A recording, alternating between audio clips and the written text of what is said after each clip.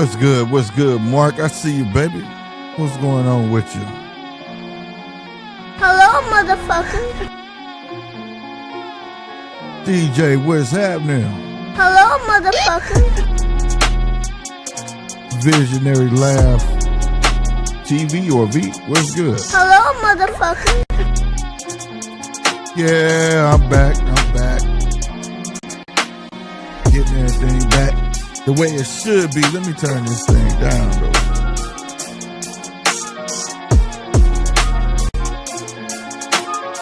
Something got me running slow. I don't know what it is, but it is what it is. Y'all know how we do over here. It ain't a show if something don't go wrong. You understand? But having said that, we got a Diamonds versus Williams starting up. The undercard, that is, on the zone. Now, I believe the main event or the co-main event is going to start over here on Pro Box. Oh, I'm tripping. The main card starting at the same time. Damn. Forgive me, I just got back. It is what it is. It's off now. Okay, right on. Your mute still on. Yeah. I had to cut it off. It was something making me run slow. So if I'm skipping frames or something like that, I'm working on it. But yeah, a lot is going on. I'm tripping. First and foremost, I got to give a big salute to BXC Promotions, man, that invited me out and I couldn't make it. They got a big card here in the loop. It's going to be at the Ambassador. You understand? Understand me? It's called Pressure is a Privilege, man. Y'all know I'm a big fan of Randy Kennedy Jr. I wish I could have been there to support, man. We got the Craig brothers there. Man, hold on. I don't miss nobody because I definitely want to make this card, man. We got and we got is his brother? Hold on. Am I tripping? Yeah, we got Derek Murray, Christian Gregg featuring Randy Kennedy, Lamont Fleming. I don't think I've seen him fight. Yeah, and his brother Corey Gregg gonna be there. Ricky Hicks. Man, we got a lot of people that's gonna be there. It's nice, man. I wish I could have made it, but I couldn't, bro. I'd have been trying to stream that live, y'all. But I do got a great constellation prize. That was the biggest prize I could have been there, man. Salutes to again, BXC Promotions. If you in town, go to the Ambassador, support that card, man. A bunch of up-and-coming stars and, needless to say, champs. They all worth it. You know what I'm saying? They all worth the support. But I do get, as a consolation prize, salutes to DJ, beat me to it. Teremoana is on this card. Another person that is on this card is Corey Marksman. And I'm a fan of Corey Marksman, but he is not the favorite. So I'm rooting for Corey Marksman. We've watched Corey Marksman a couple of times, and that boy is sharp. That boy is nice. You know how to talk, on the mic, everything. I need him to be known. I want him to become a problem. You know what I'm saying? So those are my two, highlights of tonight. Martinez, I can see Martinez fight again over a pro box. So, it's going to be a great night of boxing. Amongst a bunch of other news, they're showing the ring rankings, of course. They got Carlos Adames number 1, Yoneli Hernandez number 2, but they got Austin Williams number 8. Bruh. Oh, Troy Ashley still on that thing. He number 5, kind of being number 4. Idris Landy Lord number 3. I wouldn't mind all that top 3 going at it. Hernandez, Lara, Adames. They all need to pick somebody from the lower rankings and go at it. Or they can go at it amongst themselves. Yoneli need any one of them names. That would be nice. My man number 2 with 9 wins. That's crazy. But yeah, what's going on with y'all, man? Take part in that. Let me pull it up. See if y'all have while I'm talking shit. Okay, Carlos Adames is in the lead. I see. Oh, it's 50%. It's even. Okay, it's even. Salutes. Yeah, and this mug it's YouTube. I figured it out. YouTube on one of his hissy fits right now. So we just gonna stop that. We're gonna stop the video part of YouTube. And see if that help me out. Now I'm gonna put it back down to that is definitely bandwidth up. All right, YouTube, you on your trips. It is what it is. A bunch of boxing news, you know what I'm saying, going on as well. Damn, when I click this, it's gonna pop up. Yeah, I gotta click. That's too slow. Okay, see if that worked. Let's put you down to too. I had clear some bandwidth. It's tripping. I don't like that. I already said I need Teremoana to win. My foodie team lost last night. Y'all terminology is crazy. My foodie team. Football team, man, not foodie. His team lost last night, and so did our national soccer team. I'll take a win from anywhere right now. I hear you, bro. I hear you. Have you seen the dude Teremoana is fighting DJ? Yeah, we know about it. Where you been at, Mark? Where you been at, Mark? He said be lucky to last 2 rounds, Teremoana. Oh, my bad. I read that wrong. Have we seen the guy he's fighting? Oh, no. Hell no. But you're right. He lucky he lasts 2 rounds. That's a big dude. But I don't give a fuck. I get to see 1 round. I'm just happy to see my guy getting a fighting. You know what I'm saying? Another big bit of news, that Scott Nicholson card, it's going to be on the zone. So I saw it in the list. So hopefully we get that stands tried and true, and I get to experience that. DJ said Teremoana needs a bigger name next if he wins tonight, or he'll get lost in the system. You gotta think. Do you think it's Teremoana that can't get the fight? I mean, I think it's a thing of who wants to get in the ring with this big ass dude. We got Teremoana going against some guy named Curtis Harper. Man, ain't no telling where they found Curtis Harper from, but I bet you they gave him a nice little a nice sum of money to step in that ring. Damn, bruh. Poor Terrence Harper, bruh. Round 1, what's up with you, my guy? Hello, motherfucker. Yeah, look out. Look, Teremoana trying to look tough. They showing him on screen, but it's hard for him. He's just a likable guy that'll beat your ass, bro. Like, he a true good fella. You know what I'm saying? He a good fella. Come in the suit, open the door for your lady. You know what I'm saying? Well, probably even wash the dishes. But you say something wrong, so we gonna beat the fuck out of you, bro.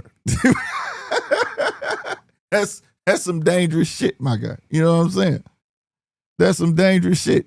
Y'all think it ain't, but hey, he's the walking epitome of when you think shit's sweet and you find out it ain't. Yeah, that's that guy right there. You know what I'm saying? 100%. Real talk. Where's my head? Hey, also make sure y'all go check out. My button is froze. Why is my button froze, man? Anyway, make sure y'all go check out too. Everything going wrong, y'all.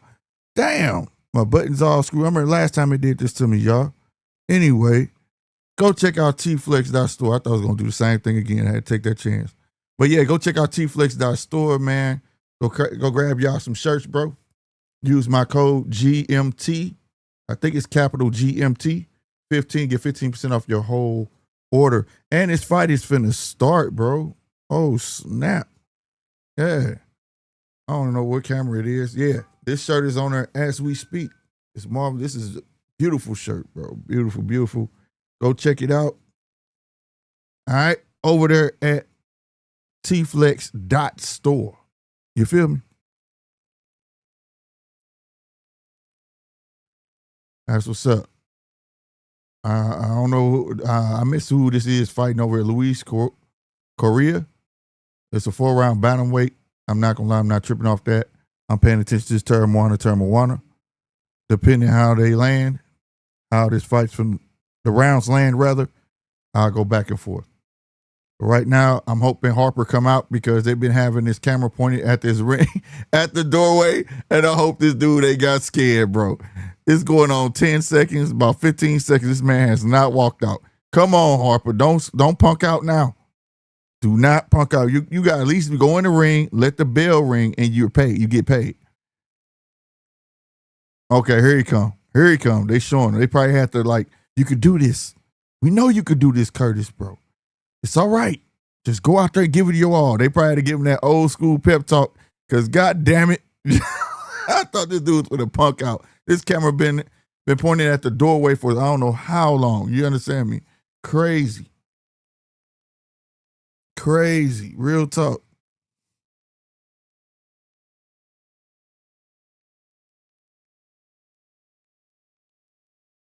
He said he ain't run away this time.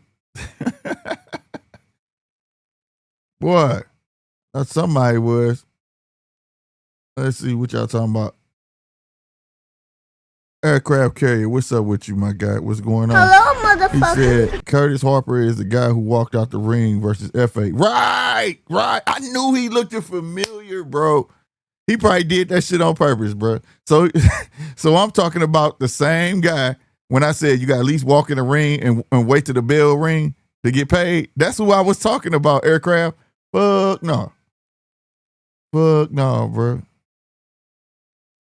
Yeah, so I know he looked familiar. He talking about he was hurt. What did he say? Something happened why he did that? Nah, you saw that big, tall motherfucker. He was like, fuck that. And this dude still don't know if he want to come out. Look. They showed him walking, bro. It couldn't been that long of a walk, bro. Man, what is going on?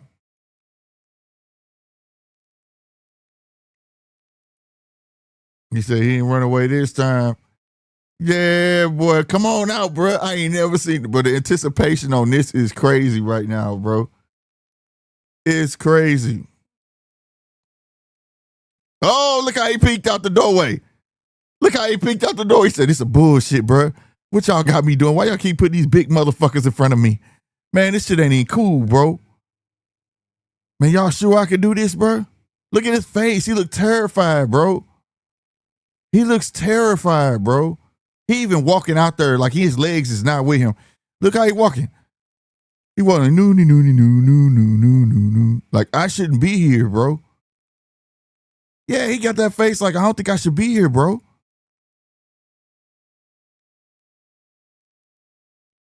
Damn, bro. You could have been at that BXC Promotions fight. You about instead of getting your ass whooped right now because you ain't even got the right attire on, bro. I don't know what this kid is in here. Is he all the way there or what? From a slow kid to a slow kid. I think he's slow, bro. We know. Real talk. He's scared, bro. You can't be scared like that, bro.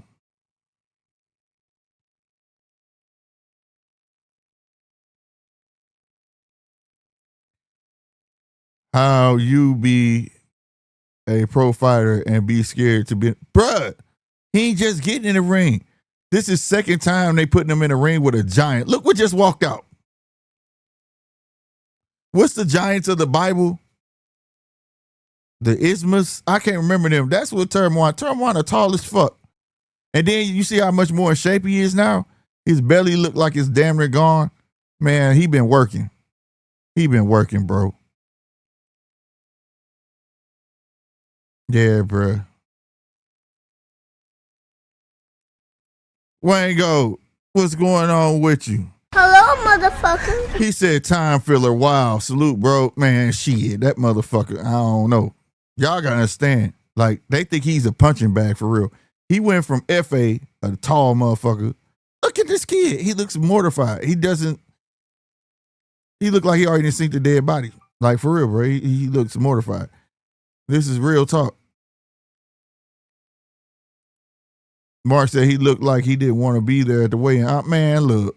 He probably contemplated. They probably locked his door when he went to sleep, bro.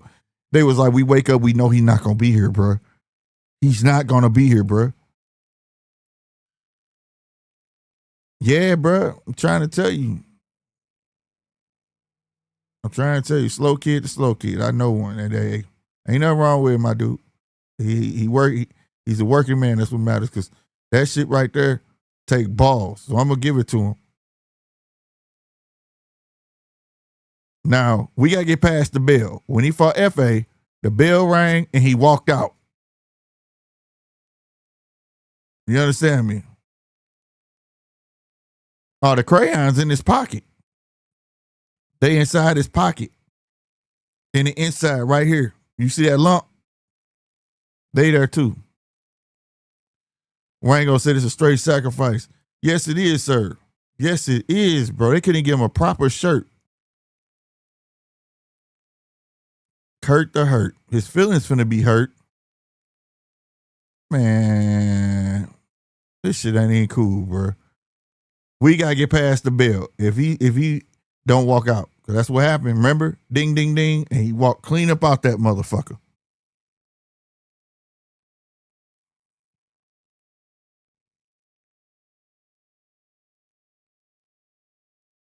Let's go, Teremoana.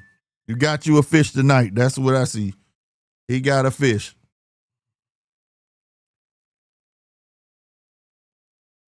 Let's go. He said his name 3 times. Teremoana. Name so nice, you gotta say it twice.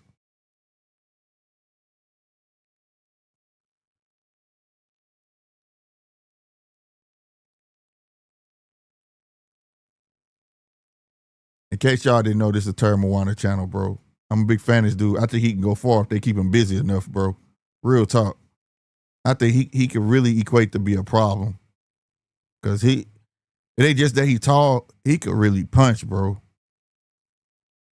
That motherfucker could punch, bro. You starting to see his undercarriage now. You know what I'm saying? He had a little belly. They didn't let him work that shit off. Shit. Oh, dude went to him. Oh, shit. Harper come to fight. Oh, the jab there. Teremoana got a snappy jab. Woo, stuck him with that jab. Teremoana been working, bro.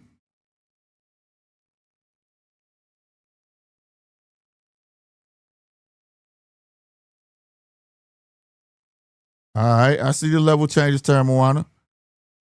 Harper landed 2 pushing punch. I don't know what you call them things, but he landed. Good jab to the body from Teremoana.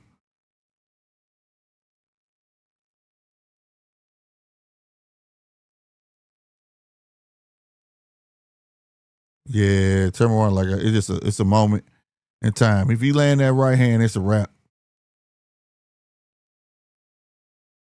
Ooh, right hand by Harper.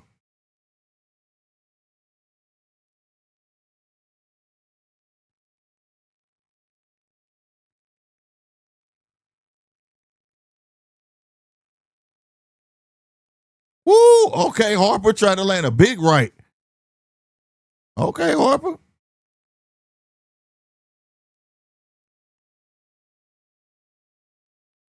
That's the perfect punch too, that overhand right. He trying to gun at him.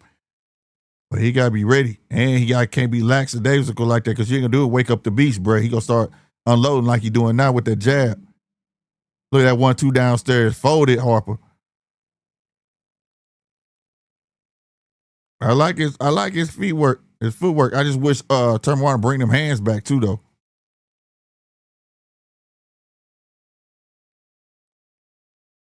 He got to bring them hands back. 2 body shots downstairs for Harper. Harper trying to land that fucking uppercut. Bring them hands up higher. You got them too low, bruh. Come on, Teremoana. Boom, boom. I saw that 2-piece. There it is. He rocked his ass. 2-piece clean. Bing, another right hand. Oh, my God. Left to the body. Go, go, go, go, go, go. Jump on him. He ain't going to open up. He going to stay on them ropes.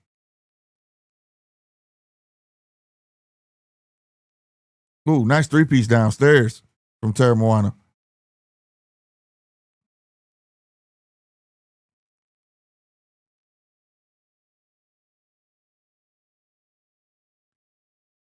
Ooh, that Teremoana just missed a big right hand.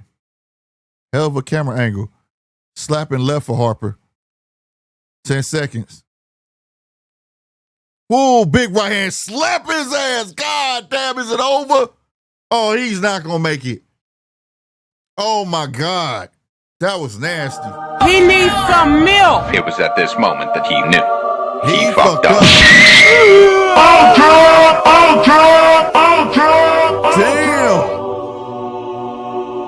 Damn. King shit. King shit. Damn. That motherfucker was starched. That motherfucker went over like a tree. He said, man, let me tell y'all something. I don't think y'all understand what y'all just witnessed. Just come tell him, twin. Twin, come tell him. Don't tell nobody, y'all. Do what he telling y'all right here. Don't tell nobody, because if you keep telling people shit like that's gonna happen, he not gonna get fights. Don't mention that no more. Because he liable to slap the shit out of you. God damn. He came with that shit. He put that stank on that punch, bro. Look out. Boom. Fell over like a whole a pile of bricks, bro. And he don't even know what the fuck going on. Damn. It wasn't even monster. It's just like a straight, it was a right cross. Whop, right in the inside on him. Boom. That's nasty. That's nasty, bro.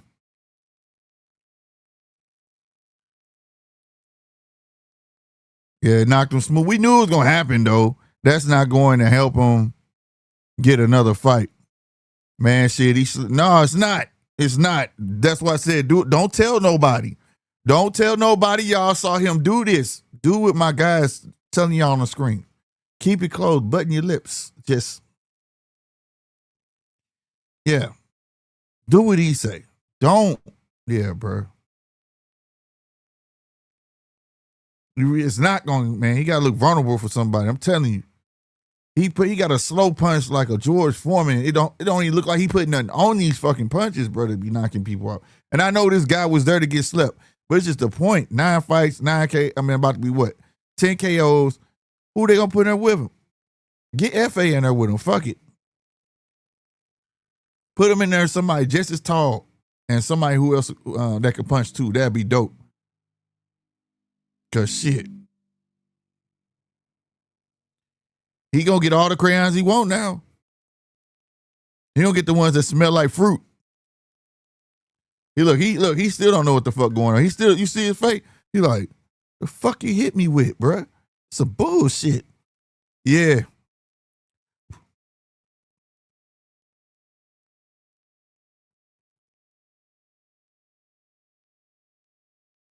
Let's go.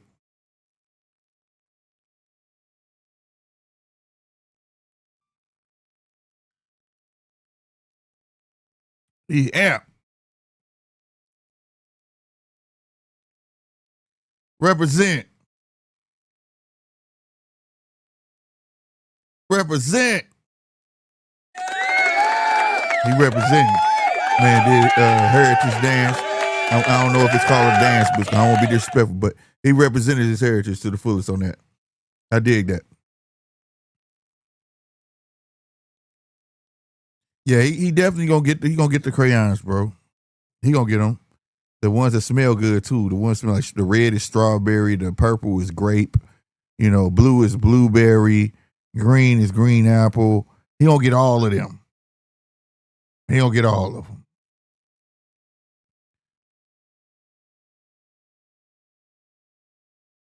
He said I went to grab a beer and it's over. Man, shit.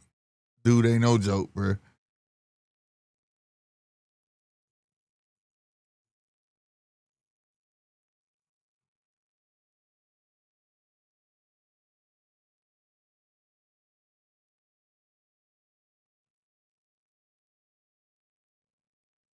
Man, I'm with y'all. He needs somebody though.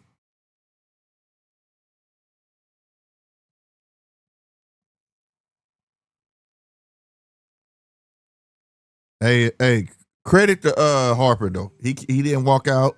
He didn't run. He tried to fight. He had the right strategy. He was trying to land that overhand right. He did a couple times, but like I said, if you don't put no stank on that fucking punch, you're gonna wake up the beast. You gotta get, if you're gonna hit him with it, hit him with it. You know what I mean?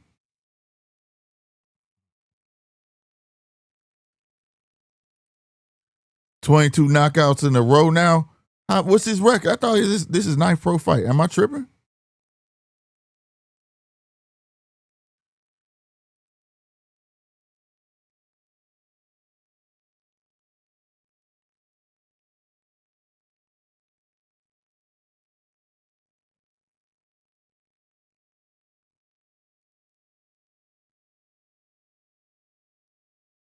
Let's see if they're gonna buy time though. Let's see if we're gonna buy time.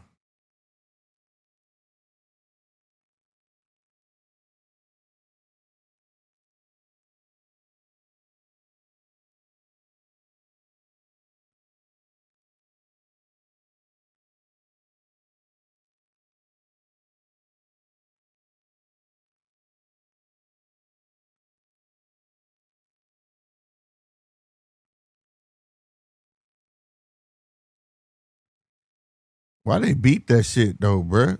Man, salute to him. My man say he won't be champion. He wants be champ within a year or two. I can see that. He ain't trying to rush himself, but they definitely going to have to move him correctly though, bro. Now they can't keep giving them keep feeding them fish, bro. You got to let him fish on his own. You gonna have to throw a rocky one out there for him to go, something to go through. GM2, you gave your prediction. Then Aleem versus Lester already. Yeah, I'm going with Lester, bro. Martinez, yeah, Lester Martinez all day, bro. I'm a fan of Lester, bro. That fight he showed me with who was that he fought? Man, how did I forget who the fuck he fought? Damn, who the fuck did Lester fight? They was supposed to rematch that shit. Why the fuck I'm going blank, bro? They gotta give him a good opponent. Can't keep it. Yeah, that's what I'm saying. You can't keep giving them fish, Mark. I agree with you. You cannot keep giving them fish. You can't.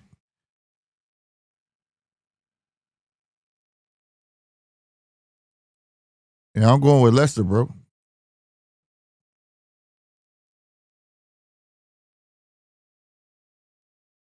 You know who I want to see you get busy is Brandon. He was on that card too. That Brandon and Boychuk fight, boy, they was going at it. I want to see him fight too, man. It's a lot of fighters that's just not getting the recognition, not getting seen. I definitely want to see Brandon. What's Brandon's last name? What card was it? It was a ring card. Was it the Canelo card? The Bud and Canelo card?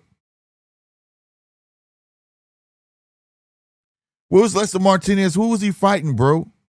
Was it Adamas? Hold on, bro. This is gonna make my stuff go slow. I really don't want to do this, but I'm gonna do it. I'm gonna do it though.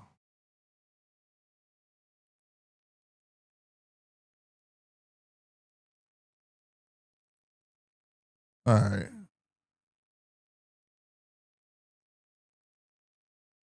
And Billy. Yeah, it was in Billy. That's who it was. Thank you. So I ain't have to make my shit run slow. But yeah, and Billy, yeah. Okay. Yeah, I got Lester, bro. They should have rematched that. Corey Marksman, I'm telling y'all, this kid here, bro. I'm a big fan. He gonna grew his hair out and shit. But they got Gomez as a favorite. Fuck that. I'm going with Corey Marksman, bro. Has anybody watched Corey? He was on a couple cards we watched over here. Shout out to Zai. Man, big salute to Zai, man. He didn't get the nod today. He fought on Border Wars, man. Man, I hope you listen to Zai, man. You should stay behind that jab. And that left was there, bro. You had me yelling at the screen, bro. I was like, dog, quit let that dude get in. Just stick your jab out there. But I think he was tired, man. He got tired. But nonetheless, man, it take balls to get in that ring, travel, train. Salute to him. He did not do a bad job. He didn't get dog walked or nothing like that. Salute to Zai, man. I hope Zai sticks with it. Zai Pacino to be correct, man. Salute to him, bro. Omari Jones with the O is nicer than Omari Jones with the A. Well, he's more active for one. He's more active. He got that Olympic pedigree. So it all translates. It all excuse me. It all translates, you know what I'm saying? But I'm not gonna say just yet, right? What in time we'll see. I wait all weekend for only one round. Eddie got to find better opponents for Teremoana. I agree with you. I agree with you, sir. No doubt. Over here on Pro Box, they got Contreras and Cantu finna fight.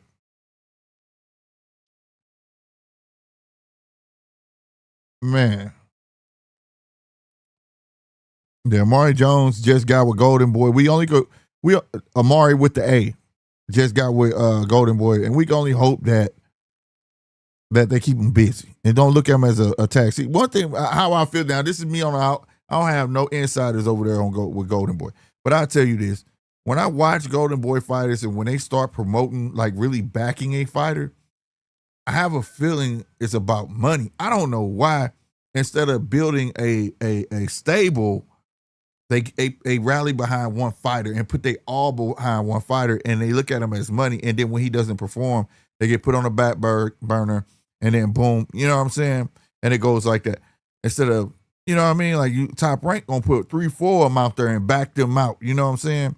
There's no secret as right now you seeing Bob Arm. They using AI on Bob Arm. Did y'all see that shit? Fuck no, they made Bob Arm look hella younger. That ain't even his hair, bro. That ain't how his hair look.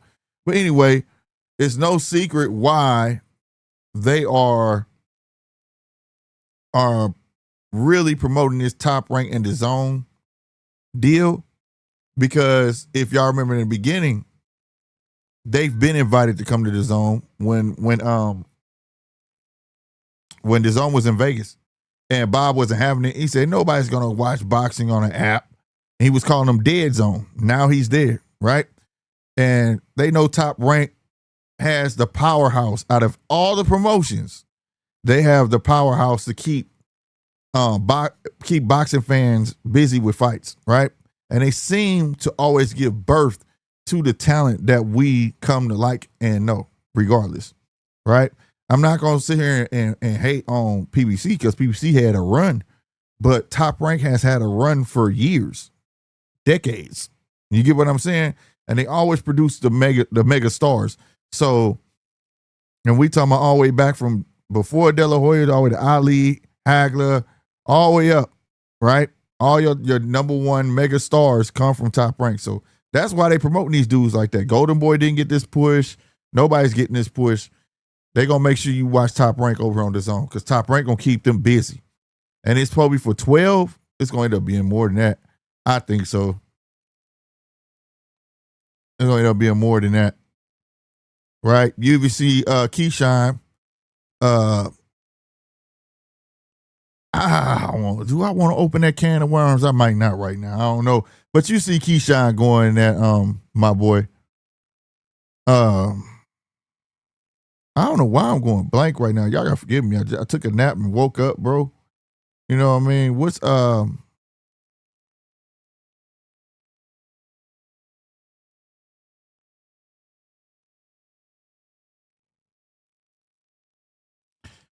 Ah, damn it. Hold on. I'm tired of going blank, bro. Appetite for smoke, man. Why the fuck am I going blank? I gotta wake up. This monster need to kick in ASAP.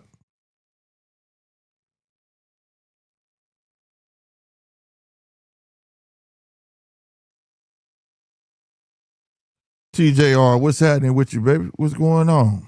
Hello, motherfucker.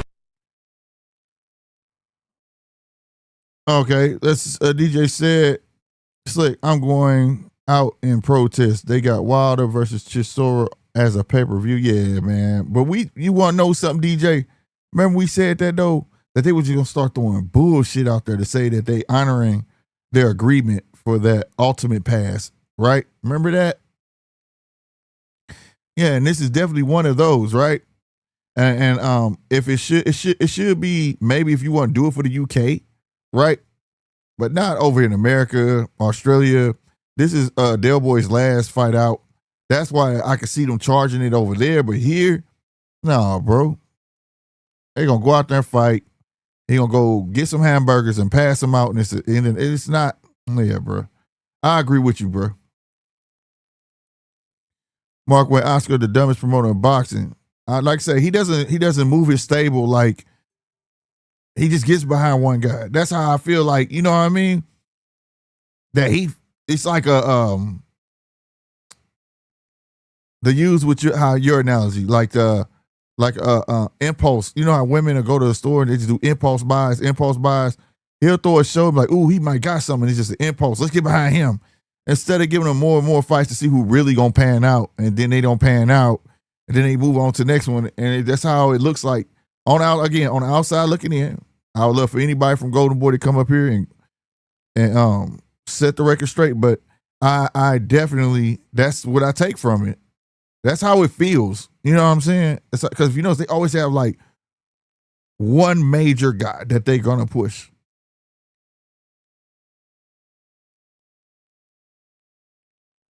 Like right now, who they should be pushing? Yes, of course, Ryan. But they also should be pushing. I'm forgetting everybody goddamn name. Schofield.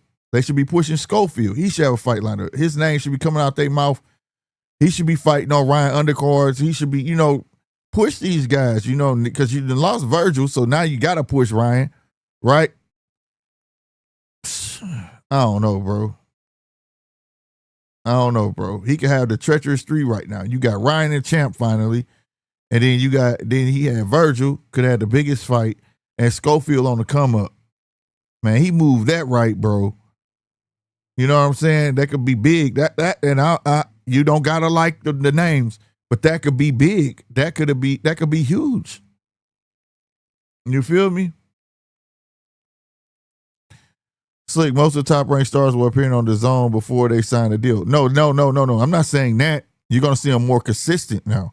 Top ranked cards, and we're gonna see not just the stars, we're gonna get to see what we love from top rank, right? The stars we know, we got to see them on the regular cards.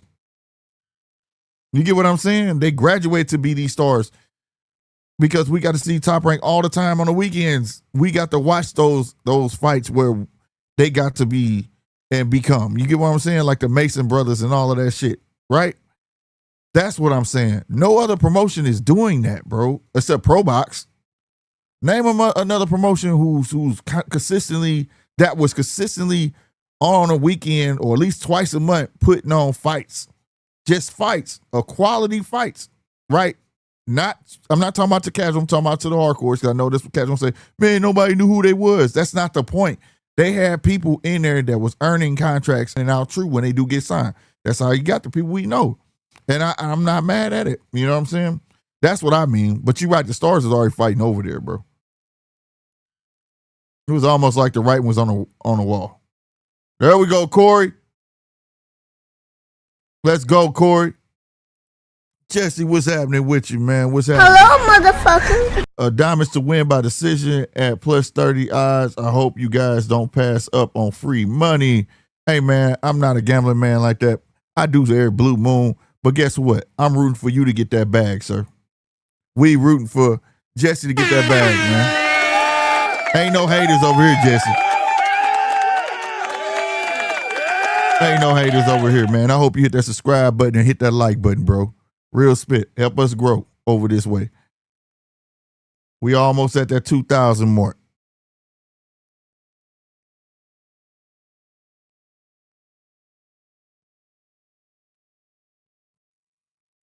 Yeah, DJ Schofield suing them. That shit don't make no sense, bro. Talk bad about that man suing, you gonna turn around. Man, I think they just be saying anything, keep their name out there because their promoter not doing a good job, bro. Like, for real. And they not doing a good job. Like, be honest with you, if I'm pro, I don't even want to get behind it. I'd be telling them, like, quit saying shit like that, bro. That don't roll. I don't give a fuck you a hardcore or casual. That shit don't rub the public too well, you know? We shouldn't even know nothing about that. I like Top Rank move to the zone as well. I share my thoughts with you next time. I'll take your link. Bet that. Let's go, Corey. They got my man Corey the underdog, bro. But he done made, my man on the zone.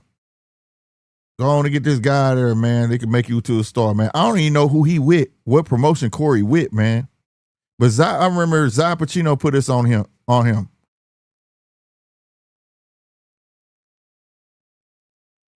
14 wins, 0 losses, 1 draw, 8 KOs. Jaycob Gomez. Let's see what Gomez got. Not familiar. I don't think so.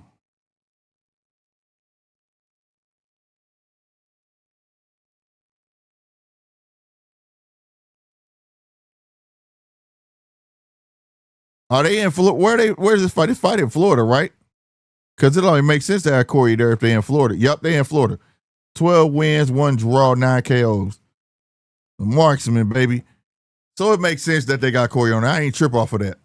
So it's not like they not in Florida and called him, but it makes sense because he'll draw people in. So I'm pretty sure he was used part of the promotion in Florida. Because he got a big following in Florida, bro. Hopefully this could lead into a big contract or something though for him. So I know he got to show out, but I like he another slick boxer.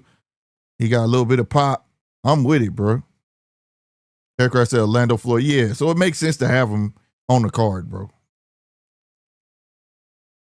Real talk. Makes perfect sense.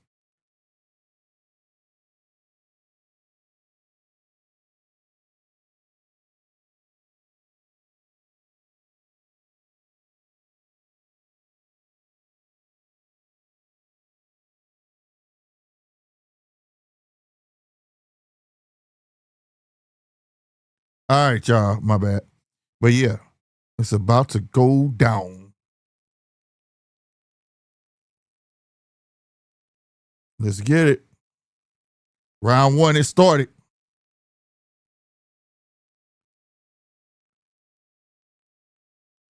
Let's go, Corey, man. Oh, I like, Gomez got a nice jab. That jab to the body is on point. That's 1-2 a little off.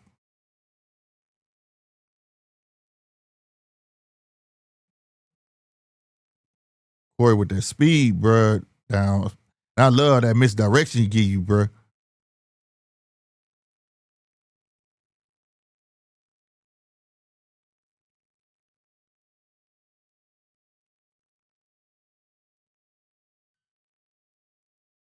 A jab out there, Corey. Good job. Gomez game though. He ain't no lame duck. He here. He want to bang. Right when Corey open up, that's when he want to squab. I think Corey know that though. That's why he got that lean back. He anticipating it.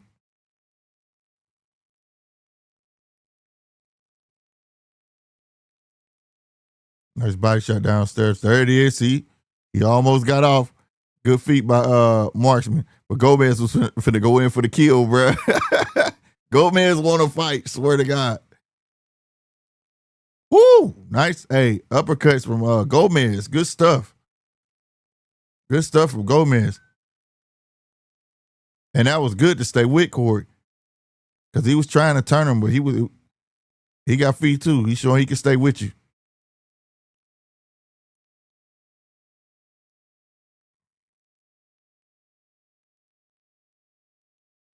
body shot from Gomez.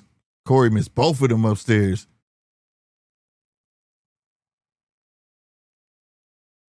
Here we go. Whoa! Caught Corey with the right hand upstairs. Corey got up out that, fainted his way up out that corner. 52 seconds left.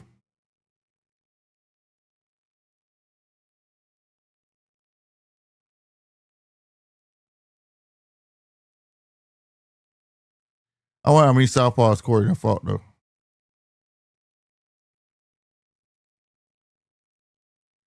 If anybody could look that up. I wonder how many Corey has fought. Southpaws have Corey fought. Woo! That hurt him. Corey caught him with that right hook. Another one. Now he going. There he went. He got up out of there. I thought Marksman. Gomez wasn't hurt. He played possum. No, there you go. Told you. Gomez want to fight, bro. Good feet by Corey, though. That whole sequence was all by his feet. Good stuff. Good stuff, bro. Yeah, Marksman is Corey Marksman. He don't need no nickname, do he? I watched the Zai fight at 2 a.m. in the BLL. They need to drug test that white boy he fought. That dude was built and never tired out. Oh, he fought 2 times? The guy I saw him fight was a black dude.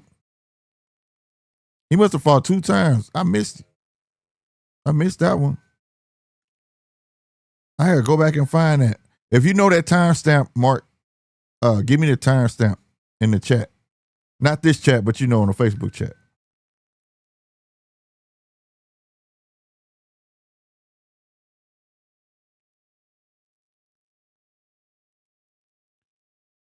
Yeah, firepower or extremely accurate. That's what he's known for, being accurate, though.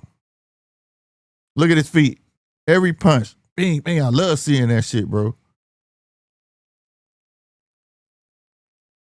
But I like how Gomez can stay with him, though. That's not often you see 2 boxers with good feet like that. And especially for Gomez, he's more of a come forward. He wants to bang that pressure.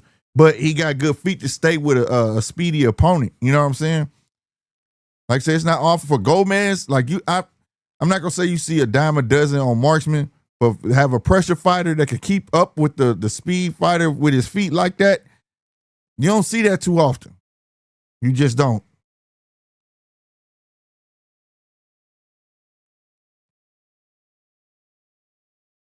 Come on, Corey. Figure him out.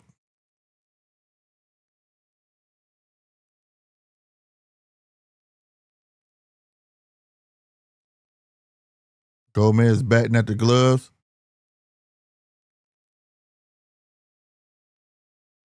Ooh, left hook lands. Ooh, 1-2 lands for Corey. Body shot, backs up Gomez.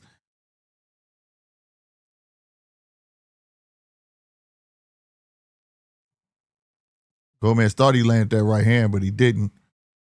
That right hook is money, though, for Gomez. I'm not going to lie. He wants to land that big left, but that right hand is money for him. Because he has to reach with his left. But that if he turned that jab into a hook, yeah. Ooh, big right hand from Corey. Corey just fast, dog. He just fast, bro. Good body shot by Gomez. What's good, Talk SD, man? What's going on with you? Hello, motherfucker.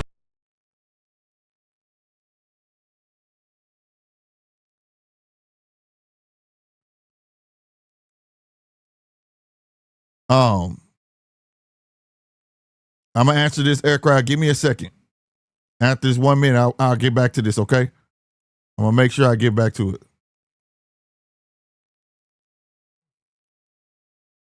Ooh. All right, damn, boy, this boy, he's just accurate, bro. You know, accuracy can make shit look 10 times worse, too. Good head movement by Marksman.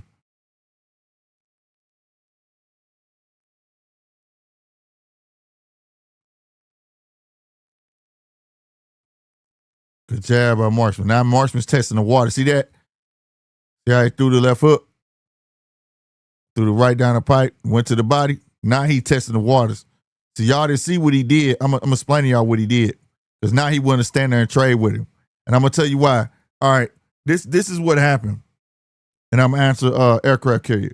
The moment y'all saw them tie up, right, and you saw Marksman turn him around on the ropes, that told Marksman he tired. And he looked at his corner and said, and then he stood there toe-to-toe. He's tired. So now I'm going to take my chance and see what's up. Because he respect dude power. He do. Now to answer the aircraft carrier said, GMT, you favor slick black fighters over boxer punchers and presser fighters. I will have to reframe your question. It's not has nothing to do with being black, right? I do favor boxers because for me, that's where the art is, right? The art of boxing is something like I say, is hit and not get hit, make them miss and make them pay, which is what you see Corey Marksman doing. But a boxer fights from his feet on up, not from the shoulders, right? So everything that he throws a punch, he steps with it, and it's for either a turn, bend at the waist, it's a setup. You know what I'm saying? That's why I like boxers. Come forward punches is self-explanatory. He's gonna come forward and he's gonna punch and throw combinations that he learned on the bag. That's what he do. Now, again, for his Gomez is a bit different. Gomez is a pressure fighter, but he could stay with the slick boxer. Yes, I probably was going to say slick black boxer, but it has nothing to do with black. He could stay with him. If you pay attention, yes, he bends at the waist. He has these little things that he's taking from, like right now, he tattooing the fuck out of Corey. Why? Because he could bend at the waist. Where he moves, I move. It's like a dance. He's not going to let Corey feet outdo him. You feel me? So that's why, like, I'm impressed by Gomez. He's going to be the one to make the fight, but he also letting them know, you're not going to be able to dance circles around me, dude. I'm not going to let you do that. But yes, I do favor boxers over, and ain't no such thing to me nowadays, slick black boxer or slick boxer against pressure punchers and all that shit. It's like you either or now. You know what I mean? Because to be a boxer, you gotta be able to move at the waist. You gotta have head movement. You gotta have feet. All of that is defense, bro. You gotta be able to maneuver and you take the punches. See, it's almost like karate, right? Karate is defense, bro. That's why when you watch people do karate and shit, they blocking most of the time and wait for that perfect punch. Bing! You know what I'm saying? That's what boxing is almost like to me. It's a boxer's MO is to make you miss, and then I'm gonna get that clean shot off. Especially if you're accurate, it's gonna be 10 times better than you getting a person hitting you with 10 clean punches. Because that dude couldn't hit you. He couldn't touch you, then I bow and show you can't do nothing with me. I mean, that's just my way I look at things. But like right here, in the beginning of this round, Corey was trying to be slick, move around with his feet, and he got tattooed up because Gomez could stay with him. Step for step.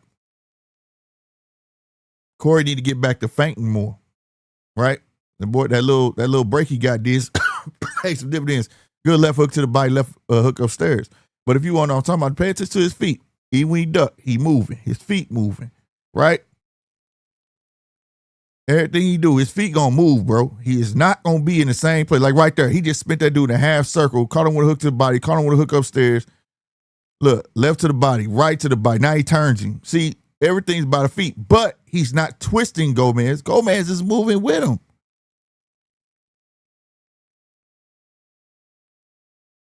That's what's making this shit interesting. So he's not your traditional just come forward pressure fighter. I can't just say he's just traditional. He got a little insight. That's what, well, I don't want to keep talking over this fight, but that's in that round. But I guess I did talk to that round, didn't I? But that was a hell of a round. But that's what made Mike Tyson so unique, right? Mike Tyson heavyweights, they come forward, they fight, whether it was tall, wide, stocky, or short. That's what they did, right? But what made Mike unique as a heavyweight fighter, he possessed the qualities of a boxer, right? Go look, when he threw a left hook to the body, he will hop to the left, turn you, and come upstairs with the left hook upstairs. His head movement dictated where you were swinging, and he knew which way he was going to go. Every time he punched, his feet moved. That's what made Mike Tyson such a unique brawler. You get what I'm saying? Very unique brawler. And, you know, it's like one and the same when I see Gomez. He's not just going to come forward and punch you. He's not. And that's right. Rest in peace, man, to Chuck Norris, bro.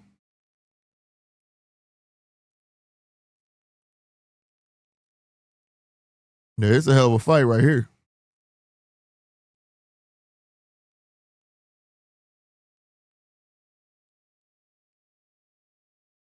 And see, Corey didn't figure it out. He said, yeah, my little slick stuff, my feet ain't going to outdo this kid. He got to start feinting more. He got to trick him. You don't have to trick nobody who ain't got no feet. He see that Gomez got feet, bro. So he going to stand here with this kid. Or I to use a little more foot feints and misdirection upstairs. Ooh.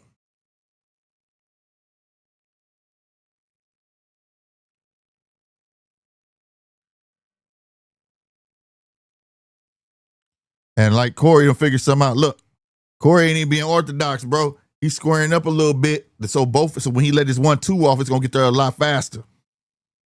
See, look, every time you defense, he's kind of square. And then it's like catch and shoot. So I know they're going to get there. Watch. Y'all just watch. Now watch Gomez throw something. Boom, boom. See his hands, he like this. And he don't see it. So anything he throw going to be right there. He throwing from the shoulders, head down.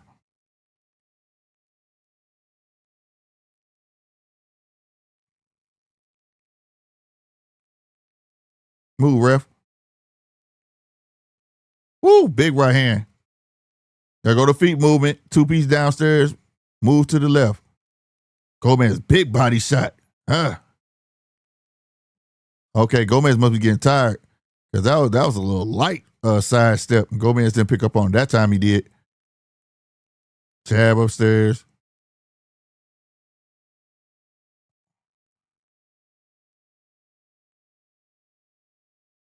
Don't fall for it, Corey. He wants you to come to that corner, bro. Boom, big right hand. Left downstairs, left upstairs. Letting his hands go. Body downstairs. Good body work by Corey. Ooh, hook upstairs from Gomez. Gomez, the uppercut, bro. Uppercut that joint, bro.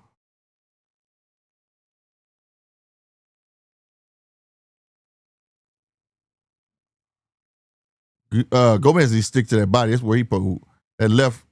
Corey didn't like that. He tried to turn Gomez. Gomez didn't go for it. He backed up. Corey backed up. Right hand and a left to the body.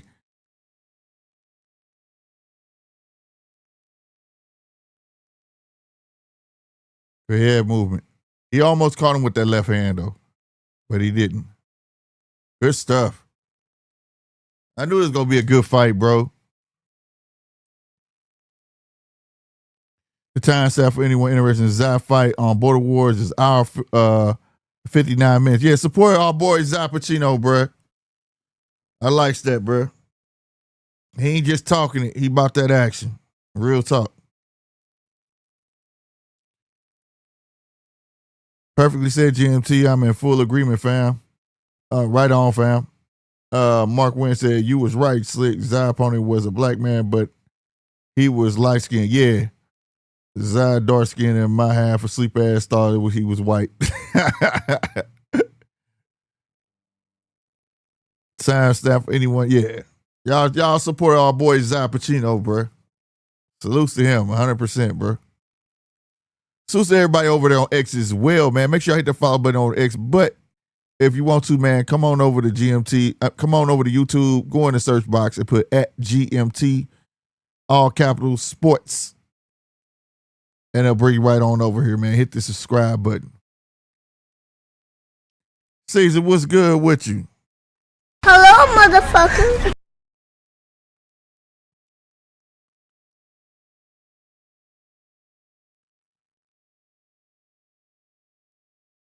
Woo! Nice right to the body. Left upstairs. God damn, Court. Now Corey come out, give him good different looks. Like I said, misdirection. Give him that misdirection upstairs, man.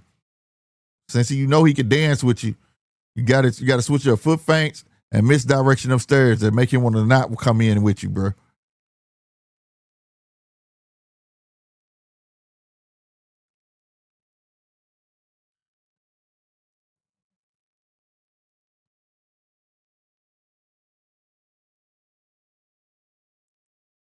Two-piece downstairs for Corey.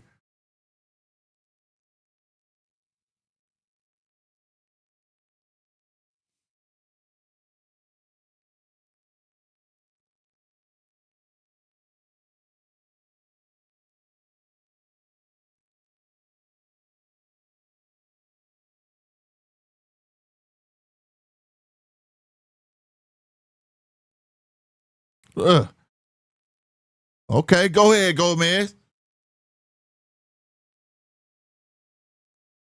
Okay, Gomez. I see you. He's switching up the puncher attitude, like going to kind of a more of a boxing mode.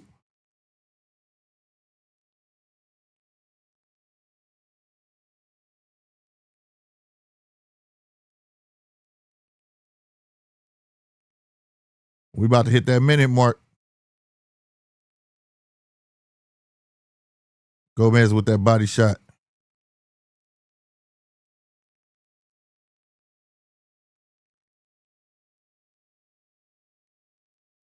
That foot shuffle, he thought Gomez was going to fall for it, but that left hook did land flush for Corey. Body shot land for Corey. Backing up Gomez. He didn't fall for the foot shuffle, but he ended up getting something out of it, I guess.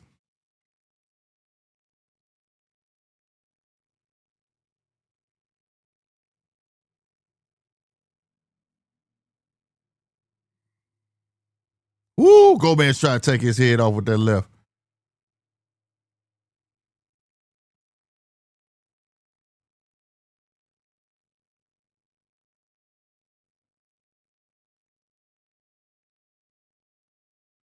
Marksman touching him with that jab. Oh, big right hand. Almost landed the left hook. I go, man, you don't want to let him get in the rhythm like that. He'll pot shot you all night. You let him get his feet go like that or whatever. What's going on, man? Let's see what's said. You heard Zayas versus Boots. I would rather see Zayas versus Kelly first. I might agree with that. Marksman's way faster. That's a fact. 913. What's up with you, baby? Hello, motherfucker. Wilder should just worry about his documentary. 913, my man said link. All right, let me go. I'll throw it in there. Let's see.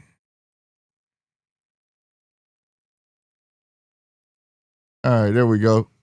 Link in there, man, for anybody who will come up on the show, man. But yeah, it's documentary. Oh, shit, 913 been banned with their demon time. Oh, my God. You already know how he coming in. Y'all hear that? Y'all know what time it is.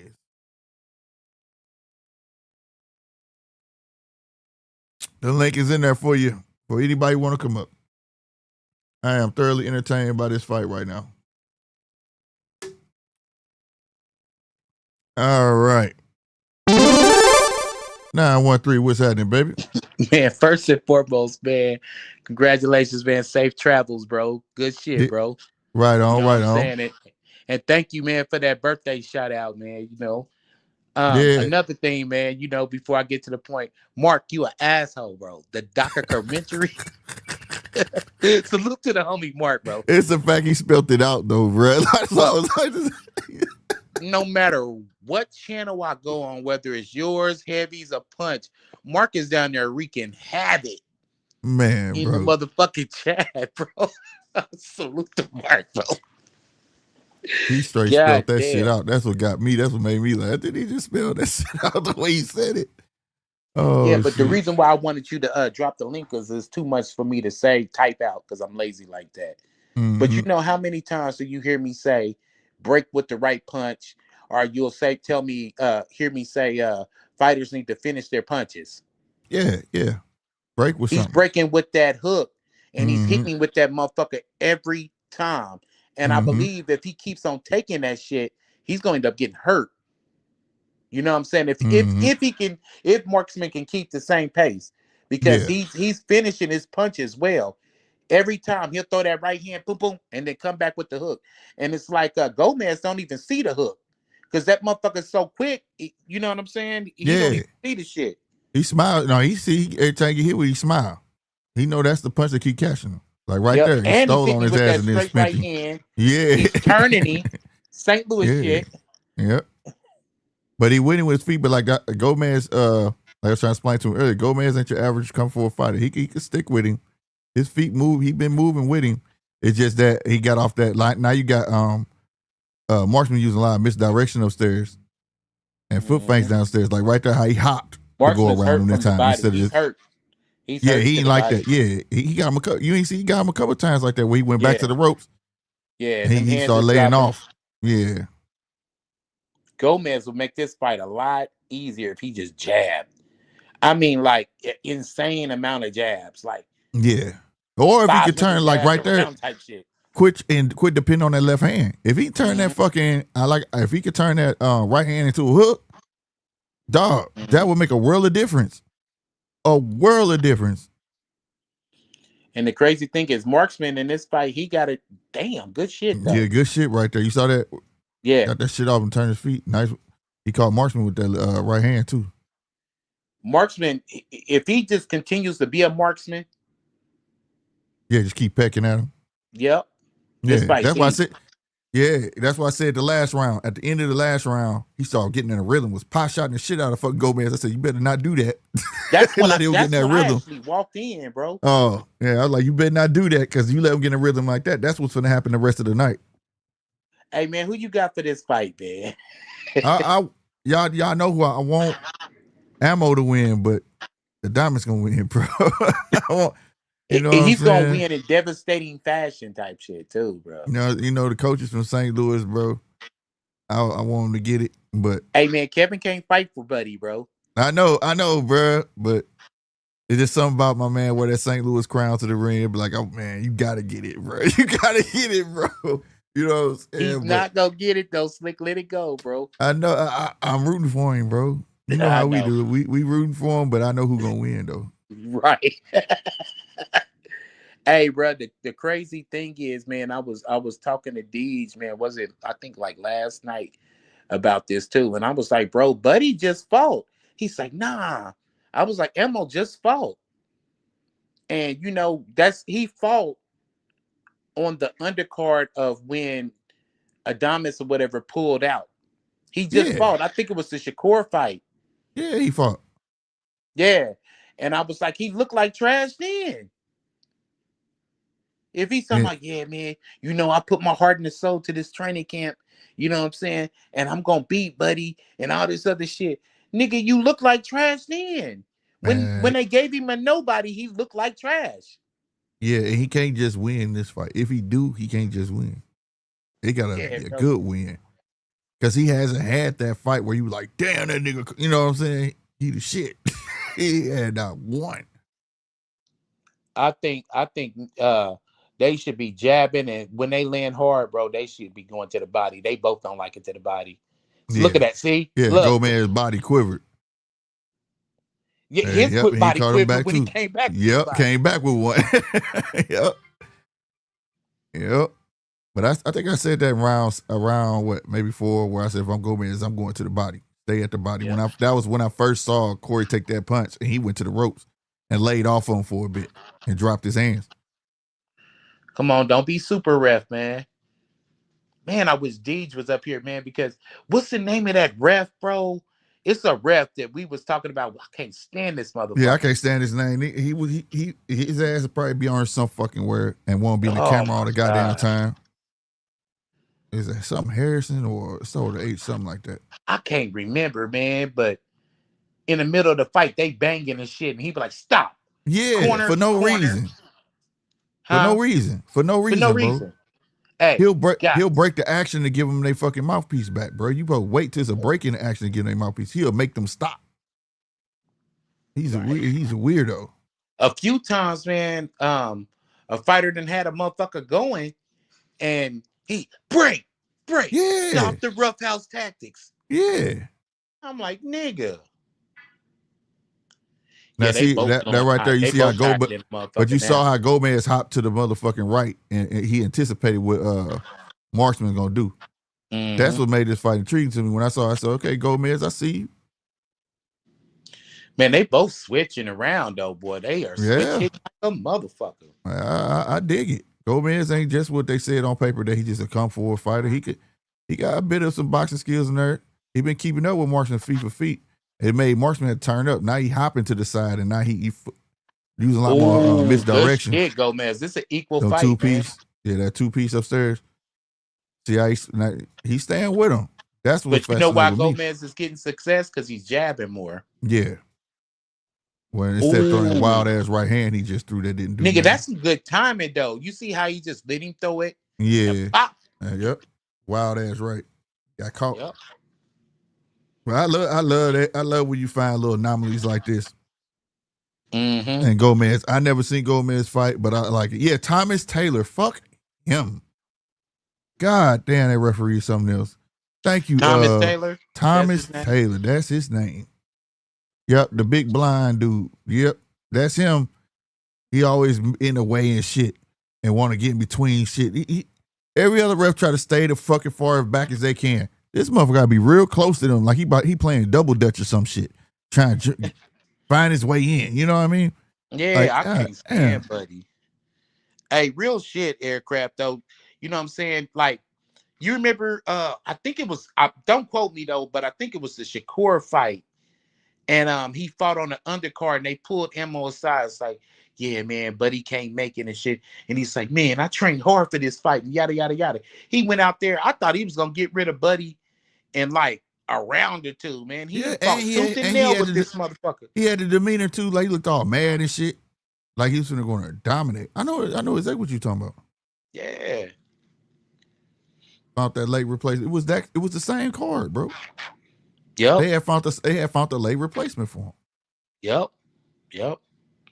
And that nigga running up in Buddy face and shit at the weigh-in yesterday, bro. I knocked that nigga football helmet off, bro. Cause that's what you know. You got that slow nigga in the schoolyard that like, I'm mad. Look at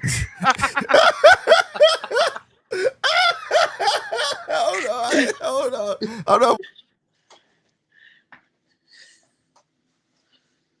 Hey, bro. Hold on, bro. Hey, all right, bro. I had to ring the bell on that one. No, I'm not supposed to laugh and shit like that, bro. Hey, man, you know what I'm saying? I'm 1 year wiser, nigga, and 1 year better with my shit talking, nigga. This motherfucker said, I'm mad.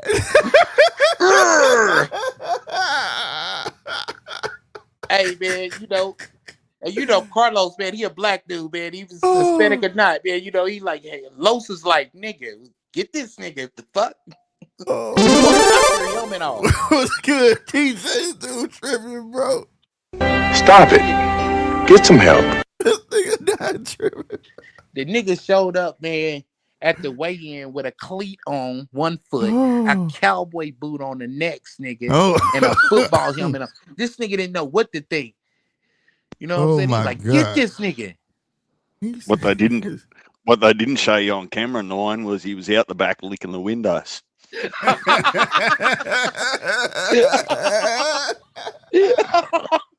y'all stupid, bro. Oh my God, bro. This is shit I gotta deal with, bro. This shit ignorant right here, bro. Oh my God. He said, well, they didn't show you in the back licking the fucking windows, bro. Oh my God. Oh my God, D's. Don't come up here with your That's shit too now, much, bro. Oh my God, bro. We was having a decent conversation before your ass showed up. They dropped him off in the short bus. Yeah. Oh, you know how God, like you got bro. them slow motherfuckers back in school, like they blow their hot breath on the window and write their name and then lick it. You like, you nasty motherfucker. That's him. God, dude, is that not the biggest school bus you've ever seen? Like, bro, I didn't even know they made them that big. That's like, a normal school bus. What do you mean, dude? That's a monster bus, bro. That's a normal size.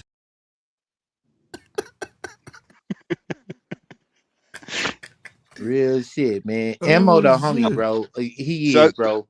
But he got to let's. change a few things about himself, bro. For real, for real. Like, nigga, comb your hair, blood. Like, he need like that pick with the fork. You know what I'm talking about? With the Yes. fist. Yes. And the fist on the end. Yes. God damn, Nine. You're on some proper demon time today. Yeah, he Hey, is, look, bro. while you're both here, let me ask you in no particular Yeah. order. All right. This is more about getting out of my 3-foot world and just having a look at the bit of the landscape there that, because 160's been pretty slow, right? Janabek's been stripped of one of his belts. He's still got the WBO. I don't know whether that's still official or not, but you got these guys that are fighting today, right? I'm going to go ahead and suggest maybe the winner of Yoenli. If Yoenli shows out next week, it'll be between Ammo and Yoenli to get the title shot. Because Yoenli's 4, Ammo's 3, and Yoenli's number 1 under Lara. Yeah. So, I mean, they're all PBC fighters, right? Who's Ammo with? I don't know who Ammo would be first. Does I don't know. He with Eddie. Ammo with Eddie. Yeah, Ammo's not Eddie. Hence the reason they're on the zone, I suppose. Yeah. So, I don't know. I'm looking at it because the boys have been sitting there. There's going to be an open belt there, well, potentially a couple of belts in Janabek's absence. And then when you think about it, if you read my comment, how good a health is Carlos Adame's going to be in tonight? Because we know he struggles to make 160 healthily. Hey, that's a good question, though. Yeah. That was a nice straight left from Gomez. Yeah, But that was a hell of a question. Well, that's the whole reason the last fight, like it got rescheduled. Ooh, shit. You seen that shit? Yeah, Sorry, yeah. Deej. But yeah, no, you right. No, that was the whole reason. They didn't want to say that though, but we know it was weight though. Yeah, man. And that's the thing, bro. If he can't get his weight in check, see, these motherfuckers act like they supposed to be in the same weight they whole motherfucking life. And that shit's goofy to me. Matter of fact, man, speaking on what you were speaking on, the first 154 pounder, because 154 is stacked, that decides, hey, I'm not getting a title shot, it's not gravy up here, all this other shit, and goes to 160, man, he wreak a lot of havoc. Well, my guess would be Xander, because there's rumours around that Xander's getting too big now for 154. Young fella's just growing into his man body. Yeah, I read that somewhere too that he might instead of fighting, he might go up. Well, this is what I was saying to either Heavy or Nine during the week. I thought, well, it could be a win-win, even if Xander was to lose to Boots. Like, I'm not picking who. Oh my God! Sorry, Deej. No, I'm watching it too. Hey, but Gomez on a terror right now. Yeah, but I'm worried that Gomez can't hurt him because Marksman can't hurt him because he just ate about 20 seconds ago. He just ate a big left like nothing. It was a jab. And then 40 seconds before that, he hit like a hard right hand. You seen that too, Deej? Yeah, Gomez is clearly the more power puncher. Yeah. But this is the battle of Marksman. nutrition, man. I think that Gomez is in better shape. Yeah. His wind is better. Marksman is the like his name, more accurate. You know what I'm saying? Yeah. He got like I said, he got a little bit of pop. His last fight showed me he had a little bit of pop like that. He personally got hit you right on the button for you to fall. But hey, on a serious note, that was Gomez's best round, bro. Yep. How do you think that this Ammo versus Adames, how you think that shit's gonna end up? Any predictions? I don't really have a prediction, but how do you think it's gonna go? It could go 12. I don't think Adames finna get old boy out of there like real fast. What do you think? I don't know. I don't know. That's why I was asking both of y'all. These, Right. what do you think? I kind of want to see him to see, whether he's got his weight back on after the weigh-in yesterday. Like, Yeah. I don't have confidence that anyone. So it's nothing on Carlos Adames, but anyone that shows me that they get dizzy, weak, and get sick when they cut weight, that doesn't give me any confidence at all, regardless of what they've done previous, right? So, we saw what just happened to Hitchens, right? We know that Janabek struggled multiple times to make 160. So when these guys are shrinking themselves down, and you spoke about it in detail, Nine, there the other week about you just shouldn't be doing that shit to your body, right? Fighting the right weight class, that tells me that they're always susceptible if they're not 100%. So, look, if Carlos is healthy, I'm still picking him. And I'm probably going to say that they'll feel each other out, but probably somewhere around 9 or 10, I can see Adames getting him out of there if he's healthy. Yeah. But then if he's not, I can see it happening the other way around. Yeah, I see. From what I see though, I know that Williams is a front runner, bro. Yeah, And in the he beginning. always it's like he always punches himself out. Mm-hmm. You know what I'm saying? Damn. He always punches himself out. That's why I don't like those guys, man, that fight like a southpaw, but they're actually right-handed. You know what I mean? I just don't like it. I don't see the reason for it, bro, if it serves no purpose for you. You know what I'm saying? Well, you want to know what it is? A lot of these guys, they go into the ring the first time. And when you think about your boxing stance, your dominant hand is the heavy hand. So it weights. Actually, in like martial arts, like karate and shit, that's like your balance is right there in front of you. Right. But in boxing, that's not it. Marksman tripping, bro. He fighting like he got this fight won already. For real. That's what I'm tripping off of, bro. You really trying to mix up. He wants a knockout. This might not be the it. way he break with his punches, though, is just goddamn need to be studied, though. Yeah, but Nine, what I'll say there is if you ever need a boxer to learn how to actually see punches coming, get him in the ring with Gomez because he's swinging from the rafters and telegraphing everything that he's coming with. Yeah, bro. I give it to Gomez, though. Oh, it's last round, so I suppose they got to leave it all out there. Oh, shit. Nice. Backing Gomez up. Gomez, see, this is shit he pulled out. You 1 minute, you think he's just going to come forward and fight, then you see him bending at the waist, coming up from up under with punches, something you don't see often from fighters no more. You get what I'm saying? I want to see Gomez again. Yeah. I do. Yeah. For a puncher, now I can attest to this. What made, I'll stand on this, what made Mike unique. Mike had fought from his feet on up, bro. Yep. When he shot a punch, his feet moved at the same time to set up his next fucking punch. And that's what made him unique in the heavyweight division, where big motherfuckers just came forward and fought. He could move, head movement, dip under, come up with a punch, slip to the left, left to the ribs, left upstairs, then slide to the right, have your ass all sorts of confused. You know what I'm saying? And see, that's what made him unique. Everybody thought that peekaboo style that he had, that customado peekaboo style that he had, everybody thought that was about head movement or whatever, and you know what I'm saying? Nah, peekaboo, having your gloves a certain way, but nah, man, that shit was all about leverage. It was leverage, and not only that, I remember watching this thing. So when he come with the bob and weave, it forced the opponent to tell on himself. It's almost like he putting you in panic mode. You're gonna shoot a jab, he dodged that one. He dodged another. Now you're gonna shoot a hook. Now you're gonna, you know what I'm saying? And he's seeing all of that shit. So when you're done there, I just want to give Aircraft a bit of clarity on my position about some of these weight classes.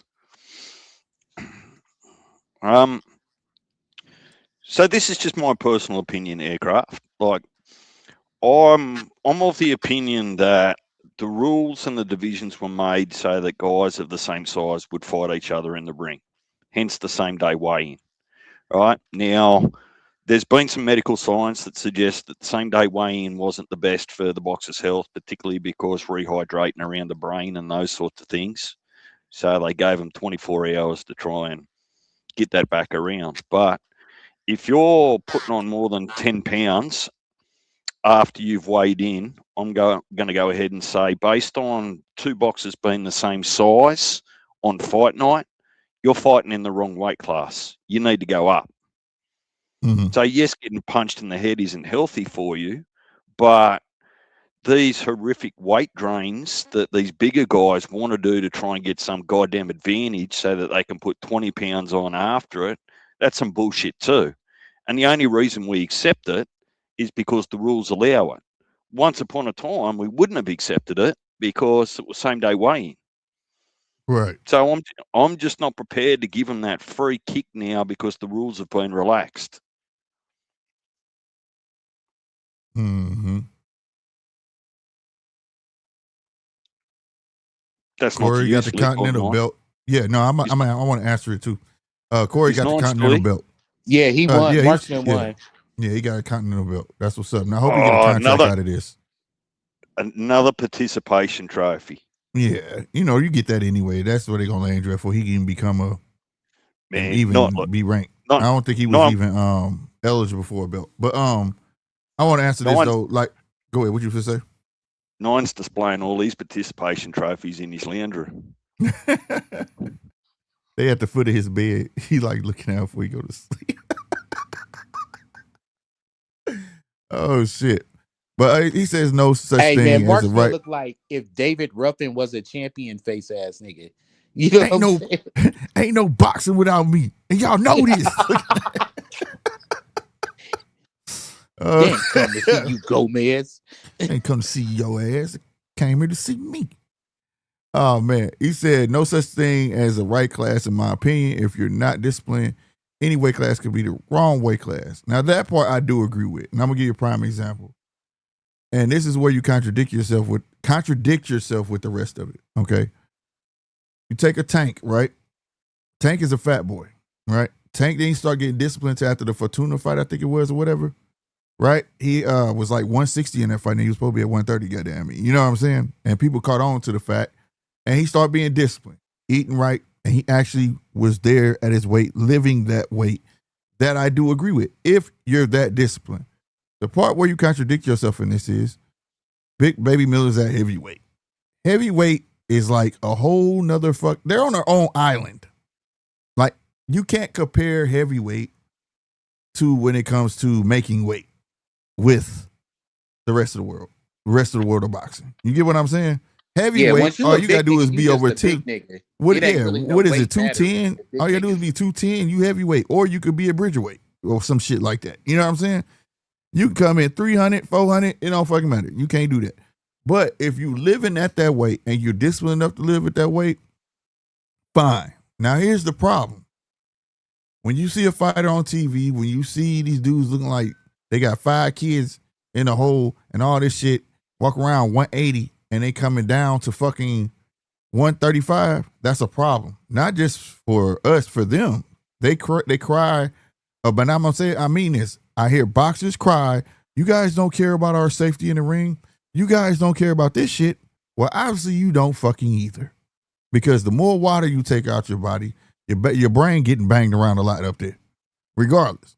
So you shouldn't be there. At some point, like, we're not saying that it's good to say you could just, because you disciplined to stay there. Sometimes your body tells you, fuck no. We're not supposed to be here, bro. We're just not. We got to go up. And those certain amount of boxers that we all know will sit there, and those we call the weight bullies will sit there and take Epsom salt baths, all sorts of shit, wrap up in hot towels, all that shit the night before for a paycheck. You see what I'm saying? But you can't extend the slander onto us. So these motherfuckers been making 160 since they was a 15-year-old boy. Man, knock it off, bro. You know what I'm saying? So it's not easy. So like I said, weight classes are there for a reason. I agree with DJ. Once upon a time, we wouldn't even be having this discussion because weigh-in was the day of. Right? But then you got WEC saying, Well, we petitioned to change that rule to the day before to make it more healthier, right? All right, I'll give you 2 examples. Since you moved the day of the weigh-in to the day before the fucking fight now, right? So now, let's say a fighter comes in 20, 25 pounds heavier than another fighter. That's the same as taking dope. So where did you fucking spare that? Making a guy that know that he's walking around 170 shrink down to 135. Where's the safety in that? See, this was the money ploy, bro. Just a money thing. It was never about their fucking safety. No, and I guess I stand on my own personal opinion. Like, I don't have to be right or wrong on. It's just my opinion. Is that you're right. But you're right, I want to focus on a fair contest. And I think that the original rules in boxing were to promote a fair contest, other than the heavyweights. But there's been discussions for as old as I am, and you know how old I am, Slick, about maybe creating a super heavyweight. Right. But then I offered that too. I said, what do y'all think about a super heavyweight? Because shit, these motherfuckers getting bigger and bigger. I'm not opposed to it as long as you don't get 400-pound sumo wrestlers in there just embarrassing the sport. Like, okay, let me answer this. He said B-Hop made 160 for 20 years, right? B-Hop body allowed him to do that, though, right? Allowed him to do that. When you see B-Hop faint on a scale or couldn't make weight, that's the thing. Adonis missed weight. He missed. Whether he fainted or whatever, he fucking missed, which means it's not easy for him. You get what I'm saying? You know what? This is the thing, fellas. Because I'm kind of just listening in. When has missing weight been a legitimate excuse? It's never been. That's what I'm saying. For a like, motherfucker to miss weight.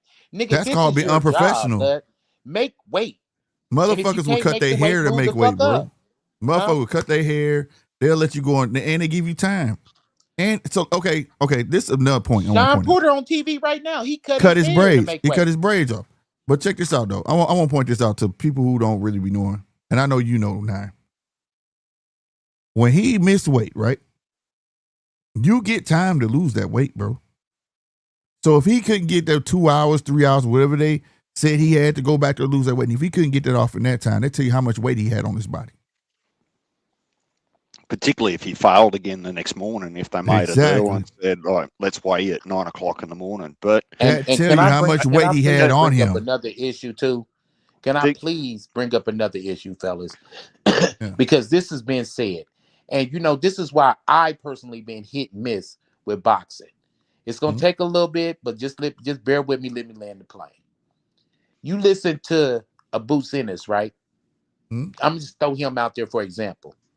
And they'll ask him about upcoming fights and all this other shit. And he be like, yeah, I don't even watch boxing.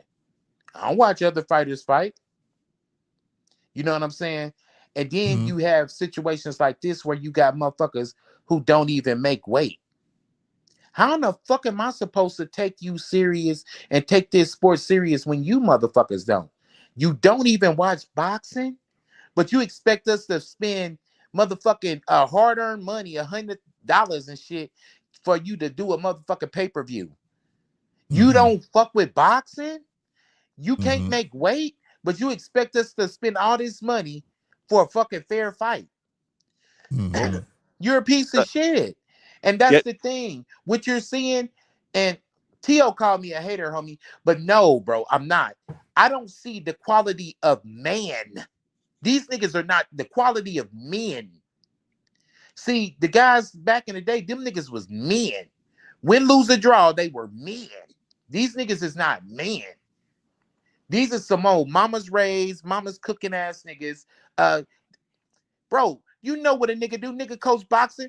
These bitches be trying to, single mamas be coming in there with their son trying to, can my baby have his inhaler? No. This is the problem with the whole fucking sport. And that's just one chink in the armor that we got to sit down here and talk about motherfucking weight. Right. Yeah, and look, just to double down a little bit on what you're saying, Nine, under the same sort of, I guess, perception, is that I can't have a serious conversation with someone who says that it's okay for two fighters to be 20, 25 pounds apart on fight night, and then the same guy turn around and say that performance enhancing drugs or every other rule is more important. Weigh-in is an actual you know what's fucking the crazy rule. thing, Deej? Not to cut you So, off, brother. well, But you know what's don't the cut me crazy off thing? then. They only say that shit when it's their favorite fighter.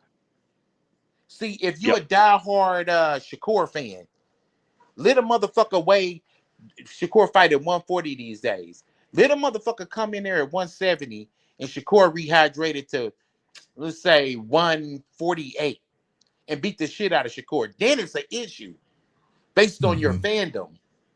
Mm-hmm. I just call Yeah. it as you see it, bro. It's a crock of Right. shit. I would like my preference. My personal preference is that every rule has got to be as important as the other. You can't just turn your back on one or two rules that suit you and then double down on all these other rules that don't suit you. Right? So you either stick to the rules in all of them or just stick to none of them.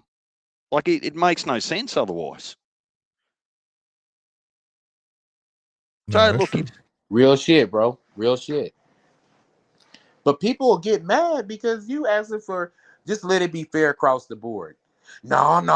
See, nah, bro. We can't change the rules. This shit been around longer than all of us. oh, probably not you, particularly since you've just had a Ugly birthday. But no, it's been around longer than all of us. Who the fuck are we to change the rules? Yeah, Yeah, and it's to look, change the and rules, and it's not just about changing rules. The picking and choosing is for me, like DJ said. Motherfucker, well, like what you said. How the fuck you gonna sit there and argue one point when I could bring another point up that would make your whole argument be like shit? There's no way you should be saying validating someone because they missed weight. That's being unprofessional. That's just what the fuck it is. Period. You get what But I'm I saying? think when it There is no when it comes, problems. There's no problems because of it. There's no anything of that, and it should be held at that standard of professionalism. You get what I'm saying? well, yeah, and look, I just We think hear you, it's. Punch. We hear you, bro. Oh, was that Punch? Yeah, that what was up, Punch. fellas? How y'all doing? What's He's out going of his on? purgatory. Punch, we haven't heard from you, or I haven't heard from you forever. Oh yeah, I've been a little bit busy, but I'm back in effect, man. How y'all feeling? Hey, I'm all he's right. I'm still all right. ugly, dude. Don't panic, bro. Even though we haven't heard from Lil Bro, Let man, he's still ugly. look, So don't worry. hey, He's still hey, the hey, same. Nine. We don't pick on our friends, man. Come on. What? Bitch, shut the fuck up, Where Deej. that rule come from? What? Shut the fuck up, Deej. Oh shit. I was gonna Hey, say though. I was hey, gonna I say though. cracked a I think joke on you, Punch, man, and you couldn't even go with what he said. You was like, "What? We don't crack jokes on our friends." The fuck? only if these niggas can hear the offline conversation. Uh, I think though, as far as this rehydration shit, man, I think they all the sanctioned bodies just should have a clear cut limit to where they can rehydrate. Like, you know what I mean? Like, for instance, say you fight at 140, right? Then let them rehydrate 12, 13 pounds. I don't think that's unfair. You know what I mean? But like no limit, like y'all say, it falls into that picking and choosing thing. But if you have a clear, concise limit that they can hit at each level, except heavyweight, of course, then I think it should be okay. Will they here the ever thing. do it though? I don't think so. But I think that's what needs to happen is that just did this conversation, then nobody will have no more excuses. Because if we want to be completely honest, in my experience watching boxing, I've seen superior skills beat size more often than I've seen size beat superior skills. So I don't think weight's a big issue. I know it matters, but I seem to be overwhelmed and overcame a couple times in boxing. So it's not saying it can't be done, but I think they do need to put a clear cut limit for each one of these weight classes to make it make sense. But Punch, it does matter to a certain point. And I want to ask Nine this. Nine, if Mm-hmm. if we weighed in at if I weighed in 140 and you weighed in the next, I mean, I rehydrated to like 147. We fighting at 140, right? Mm-hmm. I rehydrated 147. Your ass rehydrated to fucking 160. Does that have a difference on your punches? Hell yeah. So now And see take that, that. bro. That's Hold a on, real quick. road we can't go down, Hold on. bro. Right, but hold on. So let's take that and then put that weight on the guy with the superior skills. See? You see what I'm saying? That's dangerous. That's very dangerous. That's why I said so. All these sanctioned bodies, if one gonna do it, all need to do it because then now we're gonna say somebody was doping, but then the other guy comes in 30 pounds more heavier. To me, it's the same thing. You still gain the advantage. That's why people take the dope, right? To gain a advantage. One just because it's within the rules. I'm just gonna do it. That's still cheating. I don't care what it is. You knew. You get what I'm trying to say though? Yeah. Like, so Look, I say it's finding a loophole. I don't think it's cheating if it's in the rules. that's cheating. That's But what loophole. That's what rich listen, people if you do. break a rule and bending a rule, it's two different things, bro. When you exploit a rule, what is that? That mean the rule should be changed then. There So you go. you shouldn't be able to there you go. exploit But that see, rule. fellas, I'm not this is the making the thing, That mean it's excuses, wrong. Slick. That I'm mean it's just wrong. saying, man. I Like got if you. there's I a got we you. rule don't start hitting and the I figure out drum how on to this find a weight loophole shit, in the rule, nigga, you can't get mad at me because I found that loophole. You got to close we that gotta loophole. start hitting the drum on this weight shit. Because the way these goofy ass niggas that have it is, bro, they'll have it so weight don't motherfucking matter. Next thing you know, Yeah. your timeline and your YouTube will be fluttered with other goofy motherfuckers talking about Shakur ducked Usyk. I mean, that's You what I'm see what I'm saying, though. saying? That's what I'm but saying. They need to have a Or it's clear gonna be some dumb level. shit we need to raise the weight limit for welterweight. Like, 30 pounders could rehydrate up to, you know what I mean? Yeah. 40 I mean, pounds, up to 140. Like, you know what I mean? Where 35 pounders can rehydrate up to 147. Like, you know what I mean? Like, give them 10 pounds, like, something like that. Because, I mean, come on, man. How many Now more you give fighters do some. we They need to got see? grace like that already. But, They I mean, get where they fighting for clearly they're belts. not being followed when we see people like, for example, the Keyshawn Davis Ramos fight. That was his name, right? Ramos, one of them. But Mm-hmm. remember how hot? Remember he came in 13 pounds overweight for the weigh-in, then came in looking like a totally different person the next day. But he Mm-hmm. probably was healthier than he ever been. I don't think it's fair, but nobody complained. You still won't get in the ring with the nigga. I'm just Mm-hmm. saying, if the fighter chooses to get in the ring with this guy and he lose, nobody has the right to complain. Now, especially when they know what the rules Punch, state. bro. Like, you know what I well, mean? Now I agree with I, that. If you I, agree to it, that's but Hold that's on, your damn fault. hold on, I'm wait. serious. hang You on. know how often these motherfuckers fight. And see, the way you get a motherfucker to do that is you starve them out. These motherfuckers only fight once a year. Nigga, do you think a motherfucker, the average dude out there that's on the street guy out there, do you think he want to sell drugs? No, he probably don't. But he ain't got no motherfucking choice. And that's how a fighter is. Damn, I ain't fought in a year. My life is fucked up. I owe this, I owe that. I got notices on my door. Fuck. I mean, I'll I take the understand fight. that for the bottom of the barrel guys who just try and try and get some bread real That's for fast, everybody. but the That's for ones that everybody. We starting just to, seen but the Jamel ones that's Miller like steal a taking it car, my nigga, serious and last up and year. coming and shit though, like it's not that hard no more. Like they're getting brand deals and shit and finding other sources of income outside of crime.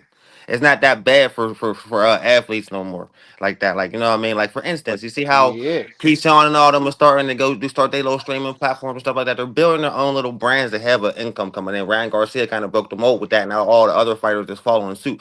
Now, and you even got that sparring king nigga. You know what I mean? Like, if you don't know who he is, he supposedly whooped everybody's ass in sparring, but he's got 5 losses in the ring, but he's fucking an internet sensation because he cooks everybody in sparring. So he's getting a bag from that. Like that fucking YouTube nigga Dean the Great who started out fucking fighting in the middle of fucking with strings around a circle in the middle of the fucking parking lot. Now he's actually out there fighting people like. Think about it. The He's not things that that good, but I'm just saying. I'm not saying that it's right or wrong. I'm just saying there's way more avenues for yeah, fighters but to plan I income now than I just crime reckon like that it they used to can. be.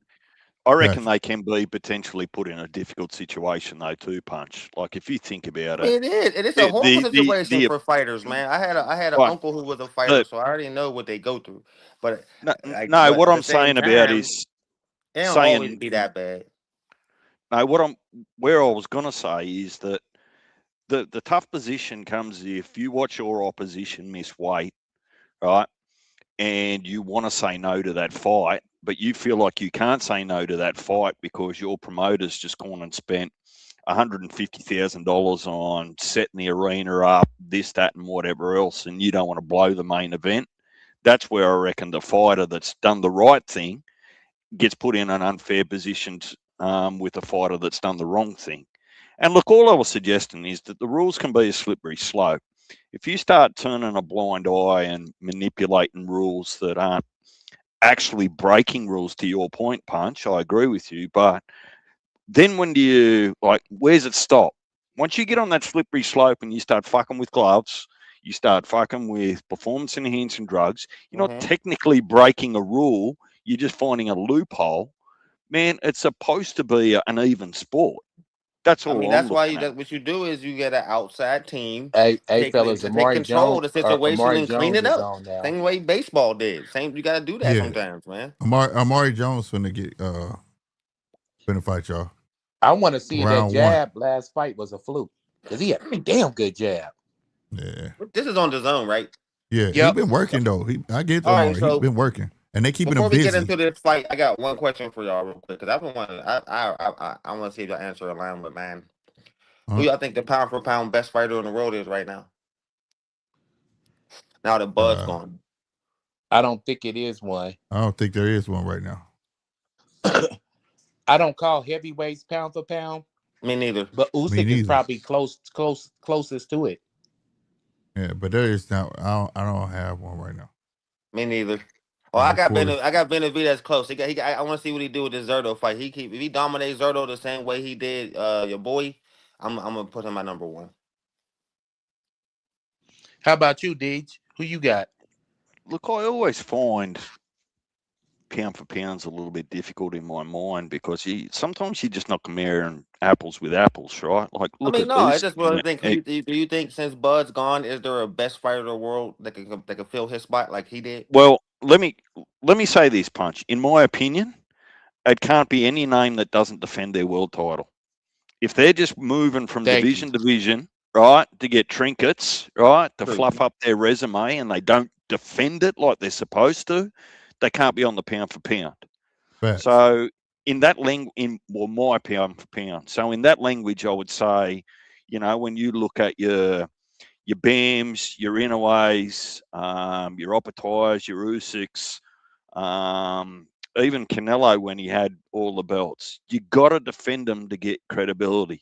You can't just beat one guy and then run off into the sunset into another division to go and win another trinket.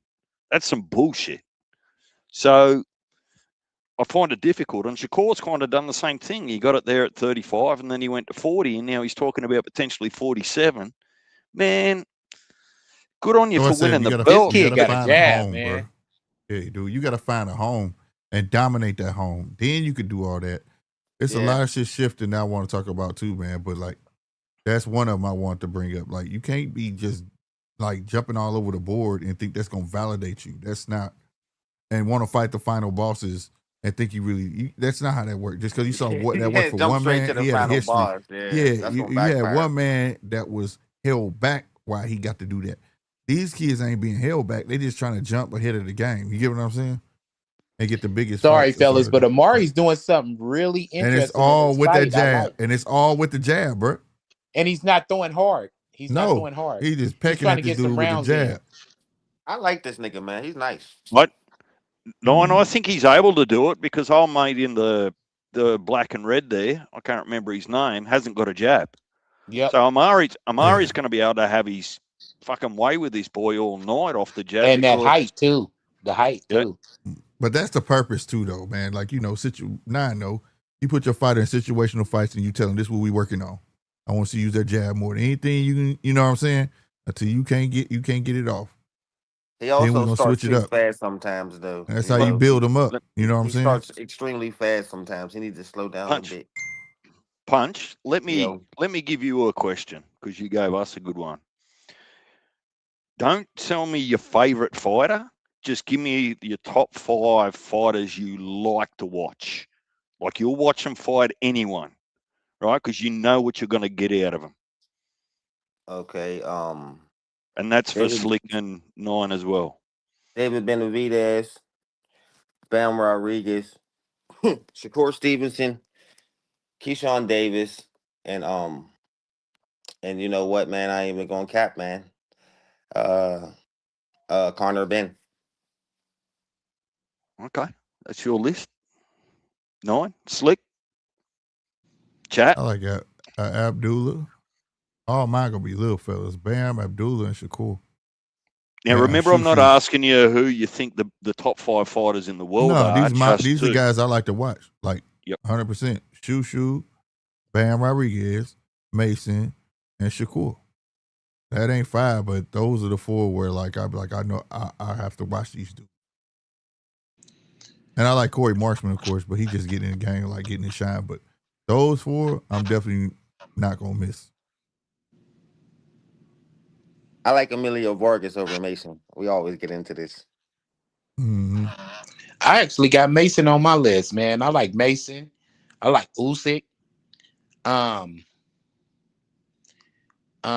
Benavidez, he's an exciting fight. I like Navarrete, he's an exciting fighter.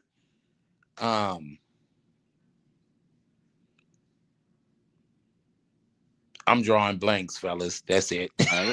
Yeah. And the point I asked you is that sometimes the fighters you like to watch aren't necessarily have to be the fighters that you rank in your top 5 pound for pound, right? Exactly. Because look, I'll watch Benavidez, I'll watch Yoenli, I'll watch Abdullah, I'll watch Bam. I'll watch probably 5 or 6 fighters, no problems in the world, because you know what you're going to get out of them. Entertainment, right? Bro said I like Conor Ben. I said Ben over anyway. Bro, I'm not waking up at 5 in the morning to watch nobody fight. What you talking about, homeboy? What do you mean? I have never watched a live Inoue fight, bro. Anyways, fights come on at 5 in the morning. I know you have. Sometimes 4, dog. I'm not getting up that early in the morning to watch nobody box. Hey, Slick, it's been so many times I stood you up. I'm gonna meet you online, bro. Right, I do. Y'all remember when the WBC thing started? We was up at like 6 in the morning. I jumped on stream, cranky as hell. I don't like waking up in the morning to watch that. I just don't agree with everybody when it comes to anyway. I just don't. I just feel like when I no. And like I said, I like anyway got good skills, but I just think anyway, I don't believe he's not that guy. I'll give him a little bit of respect, a little bit. He still ain't gonna get #1 fighter in the world respect from me. He made his bones off of a legend, which was a Filipino Flash, and that was it. Nah, dog. He gotta defend his championships against pound for pound fighters if you consider the best in the world. You gotta beat credible names, not a bunch of bums just because they're mandatory. I'm not trying to hear that nigga get dropped in every other fight, and he keep getting put on his ass. So I'm tired of hearing niggas defend that shit. People be scared to knock him out because of his presence. I ain't hearing that shit, nigga. Bullshit. Knock him out, bro. The reason why they threw that punch was they was trying to sleep his ass. They probably went through a whole camp, nigga, throwing that same old look. You know he gonna drop his right hand. Every one of the niggas that ever dropped him be surprised. Hell yeah, Aircraft. Watch what Nakatani do to him. Gomez is just not going to have the skill to go with Omari all night. It's just he not. If Omari don't, Omari taking his time working on shit, bro. That's what he's doing. I like that. It's a situational fight. He's working on shit they practice on to see if he can get it off. Because somewhere in his future, he may have a big major pay-per-view extravaganza with a guy the same body type, and they just working on his shit. Yep, working on his tools. Yep, that's it. He's not even sweating, bro. Like, what kind of shit is that? That's because he's shit like this. That's because he's dehydrated, because he dropped 20 pounds to make weight yesterday.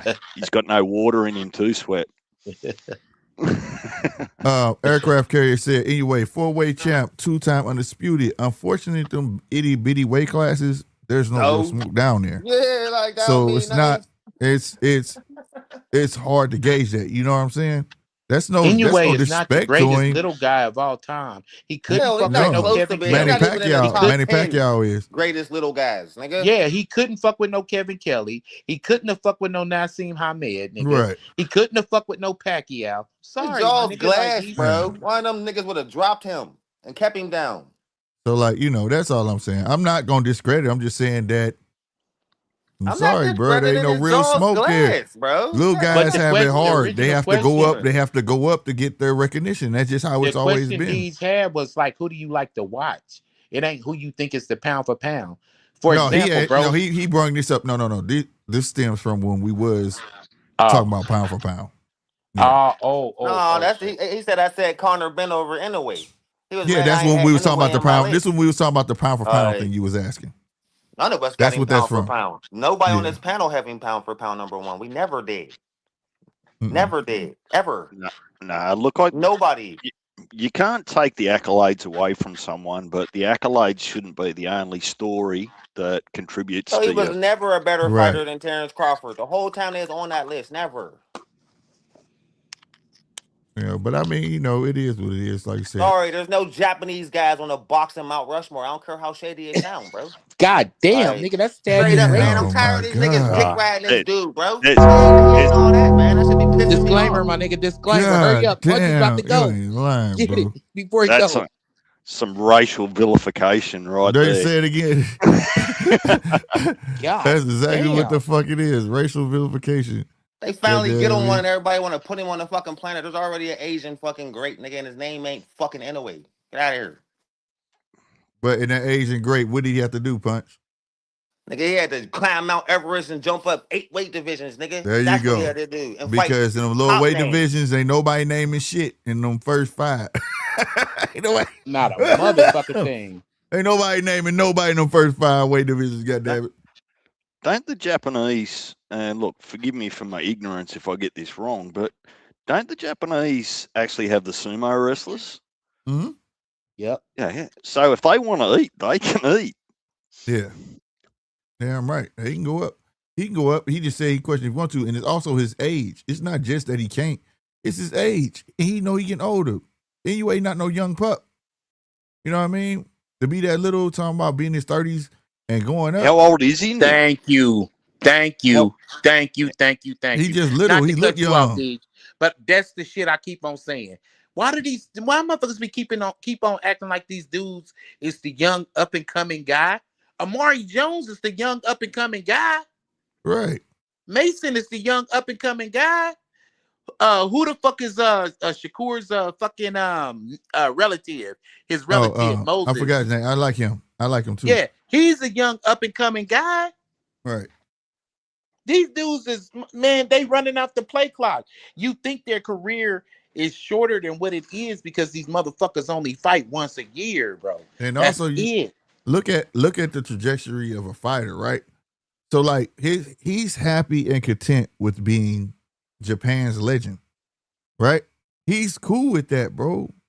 They get catered to with the sanctioned bodies. They have their own belts, all that stuff. He's cool with that, bro. He don't care about fighting the top guy in America or Mexico. He's So he'll cool. get knocked the fuck out. Keep your ass in Japan, this nigga. this Nakatani in this fight is his Canelo and Bud. You see what happened in his first fight in America? Got put on his ass. We like, damn, man, So got knocked out again. people don't even remember he been here. He fought here twice. He fought once in Vegas. Nobody didn't even know who the fuck he was. So the second fight he's we content. all was He's watching, and he content got in knocked down again. Right. He's content Like, in his damn. country. So you got to look at the trajectory of. So that's fine because they're really boasting that to be a Canelo and fucking Terrence Crawford type of fight, him and Nakatani. And if that's what he want to retire off of, if he does, if he don't, cool. You feel what I'm saying? But he will. Well, he's yeah, a legend over there Japan already. terms, they ain't never had 2 fighters this big ever. And he's So, a legend over there. But yeah, he this doesn't is a have big fight for them. But I can't give him the balls of a Pacquiao that said, you know what, bitch? I'm gonna fight all you motherfuckers. You know what I'm saying? And climb. Keep in mind though, Zhang is a legend in China. Facts. Because they ain't never had one. Keyshawn with 14 fights is a legend in Norfolk. Now I get and hold on, and Zhang, I give him props because he was trying to fight England and American fucking. They motherfucker wouldn't fight him. Y'all know how long I was on this motherfucker root for Zhang. I put a lot of people on to Big Bang Zhang. Nigga, you put me on to him. A lot of people. I was like, this is heavyweight you put me on to him. He will knock your ass out. Nobody will fight him. Nobody. And I remember that, man, if we could pull that live up, I forgot what was the main event. You was like, this motherfucker knock a motherfucker out. Bop! He got that George Foreman fucking flow. Bah! Walk right up to you. Give you one. Shit. That walking uppercut. Y'all remember George did that? Yeah. Shit. I just think, man, that the boxing right now is like a puzzle. you know, like I've said it before. Maybe I've said it on here. Maybe I've said it on heavy. But you know how like your auntie, your grandma and them, they got like the 1,000 puzzle or whatever, and they be like, yeah, I finished the corners. But these motherfuckers got a lot of work to do to prove dominance. Like Deej, remember we was talking the other day, right? And I was talking about 154. 154, as deep as it is, we should have had some kind of clarity by now. Yep, and my response to that was Come there's on, no Omari. good goddamn excuse why we don't get one 54 fight every 2 months or 3 months. There's enough names there. There's enough food on the table. We should be getting 8 per year, not fucking 2. Right? It doesn't have to be a whole card of 54, but the names there should be sorting themselves out. And for me, and it all started back in when Mel Charlo locked up the belts when he was champion of recess. Everything stalled. Everything stalled. Did. Don't go there. Don't go there, Nine. Hey, You Nine, either punch. Nine. He got that shirt on the wall. Right when he was saying he had a middle finger up to that shirt. Fuck you, bitch. You know what, Punch, bro? You are known for the one. You're the one that comes in hot. But when you start talking about champion and recess and the Mel Charlo shit and 154, woo, that's when ATJR, it can be though. It can be. He said it's 54 the new 47. It can be. Motherfuckers start fighting. If they start fighting each other. You're watching them drop the ball. As we speak, they're dropping the ball. We had that one extravaganza Riyadh season card where fucking Ortiz fought Madrimov and all them 54s came out and showcased, right? It was a hell of a fucking card. After that, what's that, like 2 years ago now? Yep. We ain't got shit else. Was that 2 years ago or was that last year? I thought that was last Bro, that was 2 years ago, my nigga. Damn, time flies. And get it, that's what I'm trying to tell you. Look at the timelines on shit. This, bro, if y'all ain't never listened to me, look at the timeline. They're running out the play clock.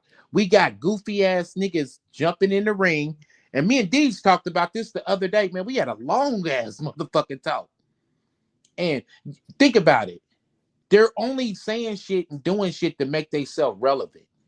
Think about it. Best person I could use as an example is look at Errol Spence. He hopped his ass in the ring for Fundora, didn't he? Right? Bro.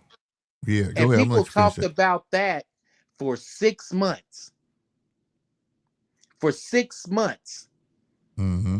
And then he had this back and forth with Charlo. Motherfuckers talked about that for 6 months. 7, 8 months. Nothing happened. And then he had the back and forth with I'm gonna fight Tim Tszyu.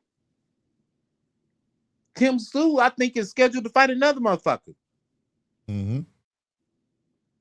He said he taking this fight, but he said the Earl fight's on the table. I was watching something. He was on Pro Box. He said the tune-up, but then he said then Earl. So I guess they agreed. But still, though, that's running out the play clock because motherfuckers, bro. Listen, from the point that we heard about shit, a motherfucker, not him, not Earl Spence fighting Tszyu, but from the point we heard about this nigga coming back till now, they've done a whole bunch of shit in the middle that just keep his name in our mouths. Of course, that got to keep a nigga but relevant. But nothing has really transpired from that. Here's the right. No, because the minute did they even sign that fight? Yeah, it's still speculation, right? None of that shit be signed, Tim Tszyu, they're in talks about it. But the fact that talks right now, I never heard nothing come from it. But Tim said on Pro Box that the fight he got now is a tune-up, and then Earl. So at least he caught wind of it because everything else I've been reading has been you know what I'm saying? So at least I know it caught his ear. You feel me?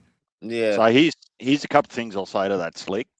And I won't talk about what you guys are reading or seeing over there, just what I'm reading and seeing here.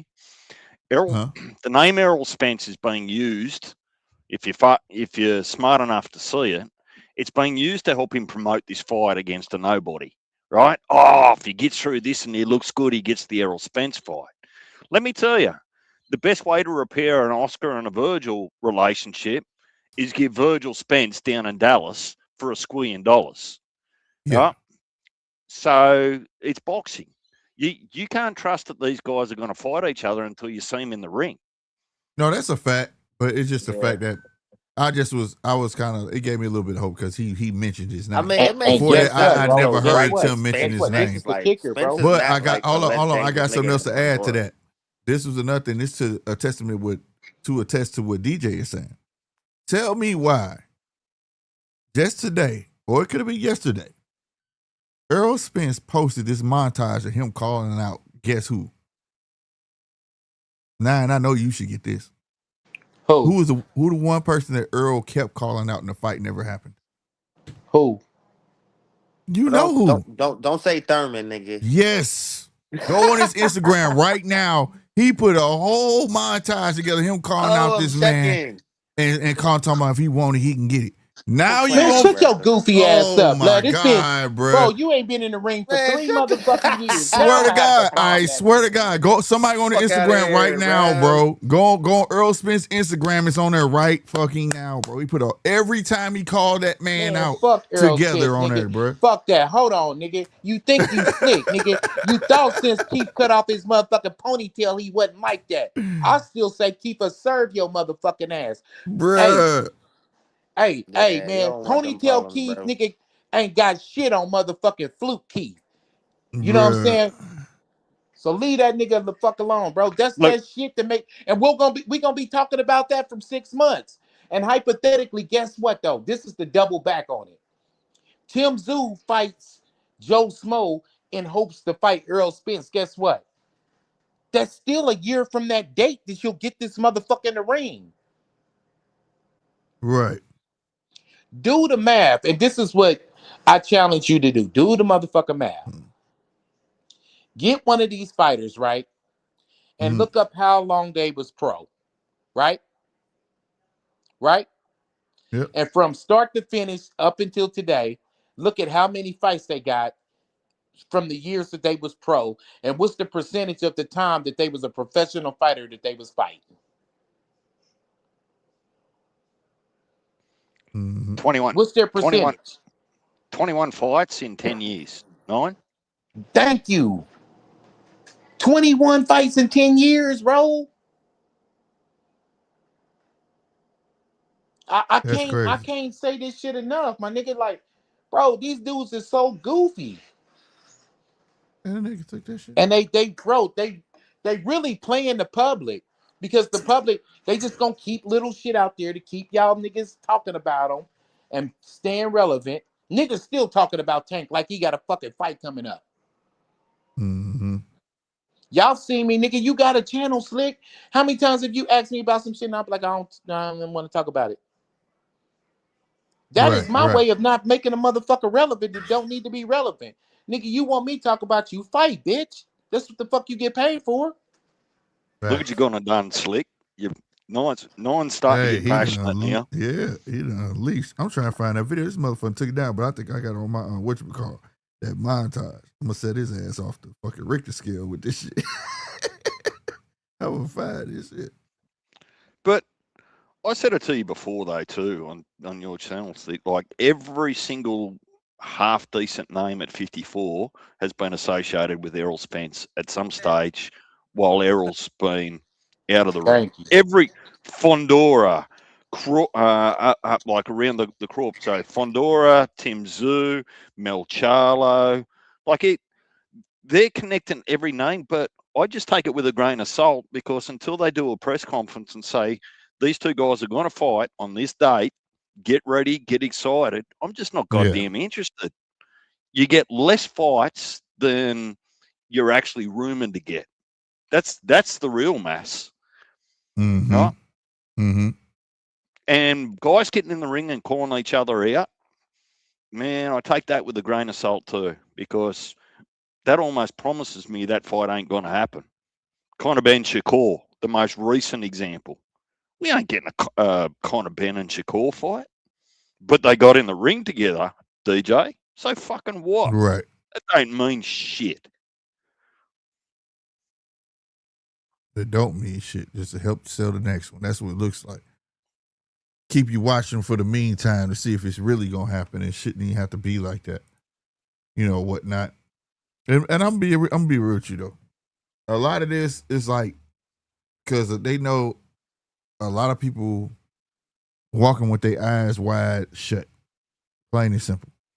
The fans run this shit, and when somebody can tell you that the casuals don't give a fuck about this, they don't do this, and you still go for it, shit, they can get away with murder at that point. Think about what Nine's trying to say though, Slick, and that if the fans stop saying, I don't give a fuck what you say on Twitter, I don't care if you get in a ring, I don't care if you call someone out, if you give that zero airtime, the fans are saying, we don't want the soap opera, we just want the fights. Just come to us, don't tell us about the negotiation, don't tell us about the bag, don't tell us about who said what, just say, look, that team and that team signed a contract, they'll be in the ring on this date, at this time, in this place. Right. I think the fans have an ability to control that. Because if you ignore all the soap opera garbage, right, if you pay it no attention, they'll stop doing it. And they'll be forced to make the fights. There you go. The fans got the power and the fans don't understand that. Like, I was going to talk about Cap Shine. His ass, that's his name now, Cap Shine, Keyshawn. So, like, before I went on my holiday, and had a ball, I was watching him on Kick. Now, he got this big thing on Kick where he on there sparring everybody and things like that. And are the boys still with us? I can't see them on the panel. They still there. Yeah, I'm here. I see them on mine. I see Punch. Now I dropped off. But he'd be under that acorn tree again. Probably. But so like he was on there and a random fan walked up to Keyshawn, right? Now, first let me preface this. I remember when he was on there with Bud, him, and Shakur. He was like, we the best. Ain't nobody running boxing. Mexico ain't running boxing. We running boxing. Blah, blah, blah. Y'all remember that? And then a random fan ran up on him at the gym, said, Mexico run boxing, right? And Keyshawn looked at him and said, yup, you right. You got Ryan Garcia running boxing. Yeah, you right. And I said, what? All right, bro. Come on, man. And at that point, I promise to God he did that. I am not, bro. Don't get me started. Then now this was before I left, which was Saturday it was Saturday because I did that fight with y'all. So it was after that I saw that, right? And I said, what? Okay. And then now you see him messing with Lil Man, right? And the only reason, what people don't understand, the reason he's messing with Lil Man, with Mason, right, is because, the deal with the zone. So somebody got to be the face of it, right? And he don't want that. Now, you take that top rank sign of the zone, who already is ready to be made of the face of it? He already beat one of England's top, earners. Let's say it like that. Not top fighters, but earners. You get what I'm saying? Well, so it'll be easy to put him as a place. And now you see him capping, talking about people. Okay, let me say this, because let me get my words right. All right. People now are taking Keyshawn's side and saying dumb shit, saying that he picking on Lil Man. Well, people don't understand when you dealing with a kid like that, bro, that's well raised, that shit that Keyshawn doing don't excite him. Okay, there's a difference, and I've dealt with I dealt with men like this where they think because they loud, it makes them seem like the shit. And then we really get into a tussle, they get nothing. See, that's the difference. So when people don't use their ears and they use their eyes to listen, use your fucking ears. Keyshawn came that boy talking about, can we get a fight? He said, call Jay. Which y'all don't know, who got the same fucking manager? Well, I just... Hold on, Deej. Who got the same manager? They both got the same manager. Yeah, they got That's the same why he manager. said call Jay. He called Jay. Jay did what to Keyshawn? Shut him up. Hey, man, call me back. All right, I got you, Jay. I'm sorry you're busy. He said, see, you just a good talker. And nobody caught that. Then after that, Keyshawn still, it's like pulling teeth to get a fight with this dude. He said, you didn't win that from me. He said, it's your belt, though. Come get it. When he did that, he said, the fans don't care about that belt. He said, but it's your belt. You said I ain't beat you for it. It's your belt. Come get it. Guess what he said after that? The fans don't care about it. And when he had something to say about that shit, he saw he wasn't biting. He said, I don't want to pay for that belt. People ain't, like, if you go listen to that whole sequence, everything I said came out that man's mouth. Yeah. But when you could sell a dream to fans like that, bro, and they ride with that shit, this is the shit we're going to get. Well, I'm just going to say this, and I'm going to let Punch give us his opinion. What I'm about to say isn't actually about Keyshawn and that Abdullah thing. It's about just where you're at in the game, period. That's an right? example. So that's an example, yeah, I'm saying. Yeah, hang on. I reckon if you've only had 14 pro fights, you still need to reserve the right to be humble because you actually haven't done anything in the sport yet. You might go on to be the best ever, right? But at 14-0, you haven't done shit in the sport. Mm-mm. So just get off your fucking high horse. And this isn't for Keyshawn. This is for anyone that's 14-0, right? Just cool your brakes a little bit, right? Because you're asking us to believe you over the guys that are 32-0, 36-0, 40-0, right? And have been in proper wars. So just cool your heels a little bit and build your resume, right, before you start walking around like you're all that. So, and look, Keyshawn's got to know that Top Rank ain't going to put two of their stars in the same ring together. Like, that's counterintuitive. Like, what do you do with the guy that loses? Man, Bob ain't going to do that. Tyler Buff's not going to do that. Yeah, man, come on. Right. Punch? I mean, the sad truth is this is more than just a spectator sport, man. Boxing is also a shit-talking sport, you know? It's a sport where the man who talks with his fists don't sell. Am I lying, Slick? Did they say that about Terrence? Did they say that about Terrence Crawford for years? No, that's a He fact. don't talk. He don't argue. He ain't entertaining. He don't got no mic skills like it's the fucking WWE. You know what I mean? So as a result, DJ, this is what you get, bro. You know what I mean? But, so like, but I'm not gonna say I love it or I don't. I love it and I hate it. I mean, I'm gonna be honest. I love the fact that that's what you want to see in young fighters to press the other superstars, but at the same time, that shit can blow up in your face. You know what I mean? And then you got the softies who think it's bullying. I don't think that's bullying. I think that's Let me boxing. ask you this. Let me put a different perspective because I really want your perspective on this, Punch. You take a Keyshawn. I am using Keyshawn. Take a Keyshawn, and we've been watching Keyshawn. We've been watching how he move. And the way he move has been on shaky grounds. Certain shit he say I don't agree with because he turn around and do the opposite, then he turn around and do it again. So here's my thing. You picked on the kid because he's next up under you. It's the only reason. They sat him next to you for a fucking purpose, right? You lost out. He became the star in your town. Of course you don't fucking like that. Now they get signed to the zone. He's the perfect face to fucking put in front. You don't want that, right? But every slick line you try to say to the young kid, he had an answer for.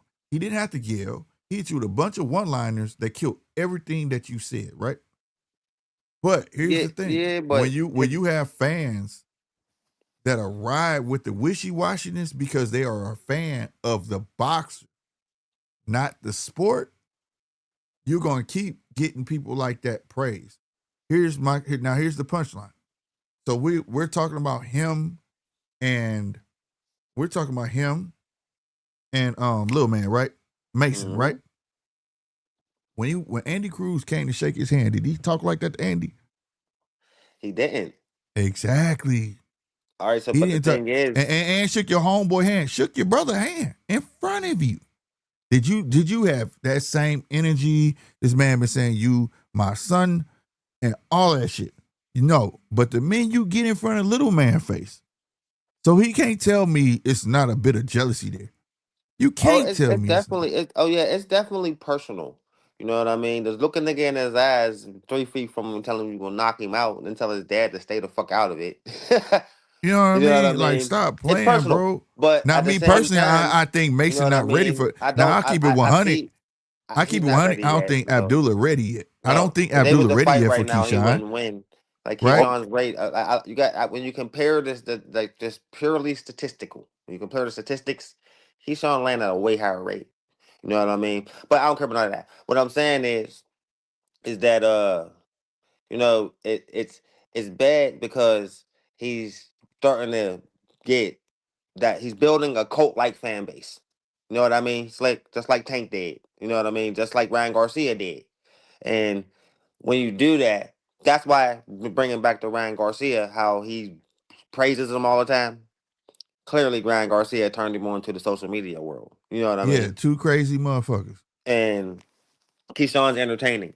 So he's building a crazy fan base the same way Rampage did, the same way all the athletes who got crazy personalities, they do that. Like, you know what I mean? When they finally discover social But media. but the The thing personalities is, aren't it's making fighting a nobody. monster out of them. You know what I mean? Because if you're calling out the world, nigga, when you lose, they're gonna But rain down heavy is the hellfire on head you. that wear the crown, I'm not right? saying he's gonna lose. He's a great fighter, but if you lose to one of these niggas, especially like Abdullah Mason, it's gonna blow up in your face. But again, I was noticing some things. I'm pretty sure everybody knows it. Like he looked like he's tired of Keyshawn Davis, but at the same time, he's not used to confrontation like that.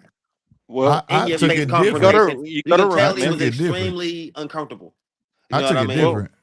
I mean, it I wasn't think like it's because He was looking at Keyshawn the whole time, just letting him talk and he's eating him looking up. at him, but his body language is like he's not used to that. Like, you know what I mean? That's that confrontation in your face shit. He's that some niggas ain't used to. Some niggas isn't comfortable with that. Like, even if you know he's not a bitch, you but no, gotta their right, body right, language right, make them right. come off like they soft, What'd you even say, though they're DJ? not soft. You know what I mean? Right. It's just that What'd they're you say, not DJ? used to confrontation. Like you said, he's a well raised kid. Keyshawn from the hood. Two different personalities. So we know the hood niggas confront you head on. Where the niggas who kind of middle class niggas, they ain't used, like the Muslim niggas, they ain't really used to that head on in your face shit. I don't even think. Go ahead, DJ. I want to see what DJ said. Go ahead, DJ. My bad. I don't think it's an isolated incident because for me, it actually started back at the press conference when Keyshawn was supposed to fight De Los Santos and he missed weight. Yeah, it's definitely personal. Look, I don't think it's about the zone because of exactly that. This started well before it. This is kind of like who's trying to make themselves the alpha dog, right? Yeah. And I'm going to go ahead and say, well, if you're going to fight Abdullah, you better fight him soon because if you give that man another 2 years, he's going to improve and exceed, go past you. But the simple reality is that no promoter is going to put their two best stars, best earners, in the ring together. Like, you just stop treating the fans like they're idiots. That fight's never going to happen. At least, and unless it could be. It would have for a couple years. Somebody would have to lose. Somebody would have to lose, and then it may happen. It's not gonna happen while they both undefeated. Yeah, if they're undefeated in the same division at 47 in a couple of years or 54 or something like that, it could be the Bud Errol matchup or something like that, where it becomes a super fight and the fans are just demanding it, right? Whereas at the moment, they're on completely different paths. We've got a guy that says he wants to fight Haney at 47. We've got a guy that's got a belt at 35. Like, stop. Just who? This is the thing that I understand what you're saying, Punch, and I don't disagree about being on social media and building your brand and this, that, and whatever else. But don't treat the fan base like they're fools and get them to start believing that Top Rank is going to put those two guys in a ring together. That's what I'm saying, DJ. DJ, RC, all due respect, but what do you think casuals are, DJ? My thing is, don't piss on my head and tell me it's rain. Drama all day, especially motherfuckers on kick, bro. We want the drama, but here's my thing. I want the drama, but drama should be an equal opportunity thing. Don't keep picking on the little guy when you got smoke all the way around. Who should Keyshawn technically be fighting? I mean, we've seen a million fighters do this though, Slick. No, I'm asking right now. who Keyshawn should technically be fighting? He should be, in my opinion. Yeah. Andy Cruz. Okay, I think he should be fighting De Los Santos. De Los Santos hadn't fought in 2 years prior to his fight. He could bring. You think De Los Santos won't come up? You think De Los Santos won't come up? De Los That's Santos Keyshawn. is over with. He not gonna even want to fight Yeah, I him. think that's De Los Santos Slick. management fault. They fucked that. They fucked No, that what up. I'm saying, it's a whole new leaf now. Keyshawn fought. If he offered him that fight, you think he not gonna come up? But see, that's what I'm No, saying. It's one of those situations where what do you he's have to over with gain? Super now. It's like De Los What did he? it's Santos. like What your did he? boy. What did he have to gain then? It's like What your did he have boy to gain Albright. then? There's nothing to gain to fight these dudes, man. They're just hard ass competition for no reason. That's what he's aiming for. The For no conversation we gain. are having, that's what it aims for. Everybody who gets on social media, not saying it's a bad thing, right? But all the ones who get on social media that be capping, they all fight what? Nobody's. Nothing they can gain from. Ryan Garcia's whole career, nothing you can gain from. Darren, they're all the fucking Tank career, nothing you can gain from. Now you got Keyshawn all over kick, capping so much that he can't keep up with his own lies he's spewing out of his mouth. About to not be gaining, so why not fight De Los Santos then? At least have some meaningful fight. At least it'll be something that we thought it was going to be a great fight. Well, because who you get more credibility for beating? De Los Santos or Devin Haney? I mean, really, if it's a pit stop, really nothing. You beat him, go back down. Whatchamacallit, keep doing what he doing. That's the point that DJ was making. All these guys making these pit stops, it's nothing. Because when you earn the right to do shit like that, that's boxing, different. Man, these niggas don't want to take over divisions and become undisputed. They want to But one you and don't done earn. it like But college, you guess athletes, what? bro. You will never get the respect. You seen a legend. They don't seem to It care, bro. It started with Like, Mayweather. It started with notice this, Mayweather. Slick? They don't care. All they care about is money and fame. They don't give a fuck about prestige, bro. And if that's the, I can't wait till they go. I hate it because I hate it too, bro. Because you don't reserve when Keyshawn said that to Lil Man. I don't care about the belt. The fans don't know what that belt is. Blah blah blah. You have not. What have you done to even say that you don't need a belt? What have you done to even put yourself in the light where you think you have transcended the belts? All right, well, what have you done? I agree, but here's my question: how do they humble these guys, man? These overbloated egos. How do you humble them? How? No, the fans stop riding their dicks. That's what you do. Quit being fleas on their balls and let them and start calling them out. Hey, why don't you fight such and such, bro? What the fuck? Slick, we are friends with one of the biggest Tank fans on the planet. You know it's impossible, no matter what they do. All I'm saying is, no matter more what fans they can do, be fans of the sport. The sport will flow a lot better. It's a lost cause, right? Like aircraft carrier. I know what you're doing. You call me out. You said Bud got a couple of pit stops, and I love Bud. I love Bud too. Hell, I got down there a shrine behind him of Bud. But guess what Bud did? Those Bud whooped everybody. Bud whooped everybody at 140. Right at 140, he was chasing Pacquiao. Got denying Pacquiao. So he took the next best thing. Got fucking Earl. Got the boss. And the only reason he went for Earl, because Earl chose to fight everybody else, which was smart. I am on video saying, if I'm Earl, I'm fighting everybody else before I fight Bud. I'm on record of saying that shit. I'm on record saying I'm okay if this fight happened 2-3 years now. If I'm Earl, the smart move is to go get the other 2 belts and then get Bud. I was happy with that shit.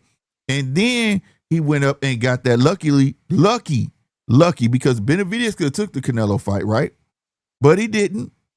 So therefore, Bud got a chance to step the fuck in. And I'm on record saying I would have rather seen Benavidez and Canelo than Bud and Canelo. You get what I'm saying? So that's why. But you talking about a man who earned that shit, lived his career 135, dominated fucking 140, tried to get to the monster. That motherfucker left. You see what I'm saying? And Danny Garcia. Yeah. And then he then he chases a goat, and his promoter protected him, right? And then ultimately lost him, and then he ended up going to the next best thing. So I'm not mad the way it went, but when you're young, like did you say you 14, 15 fights in, and you think your name has transcended the belts? Like, how dare you disrespect the game like that? To me, that's so disrespectful, bro. I can't stand that shit, bro. Like, who are you, bro? You ain't. What have you done? You ain't nobody scared of Keyshawn, bro. If Keyshawn throw his name in the hat and say anybody want to smoke, sign right here, I bet you everybody will sign that bitch. Ain't nobody dodging Keyshawn. Well, what he's that's true. I don't want to go in on Keyshawn because that's not really about my point. I'm talking about boxers in general and the way that they move rather than making it personal about Keyshawn. All right. There's so many names at 47 that Keyshawn could go and get weight acclimated at. He can get a Blair Cobbs. He can get a Brian Norman Jr. He can get anyone in there if he's not getting the bigger names. And he's not going to get the bigger names because he's lost his trinket and dropped his belt because he didn't make weight, right? But the other part about it is my personal frustration is that I sat in front of both you in probably 2023 and we were having discussions about the world and the industry and bits and pieces. And no, I just said to you, we were so frustrated way back when that we just weren't getting a boxing calendar. Like there was just nothing per year that we were getting. Now we've got all the fights in front of us, right? And I feel like the conversation, I feel like the conversations about all the fights we aren't getting when we're not talking about the fights we are getting. I mean, we're just about to watch the heavyweight division get turned on its head in the next 6 weeks. Yeah, it's everyone, great restart. Everyone in the heavyweight division is going to be fighting someone. Yeah. Right? Yeah. And that'll tell us where Usyk wants to be when he comes back from fighting his kickboxer. But they're fights that are booked in and made, right? We've got Benavidez and Zerto. There's a heap of fights coming up. So, you know, like I guess my personal interest, and it's no knock on anyone, is, hey, let's talk about the ones that are actually signed to fight rather than maybe the fights that. I was just trying. I totally understand where you come from. I'm just making a point of this is stuff that sways boxing where fans don't understand that they got more power than what they think. You get what I'm saying? I'm a fan absolutely. I am a fan of Bud, but let Bud been out there dodging smoke. I'm like, come on, Bud, you tripping, bro. You know what I'm saying? Like, bruh, what the fuck you doing? You know what I mean? Like, that's all I'm saying. When you're a fan of a boxer and you just ride him because you're a fan of him, he's going to get to do what the fuck he wants to do. And then you want to complain that he not fighting nobody later on in his career. It's too fucking late. You enabled that monster. That's all I'm trying to say. It's not necessarily just about Keyshawn. Like I said, it's plenty of them that does it. You know what I'm saying? Well, and that's all I'm trying to point out. But he's just the most recent to say some weird shit. And I was like, what? It doesn't make sense.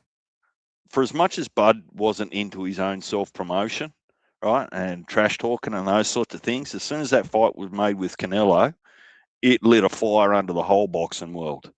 Right. Everyone wanted to talk about it, right? So it's almost like it promoted itself. When your name's big enough, it'll promote itself.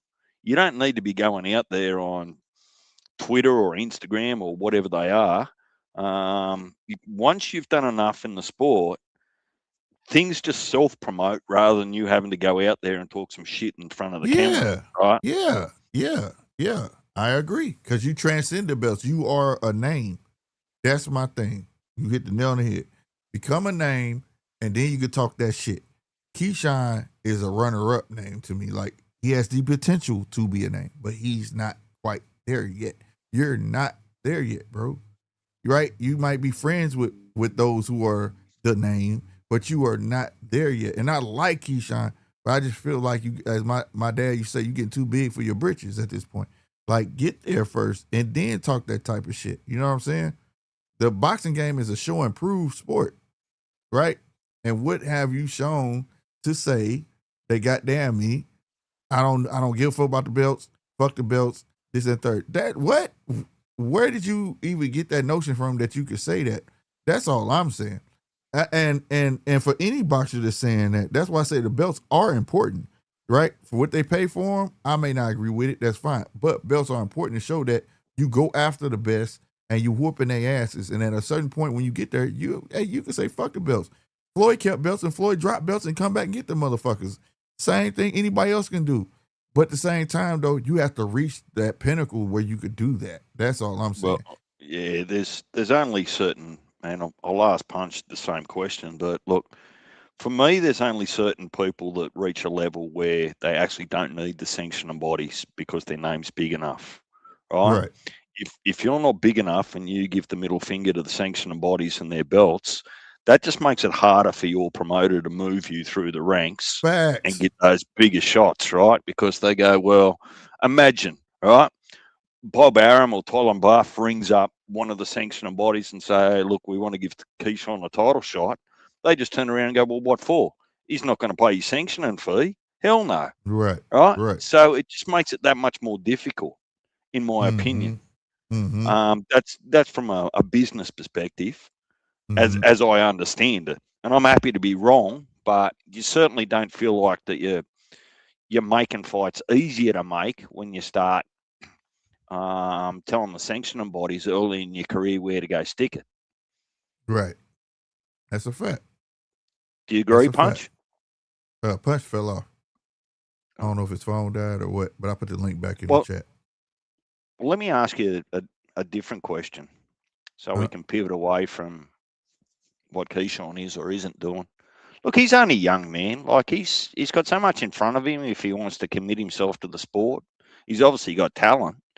I just think that there needs to be a balance between over promoting yourself and doing some damage and just selectively promoting yourself in the eyes of fans and promoting bodies and those sorts of things. But hey, look, I'm not his manager. Damn. Look, I got a bit of a thought for you. Yeah, did we get an update on who won the main event on Pro Box? Have you been keeping an eye on it? No, I'm watching it now. It ain't even hit the main event yet. This dude just got dropped. Just got dropped. They're showing on a replay right now.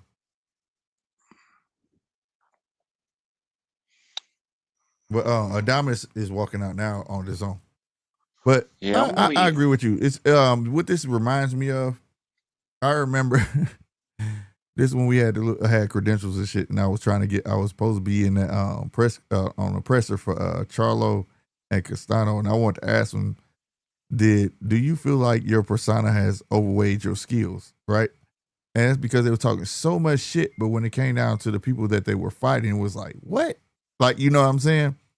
And that's how I feel now. Like their personas is starting to over. It's like you're trying to compensate. You get what I'm saying?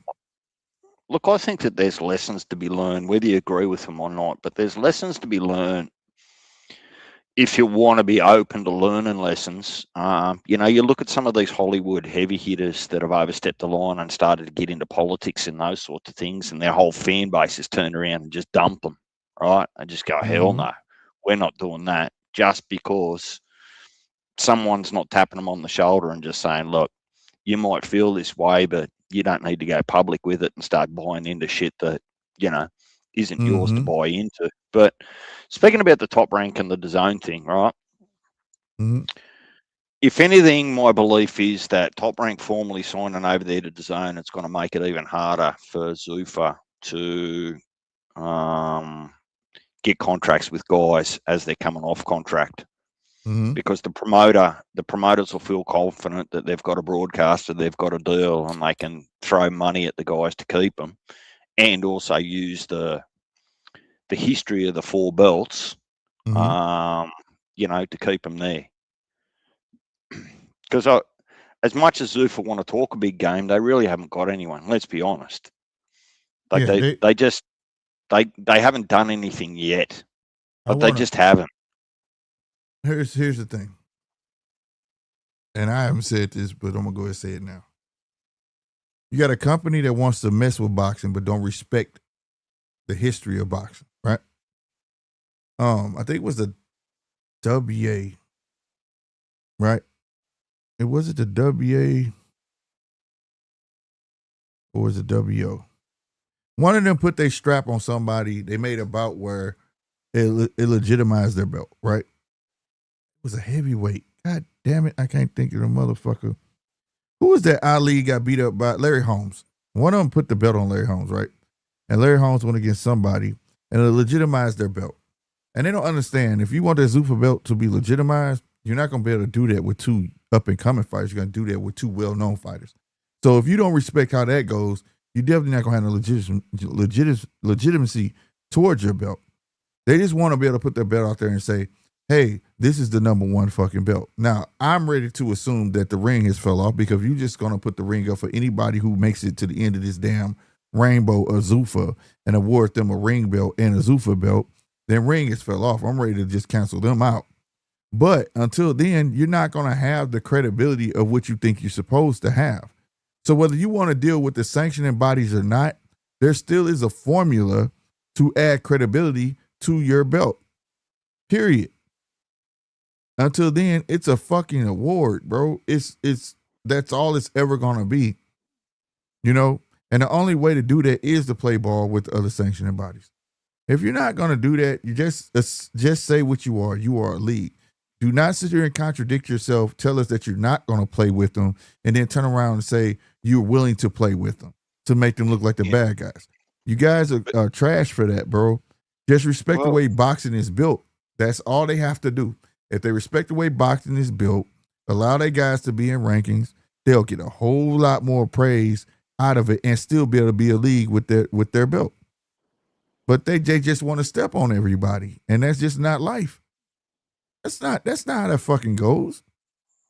No. So I mean, if that's what they want to do, I'm gonna watch. I'm gonna enjoy the fights. But for them wanting this, that, and the third, I just don't see them getting their way with it. Look, I like the idea that you're not going to have sanctioning bodies telling you what you can and can't do. But unfortunately, that puts the boxers in a tough position. Right. Just because a guy's gone out there and earned your belt and fought for the title, and we might have to pick this up after this fight or in between rounds, but the boxer is already pushed between a rock and a hard place. If a boxer wins your belt and you award it to him, you don't own that boxer with that boxer wanting to go over to TKO and fight another name for a good bag. That's the bit that shits me. So it's got to work both ways, right? The sanction bodies need to stop financially restricting people going to TKO to actually get a fight. But look, I'll let you call this. Punch will probably come back up if he's watching it, but we'll do this in between rounds because I'm interested to see how this goes. Facts. Round 1 has started.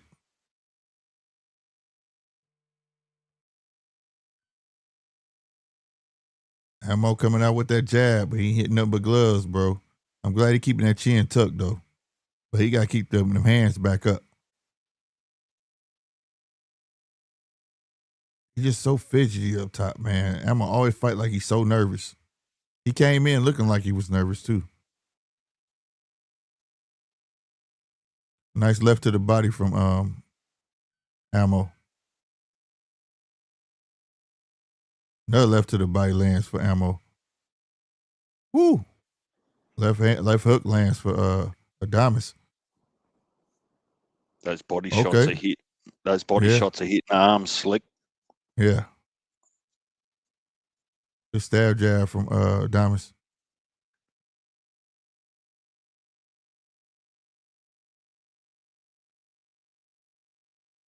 Ammo still fighting from the shoulders, though. I wish he would step with his punches, though.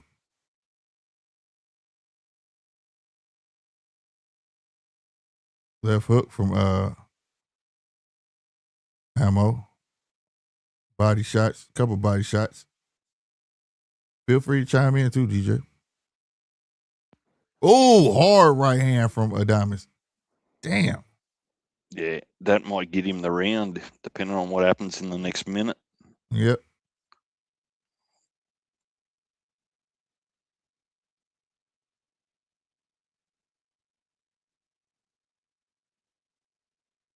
I wish he stepped with that fucking jab. He just fights off the bounce so much. Ammo's jab's just pouring it out there. There's nothing behind it. Right. Just off the bounce. And he fighting from the shoulders. Like, let me just stick my hand out in front of you. Mm-hmm. That ain't gonna keep that big boy off you. He's bigger than you. Wow, left hand from Ammo. We like to call that we like to call that wild left a haymaker. Right. Ooh, okay, that was a nice left from Ammo. I woke up with Adamas, though. Adamas pouring that pressure on a lot more. TJR, no, look, well, to the best of my knowledge, Shakur's going nowhere near Zuffa at the moment. He doesn't need to. Nah. The money he would want to go there be their whole budget. Shit. That was a good round. For Adamas. and ammo. But I gotta speak to what Nine was talking about of when he was saying that Ammo's a front runner, him loading up from the shoulders like that and all. It just doesn't make sense when you loading up like that and you're shooting off the bounce. Like DJ was saying, it's like his jab go out there, it's like ain't nothing on it because he off the ground, you know. And then when he on the ground, you see when he threw that left hand, like my boy DJ said, it looked like a haymaker. You know what I'm saying? It was a wide shot, hoping to land. Well, his jabs are getting like just pushed out there, not even thrown or snapped. They're just getting pushed out there with no intent on them. Exactly. That's why if you step with the jab, it usually meets his mark, or you gonna hear a thump from him. He just bouncing, but he's loading up from the shoulders. I think this fight will turn counterproductive.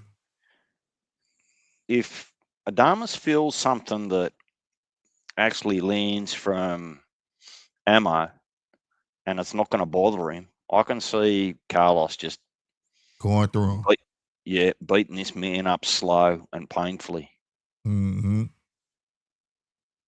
But Ammo need to pace himself because this is what tires him out. Him loading up from the shoulders like this, always on a bounce. Ooh, a door! Adames dropped his ass. So stupid.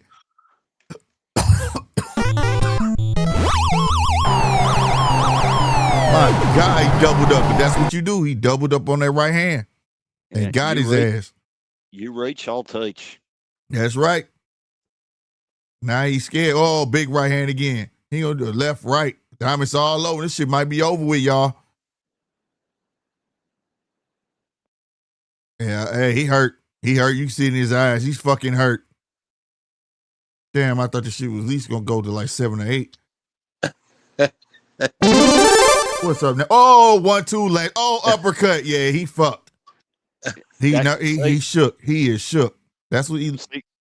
See, that's what happens when you use your jab like you're waving to the queen. Yeah, bro. He ain't stepping with it. He not on the bounce. He on the bounce. He not even stepping with that motherfucker. Nothing got nothing on it.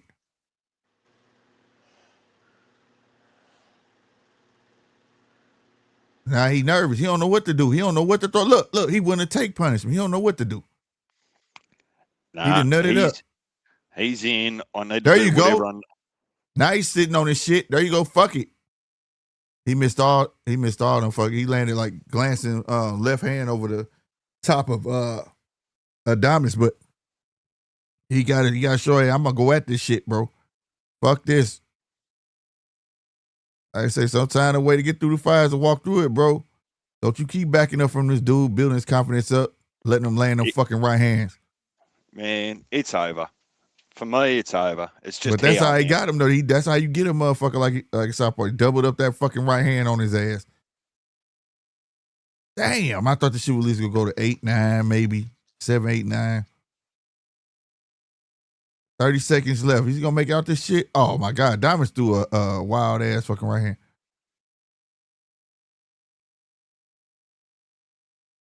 Get that jab out there, Ammo. What you doing, bruh? Did I just hear 9 come back up? Yeah, he did. He came in laughing. He here. He waiting for the round. Oh, he's stuck with that right hand again, bro. Get that fucking jab out there, Ammo. Hello? Yeah, man. Told y'all. I jinxed Ammo, bro, because I started talking about your ass at the end of the first round, bro. Hey, man. What did I say? He loading up with his shoulders like that, bro, and on a bounce. Hey, why he ain't got boxing shoes on? He got cleats. And why old boy got a Raiders hat on, bro? You traitor, man. Where the St. Louis hat at, bro? Hey, man. He dropped his ass. Bang, bang. I ain't never seen nobody fall like that. I did. Old boy last weekend. What's my guy name? But he won the fight, though. Really, though, they need to check and see if his hip is okay, nigga. That hip, the way he felt right. Wrong, nigga, on his hip. He feel like that old lady on that commercial. I falling and I can't get up. I can't get up, yeah, bro. That's how he feel, bro. I falling and I can't get up. That's all you had to do, bro. Like, I hate to say it, man. I know you like Mo, bro, but he is not a world beater. No, he ain't. No. I just want, because if he don't win this, his career over with, bro. His career's already shit, nigga. He fought like a couple of weeks ago, bro, and he looked like trash.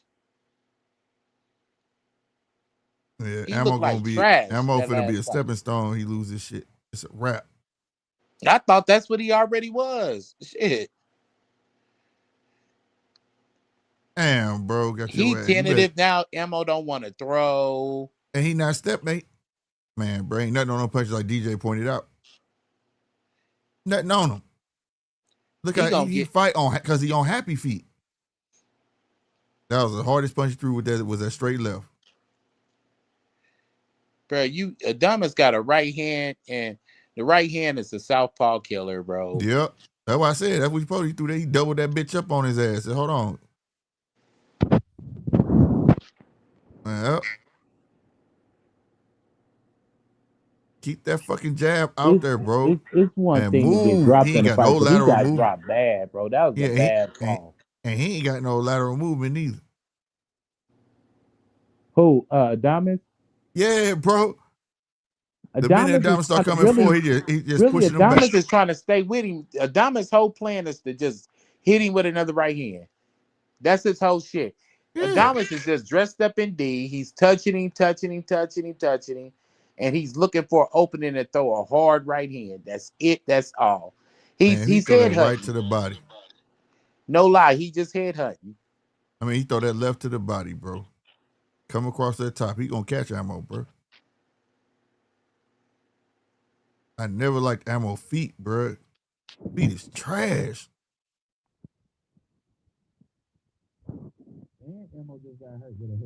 Look, bing. Look, he didn't let that. You hit the man in the hip. He said, I don't give a fuck. Get back up. Ooh. He should have doubled that motherfucker right up. He'd have caught him again. Get that jab out there, Ammo.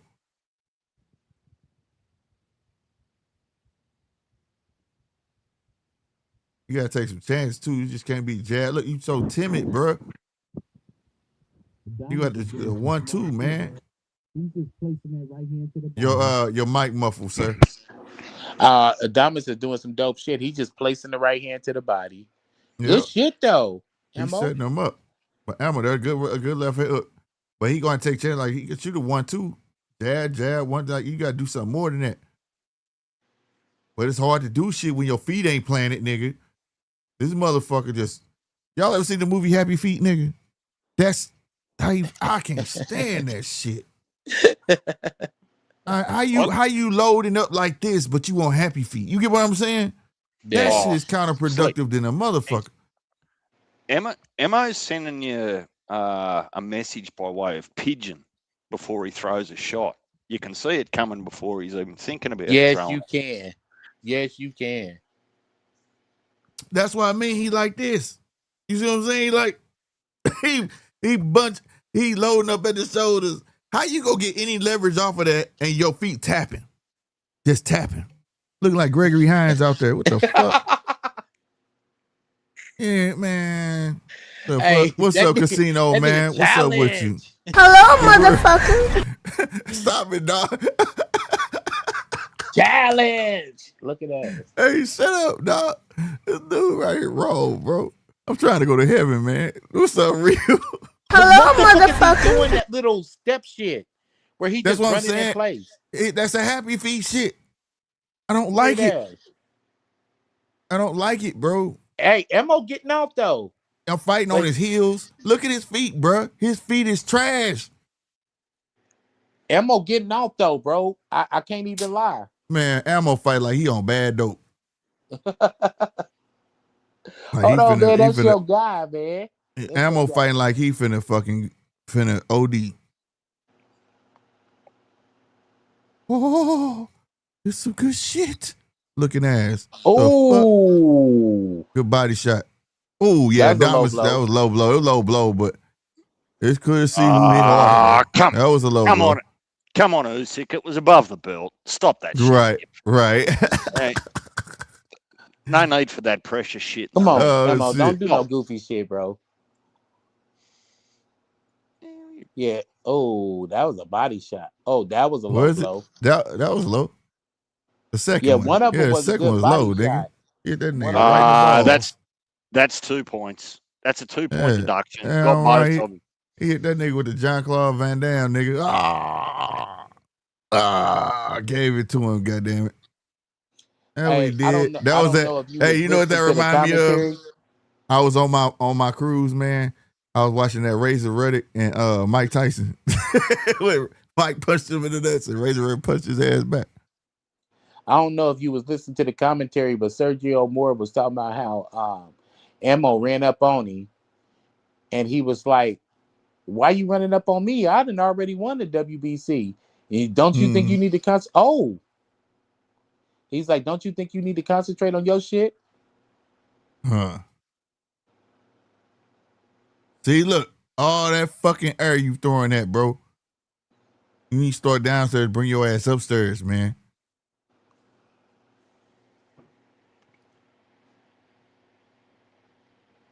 That shit was weird. How the fuck you land that left hand? Emo punch selection is fucked up too. It is, bro. He damn near squared up at times. Are you seeing this line? He's trying to get him out of there. That's why he keep on hitting him. He done threw too hard. Adonis done threw two hard right hands.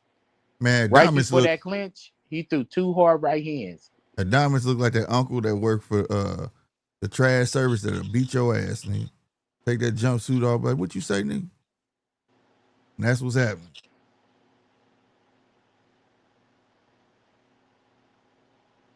Man, go downstairs, son. Quit fucking head hunting, boy. He don't want to go downstairs, man, because he gonna look. Oh, he hurt. He's hurt. Emo's hurt. Boom, right there, stuck his ass with that right hand. And he's tired.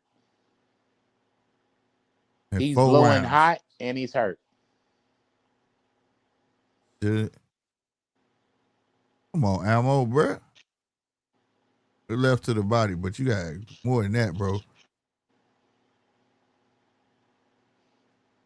Woo! Left hand. Come on, Ammo. What time you got, 9? I am at 13, 12, 11, 10. Right. Okay. I'm at 13. Where you at, Deej? 10, 9, 8. I need a couple of seconds, which is not too bad for the zone. Yeah. Oh, come on, man. Oh, he stuck his ass at the bell. Oh. Shit, sent him home with something. Yeah, shit. Man. That's a problem when you close your eyes and just throw a big haymaker and just hope for the best, right? For real. Yeah, bro. Buddy, he ain't a world beater, man. No, he ain't. But if I'm Adonis Corn, I'm like, turn up. Turn up on this fool, bro. Look, I'm gonna tell you, it's man, he doing pretty much. Adonis is pretty much doing what Omari Jones is doing. Did last fight. I'm just getting these some rounds, bro. I really just need some rounds. Yeah. On Pro Box, Lester Martinez is being announced. He is in the ring with Bo Mack. Is that the same Lester that's been knocking everyone out? What's that at? 160? Lester Martinez. This is the Lester Martinez that fought in Billy. Is this at middleweight? Super middleweight. 168. Yeah, he 19-0 and 1 draw. Remember, in Billy, and they were supposed to fight. They ordered it, and it didn't happen. So this is for an interim right here. That nigga bow-legged than a motherfucker. That's why he looked like that. That's why his feet look like that. Oh, the left hand though, Mo. Whoa, good left hand. You ain't lying. Stay with it though, bruh. He missing now. He missing all goddamn me. He done missed every punch out there. That motherfucker hit nothing but wind. And he's getting your time in. Why don't you start double jabbing too? Double jab, man. He learned what misdirection is, goddamn me.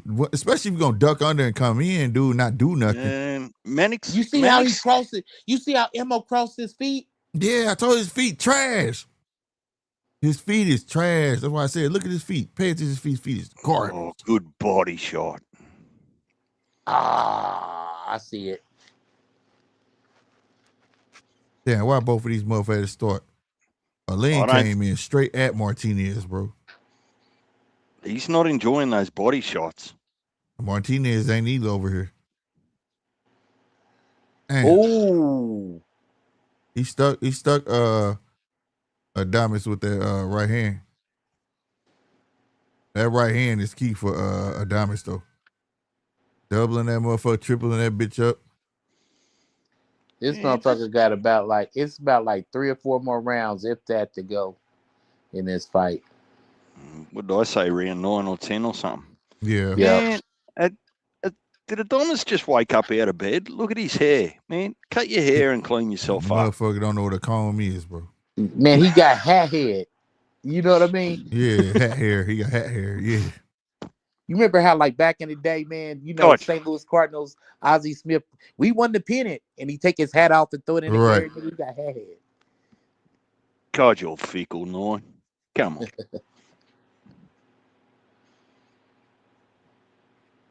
Ooh, Martinez stuck the lane with that jab. That was a good right hand. Okay, good jab. And it was like a sweeping right hand. That nigga walked right into that bitch.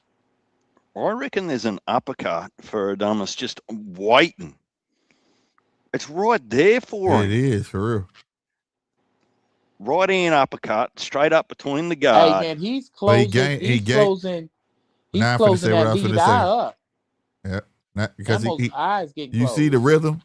He catching his rhythm. Look how he moving. It's like a dance. He catching his rhythm, bro. Pop. I got his rhythm down.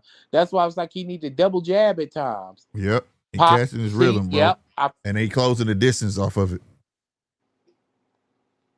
And he's looping that left hand? Throw that bitch straight.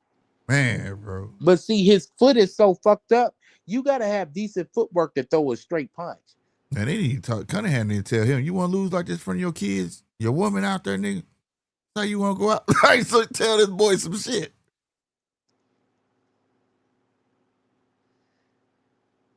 Kevin a raw one. Nigga, your baby mama is out there. For real. Tell him some shit. You better get that finger out of my face. Fuck that. He need that shit. Poke him in the forehead. Do it fuck you gotta make him mad. I don't give a fuck. Man, Wake that's his what ass Kevin up. should have been saying to him before he signed the goddamn contract. Man, that nigga begged for this. He begged for it. Yep. Hey, this little ass ring, they got Martinez and Aleem in, boy. This motherfucker little and they over here. Yeah, they fight. His people hugged him like, yeah, this is the last round. Going to get him up out of there. Stop playing. Why? If you behind, no, at the bell people rang. hugged him like. Oh, look at the Martinez side of the fight. They bell just rang.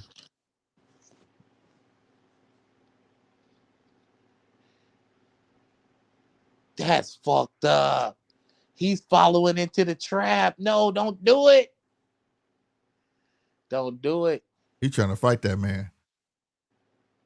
Adonis is being very, very disrespectful. He's moving towards his left hand because he doesn't have a fucking left hand. He don't respect it. Right. Exactly. He ain't no respect for it. He's right-handed fighting as a southpaw. Oh, and he going around that bitch. Stuck his ass that right hand around that motherfucker. Ooh! Diamond. Go ahead, boy. He caught Diamonds with two left hands. Diamonds just hit him with a hard left hook. He did. Oh, my God. On a break. Yeah, they banging now. Go. Don't fall for the Come rope back shit. with the right hook. Ammo, right. He took the words right out my damn mouth. There go the uppercut you was looking for, DJ. 2 of them. He worked it. Them niggas Man, worked if he it. had some feet, goddammit. Man, Ammo take that step about to back. go. There he is, bro. He sat there, gave him all of that shit. It ain't too much longer in this fight. God damn, Ammo. Tried to tell you. A half a step back would have saved you, but you tried to stay there and no feet having ass motherfucker, bro. Your only hope, Slick, was weight drained. That was your only hope. That's the only that's what happened when you still fighting with your baby shoes on, nigga. That shit don't make no sense, bro. That nigga Adonis, man, real shit. He had an IV in his shit the whole time. God damn, bro. Jab, motherfucker. You gonna sit there and walk your ass to that corner. What the fuck wrong with you, bro? Bro, you should have expected this Slick, bro. Buddy is not a world beater. Man, he not. But I mean, don't get it twisted. I know who gonna win. I just hope he won. You know. Oh, you're doing the old heavy thing. Tiger fighting a donkey, and Heavy will tell you the donkey's got a chance. See, Adonis is trying to get a highlight reel.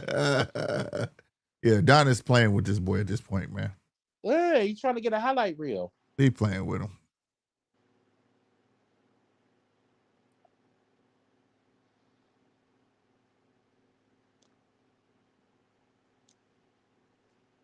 Ammo's power ain't what they thought said it was either. I'm gonna tell you that right now. At least the crowd that paid their tickets are getting some entertainment. Yeah. Oh, that was a reckless left. Fuck, I'm surprised. Look at Ammo backing up. He ready to go. He ready to go. He backing all the way up. He trying to buy that time. He licking his shit. His mouth. How come every time Ammo fight, he got a snotty ass nose too, bro? Oh no! Why the fuck? Hey this dude man, can't come in forgive me, healthy? man. I got a relative back in the day. He had autism and shit. This nigga, man, like he opened a Kool-Aid packet.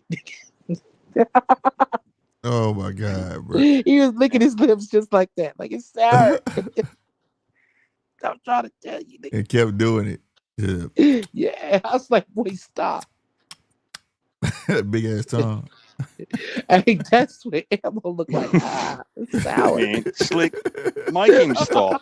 Make him stop. Now trying to take us all to hell with him, bro. That's what his mission is on here, bro. He's trying to take us to hell, bro. Man, fuck that. Dean's called him a window licker. Oh my god, bro. Oh my god, bro. Ammo so slow, nigga. He don't even know he in a fight. He just keep hitting me. Slow ass. Oh shit. What's up, Cino? What's up, bro? Did Ammo Williams get knocked out? Not yet. He got knocked down though. Hold on. Did the homie just come in here and say, did he get knocked out yet? Yeah. He had got knocked down like he got knocked down like but he is Lopez did last weekend, except he didn't get up like Lopez though. But he is getting the snot. Ammo just hit him with some shit though. He fucked. He hitting him on accident with some shit, bro. This is not orchestrated, bro. You heard, DJ said, "What's up, Casino?" I was talking at the same time. Right now. That's all right. I'm just saying g'day. What's going on, everybody? He's probably watching the fight like we are. Oh, don't start reaching. Me? That's lazy bullshit. Use your fucking feet. He don't have no feet, man. He showed up with cleats on, bro, in a boxing fight, bro. He can't move like that. Who got cleats on, bro? Nobody, man. He been joning on Ammo from the time this shit started, bro. Man, fuck that, man. Don't listen to Slick. Hey, see, no, man, that nigga showed up with a furry Kango on, one cowboy boot, and one cleat, bro. Real shit. Man. Yeah, that's what he showed up with. Nigga showed up like a male stripper, bro. Nah, nigga, he showed up like a special needs. What's the best way to say it? Oh my god, mentally challenged. Yeah. This nigga, I ain't gonna lie. When I saw that face, I knew he was gonna get his ass whooped. He came. All that mugging and balling his lip up and shit. Like, bro. He came through like. Exactly.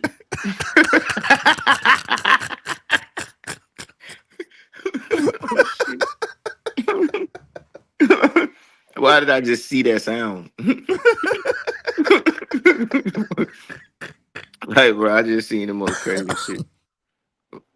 That's how he came through, bro. Crayons in one hand, was ready.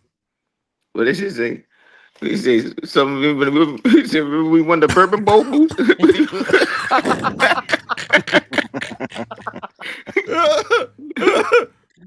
We going to hell, bro. Did Ammo just run? Turn around, run. Yes, he What did, the fuck? nigga. Yes. He got some Shakur in him. Oh man, here you go. I knew that was coming. Watch when he come back in the corner. That nigga Kevin Cunningham gonna be like, I need one more round out of you, and I give you a bite out of this bologna. No, yeah, I'm taking all your crayons and your coloring book. You'll get this shit right, boy. Like, all this shit. Right. And if I see your tongue anywhere near a window, I'm fucking kicking your ass. Bruh, I gotta go to church tomorrow. Fuck with y'all. Y'all true. Oh my God. Man, and I got the sound turned all the way down, but I'm looking at Adama's coach. Man, it's like what he's saying is this, bro. I told you he a bitch ass nigga, bro. I told you. What you want me to do about it? Bro, you can't say that shit because my sound off too, but that shit was on point. He stepped back like, I told your ass. What's good? You a bitch. Get out of here. The only thing you doing wrong is that man still in here. Right. Exactly. Swear to God. Hell no. Man, Adama's having the time of his fucking life, nigga.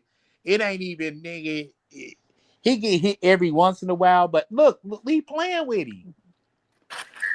This nigga just okay, get that was a big right from a kind of shit. All right, Williams. You're probably carrying him like due to some kind of gamble that he made on himself. that yellow paper bag, you reckon?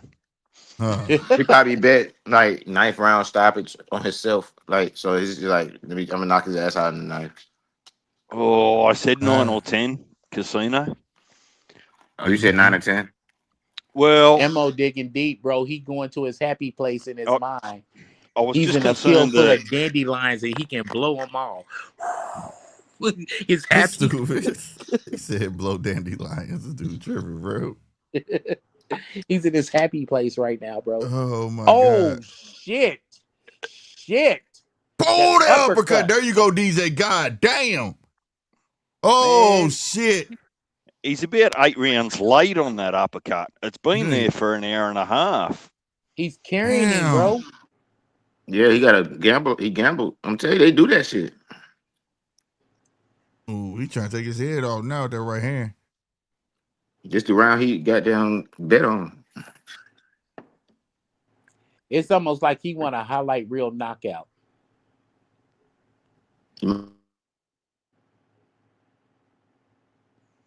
Get your elbow out of it, son. Hey, Mo ain't even throwing, bro. That nigga just flinching. He ain't even trying to. Good body shot. Yeah, it was. Ooh, stuck him with that right hand.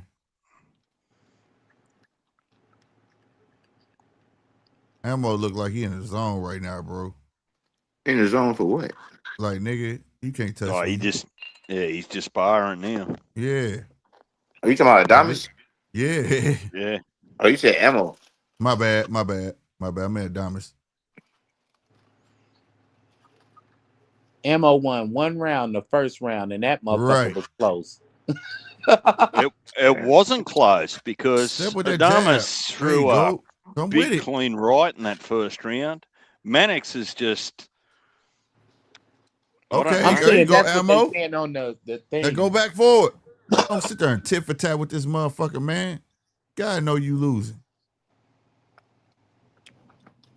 And then the ref in the background looking like Widget. He's like, this some bullshit. Got me in here babysitting special need kids. Come on, man.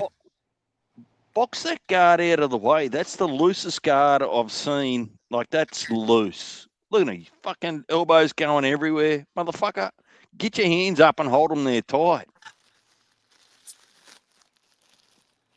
Kevin Cunningham can't get a big fight win. Hey, man. Save his life. Huh? This is what happens when you are a right-handed fighter and you fight in the southpaw stance. I can't say it enough. Yeah. Man, you said Ammo 2, box 2 limited for high quality. Yeah, that's a fact. You say he got sludge. He got a stiff jab, but the last round was the first time I seen him do it twice. He stepped with it. If he stepped with the fucking jab, would be on fucking happy feet. Wait, whoa. He not throwing the double Hang on. jab, bro. Aircraft. He not even trying to Sledgehammer shotgun the jab. He's been waving that shit out there like a kite. There ain't nothing sledgehammer about Ammo's jab. Hell no. That motherfucker just paw. He's hitting bow-legged to hell. Get him some insoles like I got my daughter. You said get that nigga some Dr. Shows. Some insoles. It's called what is it called? Pronation insoles. And then, I mean, get his feet together. That's why I get my daughter. Stop, Slick. Stop, bro. You trying to say get that nigga some orthopedic boxing shoes. Bro, shit. Cause he's rolling over his ankles and shit. Look at his fur. You think I'm bullshitting? Look at it. Look at his feet and tell me he's not rolling over his ankles, bro. He needs some hocus. Let me tell you, you can book that dirty into a podiatrist for the next year, and it ain't improving his boxing skills. I'm trying to figure why he on happy feet because his fucking ankles hurt. He tearing that nigga body up. Yeah. Oh my God, you ain't lying. We in round 9, man. Ammo can go and get him out of here. He looked like he on his way. That nigga, every time he get hit, he winces. It's Team Casino and DJ here. Round 9 or 10, he's out of there. And you don't get paid for overtime. Just finish the job. Oh, snap. Yeah. Good right. Yeah, bro. This nigga Ammo like, fuck it. Just give me my check, bro. I'm just trying to make it to the 12. Oh, go ahead, Mo. Well, he paid for it. He's like, nigga, you gonna hit me, pussy? Yeah, 3 piece. There go the body shots. Calm down, nigga. Right. Trying to let you live, bro. Trying to let you live, bro.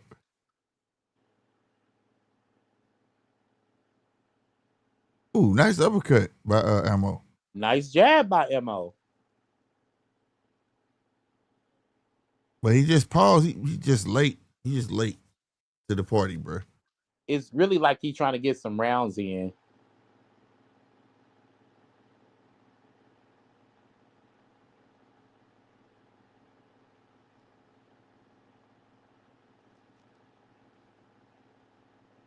Bruh. I want his Cunningham tone. Quit fucking backing up so fucking far. Like, fight. His ass retreating before anything come his way.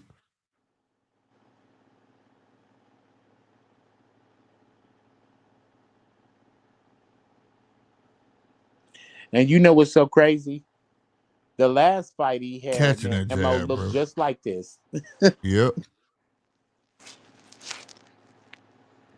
He need to put more than one punch together. Come on, bro. There you go. There we go. There we go. Nice 4 piece. I mean, he missed the first one, but he landed the last 3. Come on, bro. Just do it like I say. Finish your punches, goddamn it. Just because you missed one don't mean you stop the sequence. You tripping. That's one thing I see about Adames. When you getting off on him, he pauses. There you go. There's no way he pauses. Ammo's gonna do be effective in his fight backing up. Your back to game is trash. You're gonna have to move forward. You cannot take a backward step. You need to move forward.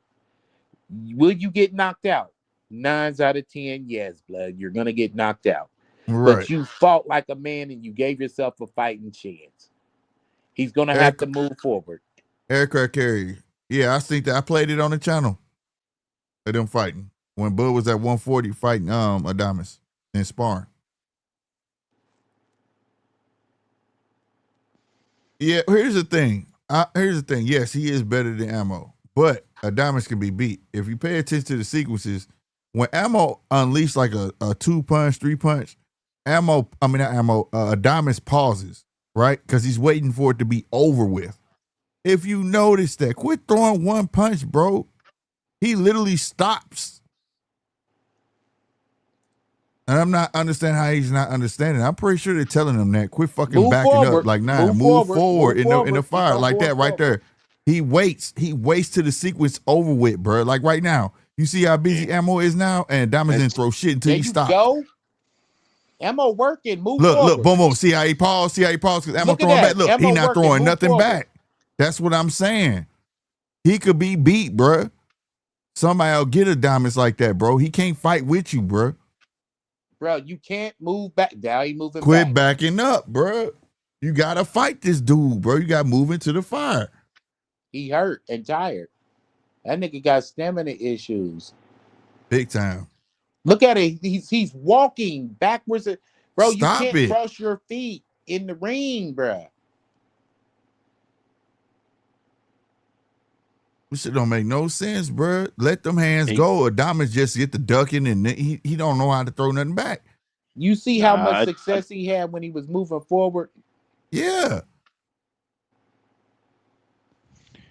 Adonis just frees him when he gets touched. Like whether he gets touched by 1 or 4 punches, he just freezes up. So that ain't going to be healthy for shit. Yeah. Lara will punch his ears off if he does that. Yeah. But it's like a tit for tat fight, bro. I'm pretty sure I can't imagine Cunningham not telling him to stop backing up because he's backing up way too much. And like I said, he's backing up willingly. Watching again to see if and he on his ankles. I ain't bullshit when I say this shit. That dude is on his ankles, bro. He like rolling on his heels, which is weird. He that fucking bow-legged. All his shoes fucked up.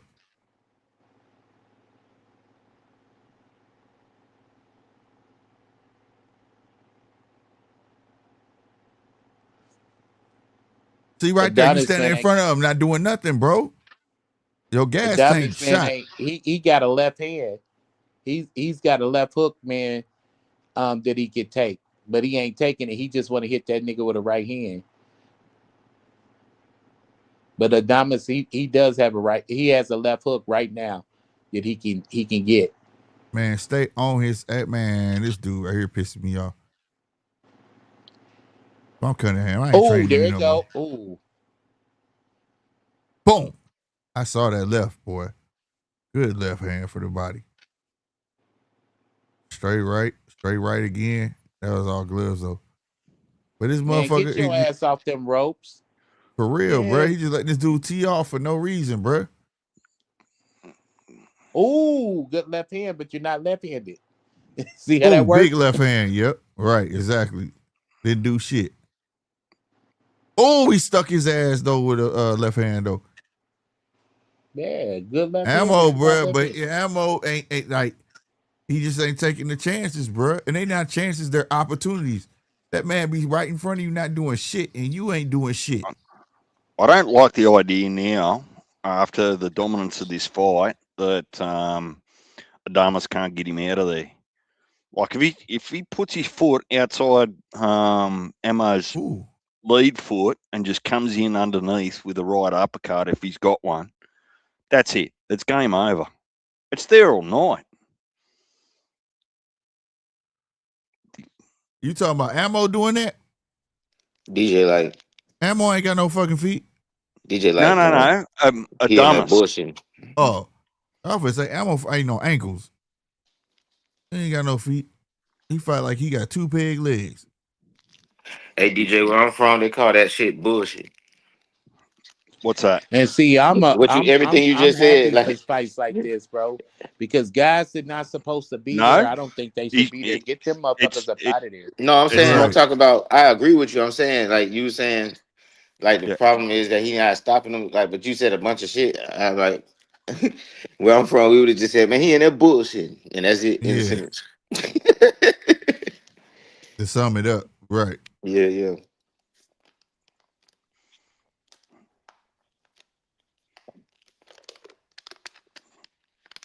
I'm telling you, man, he come got on. all kind of punches that he ain't throwing. For real. It's just like he just want a highlight reel knockout, bro. I promise you, he want a highlight reel knockout. He trying to frame him for a highlight reel, bro. He trying to land that right hand. Shit. Well, he's tied now, 9.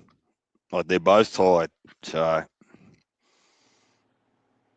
Ammo better find a second win. He gotta know you losing, bro. Somebody better be truthful with him. Like, you losing this fight, look, bro. he's got a bit of heart. He's taken a beating for 11 rounds. Look how busted up he is, bro. He's busted up.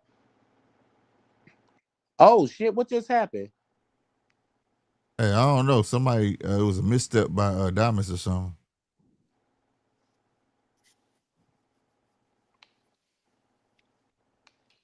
God damn, this man can take a beating. I'm sick of Ammo backing up. Oh, big right hand. Woo, stuck him. He paused for a minute too. He felt that motherfucker. Who? Ammo. Ammo got stuck, bro. I thought something else. I thought something else happened. He talking to the ref like. Yeah, he's on his bike now. What the fuck they doing? What they doing? Oh, mouthpiece. Ah, the oldest trick in the book. Come on. He ain't let him rinse it off. Good shit by the ref. Work, though. bro. There you go. To the drop to the body. Now come up top. Ooh, that was almost a low blow, but good stick to the body though.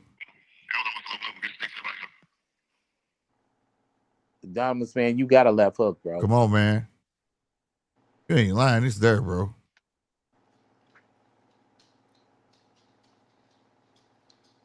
And the reason why he got it, because he ain't through one. You know what I'm saying? Yeah. He's so worried about that right hand. See, if Adamas would have finished that sequence, he was just on the rope. 1, 2, yeah. Yeah, he could have finished 1, 2, 3. Yep. Man, this starting to feel like a Bud and Errol Spence beat down. Like just looking at Ammo's face. Yeah. He do look like Spence though. His and face it's just making it's Ammo giving it to him though. He got no gas in the fucking in the tank no more. He just backing up. I can't wait to get to my crayons. Only difference 9 is Ammo doesn't have the pretty white teeth. What round? Remember that comment when Errol Spence come back and got in the ring? Oh, his teeth look so white. What round is it? Hey man, I'm about to hit the mute button, man, and listen to it. This is the final round. I want to listen to it. I bet.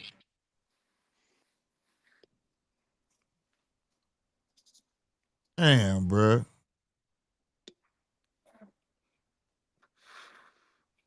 Well, at least he went 12. Ooh, old girl on Pro Box. God damn. Yeah, Casino, he ain't got no quit in him. That's for sure. Yeah, that's all you can ask for out of a fighter that just ain't got it over the other guy. I mean, he's just, But he ain't doing nothing back. You might as well quit. I see you, baby girl over there. Because if he got down, there's a close fight over on this Martinez fight though.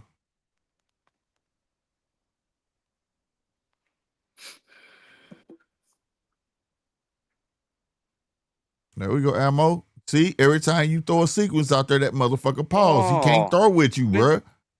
Where was this earlier in the fight? He did it a couple times. And every time he do it, Adamas don't do shit. No, he freezes when he gets touched. Yeah.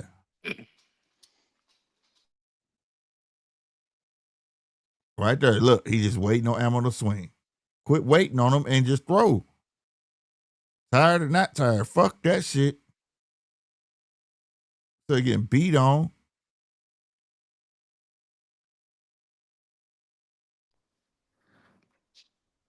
Ooh, that body shot. What?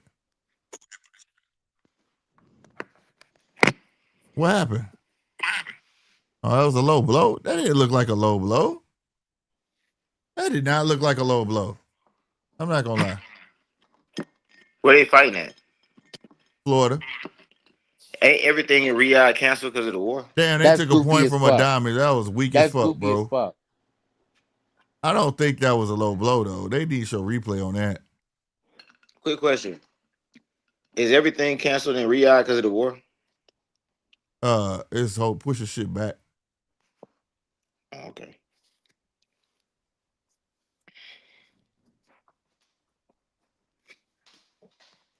Stay with it. Ooh, nice straight left, boy. Stay with it. Bing, bing. There you go. Stay with it. He can't trade with you, bro. He been showing you that, bro. Casino, I think that most of Turkey's fights that are already made aren't even actually over in Riyadh. They're over there in the States and UK. And the Canelo fight was supposed to be in Riyadh. I heard. I seen something about it. It was in jeopardy or something. Yeah, and then they pushed back some wrestling too. Mm.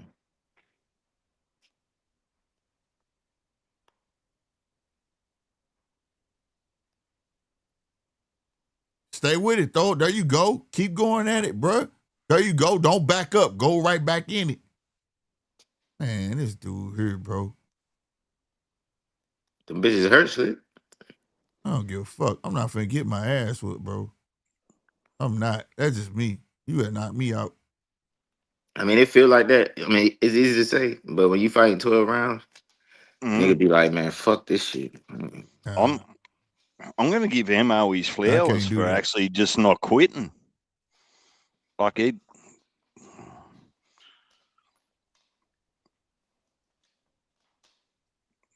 going to feel like 913 in the morning when he looks at himself in the mirror. Shit, what happened? Beauty sleep my ass.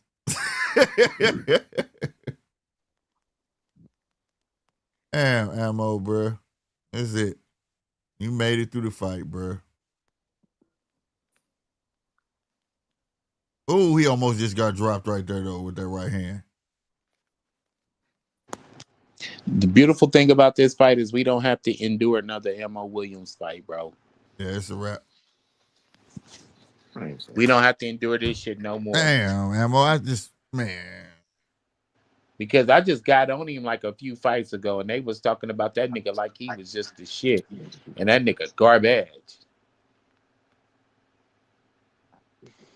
Now, the zone gonna big him up because it's their fighter, but yeah, they gonna like talk I said, about I him was like rooting he's for the him, man. but I knew who was gonna win though. But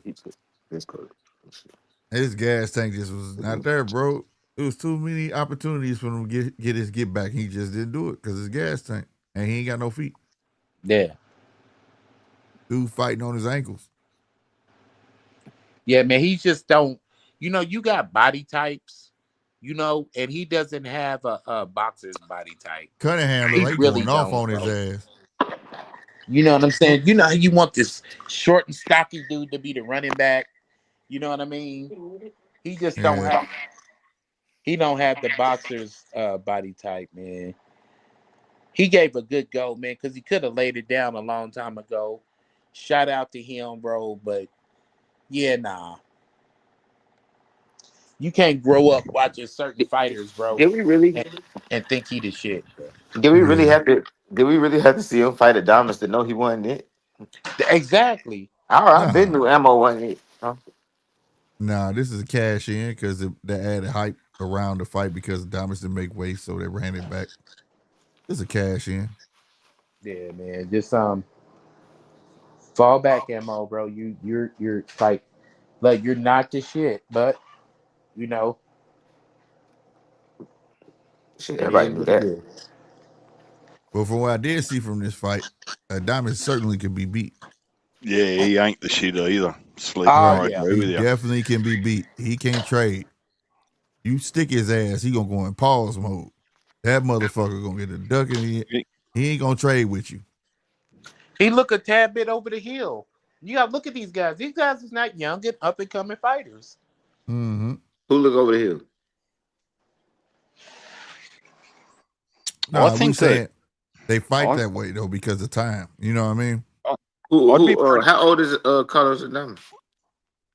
He either in his 30s or late 20s. I reckon that if Maul Charlo could still make 160, I think that Maul pieces Carlos Adames up. Yeah, Maul Charlo is done. Yeah, but I mean, we're just comparing the eyesight test, right? Oh, I see. You talking about like old Charlo? 31. Yeah, he's 31. Oh, look, Casino, Carlos Adames is on my not if but when list. It's not if he gets beat; it's when he gets beat. Mm-hmm. If he's not on a protection plan, there's guys moving into 60 and still at 60 that are going to give him a headache. Yeah, Diamond's gonna get beat. I can see him getting beat. This is March. If we see him fight next year at this time, he will have been done got his ass beat. Just that simple. That once a year shit, yeah, he will have been done got his ass whooped. Yeah, that ain't the move. What do you mean no one at 60 beats Adamas aircraft carrier? What? Do you like? This is boxing. Who's at 60?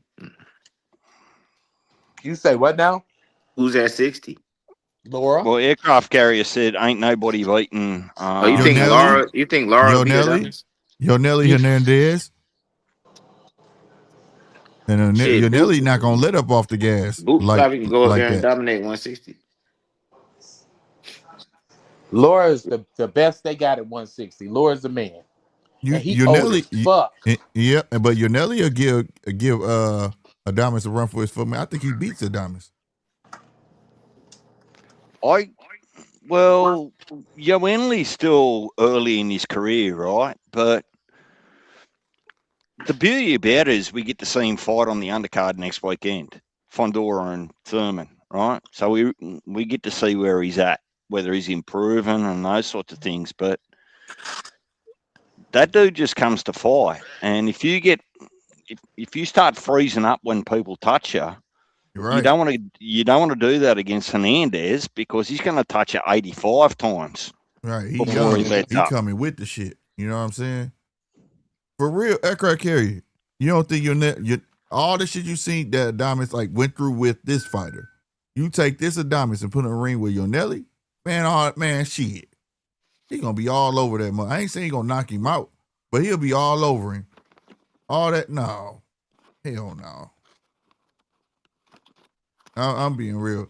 If you put a gun in my head and had me bet, I'm betting on Yoneli. Adamas, this has no. I have no horse in that race, but what I'm saying is just skill for skill wise, nah, bro. That him fighting that pace is not gonna be a Yoneli Hernandez. And then you put him in there with Laura just gonna box the socks off his ass. Well, even if Janabek comes back at 160, I'm picking Janabek in that fight. Right. So I mean, I'm just calling it what it is.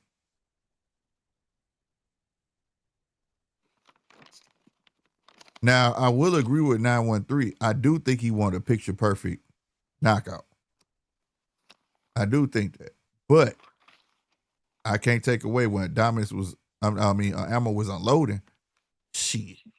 That motherfucker was on pause status. Like, what to do? You know what I'm saying? Waiting that sequence out. And then he won't retaliate. You're not going to get away with that with every fight. You get what I'm saying?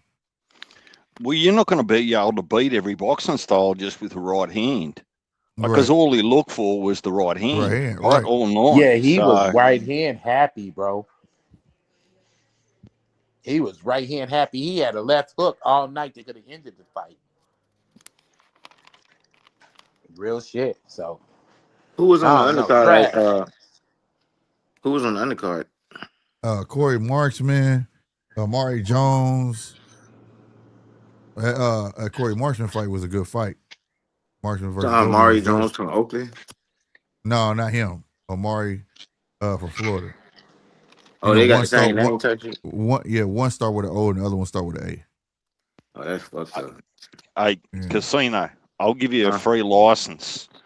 Australian matchmakers are trash. What happened? Oh, I waited all weekend for Teremoana and Teremoana, and it went one round. You ain't lying. He made that he knocked that motherfucker out. He felt like a tree, like when you chop down a tree and just fall over. Oh, the Australian got knocked out? No, old boy he fought. Oh, okay. He fell over like a tree. Shit, that's a good win for Australia then. He just got to fight somebody now. Look, he just getting away with murder now at this point, bro. Yeah, look, Casino, it's no feather in our cap. He just they paid a dude to come in and get beat up, essentially. But I'm not sure that Frank Warren's going to let him anywhere near his heavyweight division. Right. That motherfucker big. That's why I said I don't think it's him. I think it's just who can they get in the ring with him, or what promoter they gonna let their fighters get. You know what I mean? And I hate that, but I hope that he finds something. Go get Zhang. Go get Zhang. That'd be nice. Go get FA. Get FA and Jabba. Yeah. Bacoli, Zhang, FA, just any of them. Just we ain't so seen none of them dudes in so long. Well, no, FA, we seen FA just fought. Yeah, FA just But I'm fought. talking about the other two. Yeah. No, Zhang fought. Well, it was been a minute, but it was like, what, 6 months ago? That's a Something minute. like that. Yeah, it is. And then shit, Bacoli, I ain't seen that nigga fight since he knocked out Jared Henderson. His ass, he need to get in shape. No, he fought FA. He fought FA. He beat FA? No, is Denny Green boxing Australian GOAT? No. Hell no.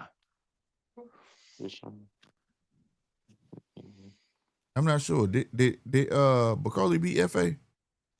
Or did FA beat Bacoli? I mean, if I had to guess, I think FA lost to Bacoli. I'm trying to remember. Because they fought and it went like under the radar. I know I watched it, but I just don't remember.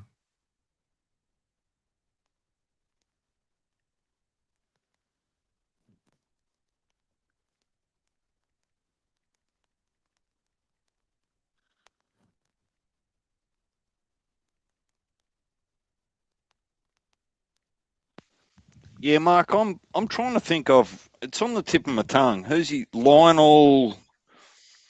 Help me out, Mark. Lionel.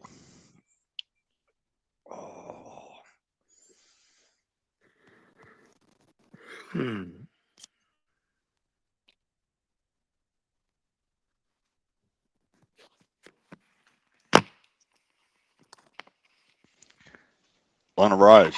Thank you very much, Mark. Like, if it's not Lionel Rose, and if it's not Costa Zoo, it's probably Fennec. I think it was a draw, Casino. Oh, okay. Bacoli and FA.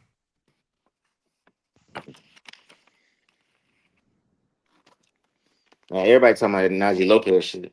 That shit was bro, I done watched that fight like 5 times, bro. I got it downloaded to my phone. I watched that when I was on my I watched that fight and I watched a bunch of Mike Tyson fights that downloaded to my phone. Mm-hmm. Yeah, I want to see him. That's gonna get him in a good fight, a big fight. That's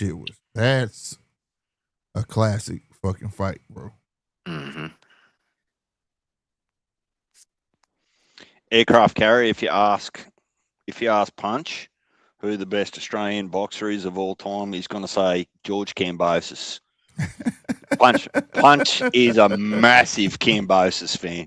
Oh shit! Hell no, bro. He's going to be coming in hot, Slick. If he turns up, let me know. Yeah, he lying, bro. Lame game, bro. These rounds is tight as fuck over here, bro. Hey, Casino, can I ask a question? What's up, bro? Have you got anything on your boxing calendar that you're looking forward to? Nah. Because I know, there's nothing coming up. Nah, not that I'm looking forward to. Other than, I mean, if Errol Spence get a fight, I'll be looking forward to that. What about Benavidez and Zerto? I mean, I'm not really. I mean, I guess I'm looking forward to it, but I wouldn't say looking forward to it. I just okay. Like, I mean, I don't feel like Zerto. Huh? What about all the heavyweight matches that we're going to get in the next 6 weeks? We're going to see all of them, other than AJ. We're going to see just about. I'm not a fan of any of the heavyweights other than. Let me think. Yeah, I'm not a fan of any of the heavyweights. I'm a fan. No, that's all right. I guess shit. Yeah, I ain't no fan of none of the heavyweights. No, that's all right. I'm just They asking. knew. You. You gotta get to know. No, You but should check them I out. think the David Benavidez fight of anything is the one I'm looking forward to. Yeah, David Benavidez.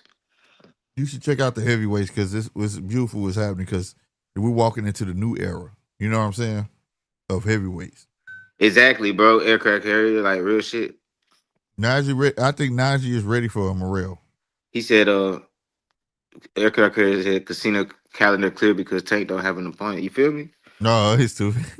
Nah, feel me though. Like I know. I was about to, when I I was about to name who I'm looking forward to. Like I'm sitting here thinking about who I'm looking forward to. Ain't none of them niggas got a fight. Canelo ain't got no fight. Tank ain't got no fight. Errol Spence don't fight. The Charlos don't fight. Like I mean, shit. Like That's why I shit said down you bad. gotta watch. I'm just going with the motions, bro. You gotta find you some new guys to look at, bro. Nah, it ain't really. Najee ready. I'm Najee ready seeing for him. Morrell though. I think he ready for Morrell. Not quite just yet for Better Be and Bivol, but if he get that Morrell fight, that's huge, bro. That's a good fight.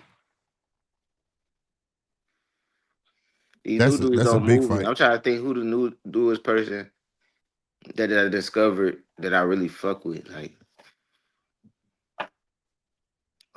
man. I mean, You ever I fuck with really. Keyshawn? Oh yeah, I fuck with Keyshawn. Yeah, but didn't he just fight? Like he ain't. Yeah, he just fought. I don't think he's gonna fight no time soon. Like, but yeah, I'm always looking forward to a Keyshawn fight.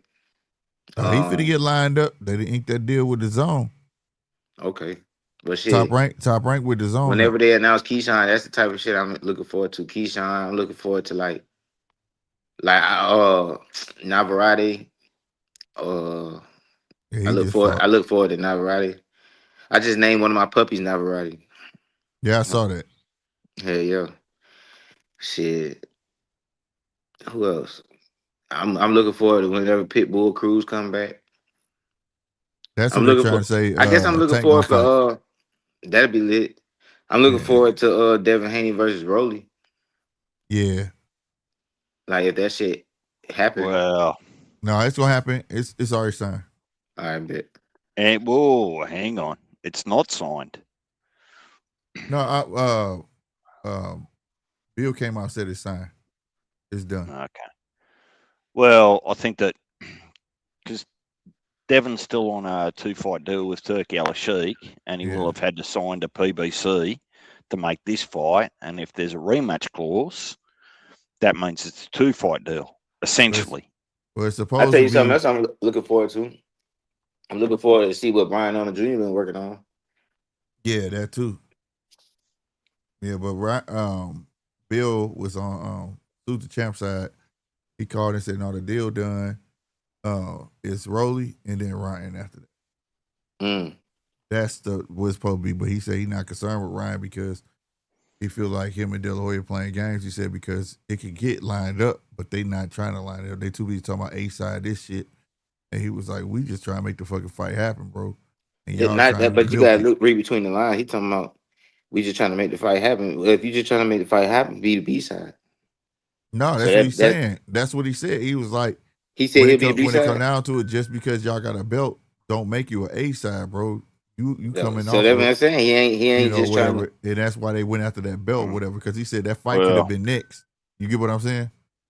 The real reality for me is that Ryan's got twice as many fans as Devon. And that's no hate on Devon. That's just the reality. Yeah. So from a financial point of view, Ryan is the A side. Right. Like you just, whether you love it or hate it, it's just the reality of it. Like you just. You know who fucked up that A side B side shit? A lot of people think it should be fucked up, but I ain't gonna lie. That A side B shit is important. Like I ain't gonna lie. I was really pissed off with how Errol let Crawford dominate that shit. But like A side B side shit do matter. But Turkey took that shit out. Like it's like Turkey fucked that shit up because he overpaid niggas who ain't worth it. You know what I'm saying? Well, it started with Mayweather. Before Mayweather, nobody was screaming nothing about A side B side. I'm talking about fans, right? None of the fans were saying A side, B side, any of that shit. It didn't happen to Mayweather start letting the business side out. You get what I mean? It started with when he fought De La Hoya, right? He was the B side when he fought De La Hoya, but even though he agreed to everything, he complained about it. And everybody's like, damn, so it goes all the way down to the ref, the glove size, the ring size. So that's when people really, the casual fans start really, really learning it because didn't nobody read Ring magazine back then and Boxing News magazine back then to know that stuff. That So type when of he shit be started putting mattering, it, though. so when he started putting that shit out there, it do matter to the fighters. But then what I'm saying is the fans start gravitating towards it, and it made it a big paradox, bigger than what it really should be, because that shit should stay between ultimately the two But when fighters you who are talking agreeing. You know what I when mean? you talking ring size, that shit matter because we got Oh yeah, we got I, we got fighters that like to goddamn move too much, bro. So yeah, no it's doubt. like, bro, you put them niggas in. They really should just make the standard. They shouldn't have ring size options. They ain't got no football field options. I said that too. I've been saying that, bro. They need to I've make been all them saying bitches that. small, all small rings. Fuck that. All right, If you really Martinez like won, that, y'all. fight like Jahi Tucker. Yeah, that shit, bro. The best side of Jahi though, because see, when Jahi was in the big ring, like the 22-foot rings and shit like that, Jahi had time to showboat and stuff, and that kid, and I know that kid has the talent to be great. You get what I'm saying? But his fights, I was like, dude, why are you playing with your food? You get what I'm saying? But in that fight, because the ring was small, he didn't have time to play with his food. He had to put all his skills on fucking display. And now people know who the fuck he is. And I feel like he should have been on the map. That's why, like I think I showed y'all the interview. We went after the interview because I was like, that kid gonna be a motherfucker. I know, you know what I'm saying? Like some you could look at and just be like, he with the shits. He bred for the shit. You know what I'm saying? So That kid bred for this shit, bro. Hey Mark, Mark said, go ahead. Slick, I just want to go back to your comment about Mayweather.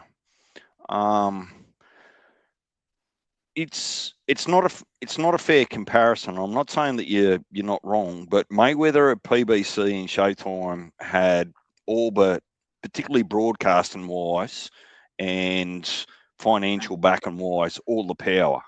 So they were always going to be the A side. That's actually not the case in today's boxing industry, right? It's just not, right? So where boxing wants to make the most popular fights, the most profitable, rather than the best fights, 1 and 2, is that, to Casino's point, he'll say that Turkey overpaid people, but I'm going to say, well, actually, he did a really smart thing. He said, well, we're not sharing a bag. Team A is going to give me a number and Team B is going to give me a number. I'm going to cut them 2 different checks. And then it won't matter about the gate sales or the pay-per-views and those sorts of things because that's not the model that I'm running. But that's not realistic. What I was saying is that I was saying that like he created it. I'm saying that the A side, B side always been there. I'm saying that he put the business out there for the fans to grab on hold to. Like if you go back to those days when he was like, yeah, I agreed to the terms. And then when he became this, it gave birth to Money Mayweather, right? Right after that, he named himself Money Mayweather. He was Pretty Boy Floyd when he fought De La Hoya. The next fight, he was Money Mayweather. And he kept saying, I'm the A side now. He felt like he should be able to dictate terms like the legend he just fought. Because the legend he fought picked everything. So after that, he felt like, well, then if that's what the A side come with, motherfucker, you take in the money I'm giving you. I'm picking every fucking thing, and it is what it is. And it created a paradox because he put the business out there. You get what I'm saying? When that fight was created, nobody knew all of that. Nobody knew De La Hoya dictated everything or any of that until after the fight. And that's what I'm saying. Before that fight, we didn't know none of that shit. I did because I read the magazines. You know what I'm saying? You know what I mean? I'm not saying you're wrong, Slick, and I'm not really disputing it. I think you're right. And I'll shut up for a minute and give Casino what he wants to say. But I guess that the point I'm trying to make is that today's world isn't yesterday's world. right? For whatever reason, right? NBA champions, as a comparison, got paid on what they delivered and their performance, whereas today's NBAs get paid on their potential, right? Yeah. So I'm just saying to play yesterday's game in 2000, 2001, you're not in the same industry in the market that you are in 2026. And that's really what's fucking you up. You want to base your business model on 2000 or 2001 or even 2010, 11, but the industry in the world's not 2011, it's 2026. Right. And I get that 100%. But at the same time, the A side and B side need to be let just drop it all together. It needs to go back. It needs to go back under covers because it creates this uncertainty of when people start talking about boxing, they feel like a certain boxer is getting slighted. When in reality, that boxer probably is not getting slighted. For instance, you got Ryan coming off being labeled as a drug cheat, right? He got gifted a fight to be fucking champion. But one, he should never had that fucking fight. And now he's finna fight a fighter who we watch earned everything that he's went through. And we're gonna say that the fighter that earned everything that he's went through doesn't get to be A side because another one is popular. That's not true boxing politics. But I mean, again, because it was let out, that was my point. Because it's let out in that manner, that's why fans feel like they can gravitate towards it and judge it by the way they do. You get what I'm saying? But the thing about Turkey, that's not business. Like that's tricking. You know what I'm saying? Like he tricked off on business. I mean, on he tricked off on boxing. Like he is tricking, bro. Like that's tricking. Them niggas ain't earn that shit. Like, so it give people a false sense of like importance. Like niggas ain't even. I mean, people know who people are and things like that. But bro, that man be tricking, bro. Like I'm gonna say this. I can agree with that. He overpaying fighters, right? But if he didn't pay that number, these fights he was getting that he was giving us, we would never got. We would never got. Well, yeah, he would have got him. Because All you had to do, he would have got him just by being like, bro, by dominating the shit. Like all you got to do is make the niggas fight. Like, all right, so he had all the promoters up under his thumb and shit. Like all he had to do was be like, bro, these the fights that's gonna happen. Or no, he tried that. No, that's how he tried it at first, and it didn't go that way. Because remember, he was trying to get all of them, and they didn't go for it. See, I reckon he come into a market where the price, he didn't create the price.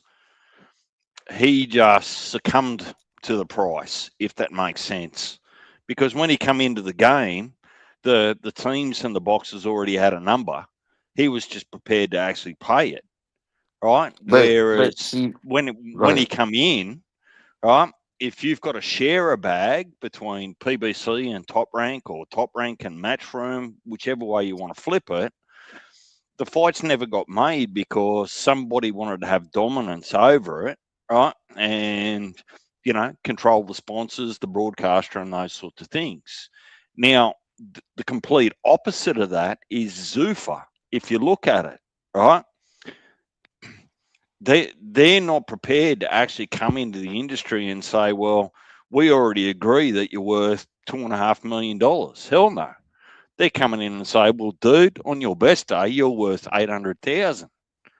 Right. So, you know, I just try to look at it on both sides and say, well, if I was to buy a car these days, I don't know, Porsche 911, I can't come into the industry and say that Porsche 911s are worth half what they're actually charging. I've got to pay the price that the industry wants me to pay. But see, the thing about it, it's like, see, this everything I'm saying is coming from the perspective of a person who never had a complaint about this shit. Mm. Like I got like bro, because of his chicken, bro, we done lost a lot of good fighters. Like, bro, like nigga Jared Anderson, like nigga is gone. Nigga, like I mean, even if niggas be like, we want to get this truth exposed, like sometimes there's boxing fans, bro. I didn't have to know that Jared Anderson was gonna get knocked the fuck out by Bacoli because Bacoli ain't nobody still. It's like it's no reason. It's like a Well, lot of shit be happening for no fucking reason. well, Like, you got. That's not Turkey fault because Top Rank could have easily put a pause on that fight.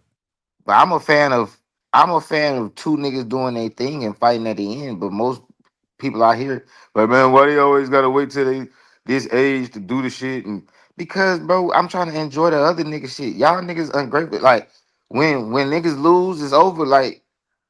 It's so. Let me just enjoy these niggas' career, and then before they got there and get slaughtered, you know what I'm saying? Like you know what I'm No, saying? I agree Like with you. I was just on here because I saying that respect I every had no man getting in the ring. Like I don't. I mean, I I joke about the right. tomato can shit, but I don't give a damn, bro. Like I prefer to watch, bro. To be honest, I prefer to watch niggas beat the shit out of tomato cans, bro. I ain't Now gonna lie, that I shit fun. and Like, I will say this that and I believe that aspect in boxing is needed, right? What you said, fighting tomato cans and so on and so forth. But at the same time, the way Turkey got them was paying them an amount that they would have to accrue over like 3 fights. And they jumped at the opportunity. You get what I'm saying? So, but I agree with you though. On certain fights, I've been crucified, especially when it came out of Bud and Earl. I was like, bro, I'm not mad if that shit don't happen for 2, 3 years. I'm not pissed at that because why should that fight happen right away when it could be bigger than what the fuck it is now? And they clean up the division. I was raised on that. You never had the two number one guys go at it because they're just popular. Let them prove that those two guys are the shit, run the division, and then they hit. You get that way you get those fights because back in yeah, the day, and the people used to the announcers. This back all the way back to I don't know if y'all remember ABC World of Sports, right? You know they'll be like, you leaving a lot of money on the table, you leaving a lot of food on the table. You can go and fight this guy, this guy, this guy, and get paid, and then fight the big dude. Why you gonna leave all that money on the table and then you go fight this dude, and then you fight him? Your career might be over. You get what I'm saying? look at So yeah. and I'm not about throwing people in the trash can because they've taken an L, right? right, But right. to what I thought I heard from Casino is that there has to be a level of progress in the sport, right? If you're going to present as the best in the world, not the best in the US, but if you're going to present as the best in the Keep world, it going, y'all. Pay the water bill. there has to be a level of you're not good enough, you drop out, and your talent comes in. If I feel like a certain level of protection of guys' careers means that if I come into the boxing game at 18 years of old today, I've got to wait 10 years for someone to retire because their career's been protected and I can't come up in the rankings and get my shot. Now, whether I'm better than them or not is for me to prove. So there has to be a refresh of the names continually. If you're not good enough, your career shouldn't be protected. And that's not a slight on them or their families or their careers. That's just a case of saying, well, this is professional sport. You're either at the elite level or you're not. And if you can't prove that you're at the elite level, you need to make way after a loss for guys that are coming up that might be. But see, Otherwise, you, I disagree with that a little bit because, bro, yep, I don't. I like with me. I don't give a damn if you're elite level or not.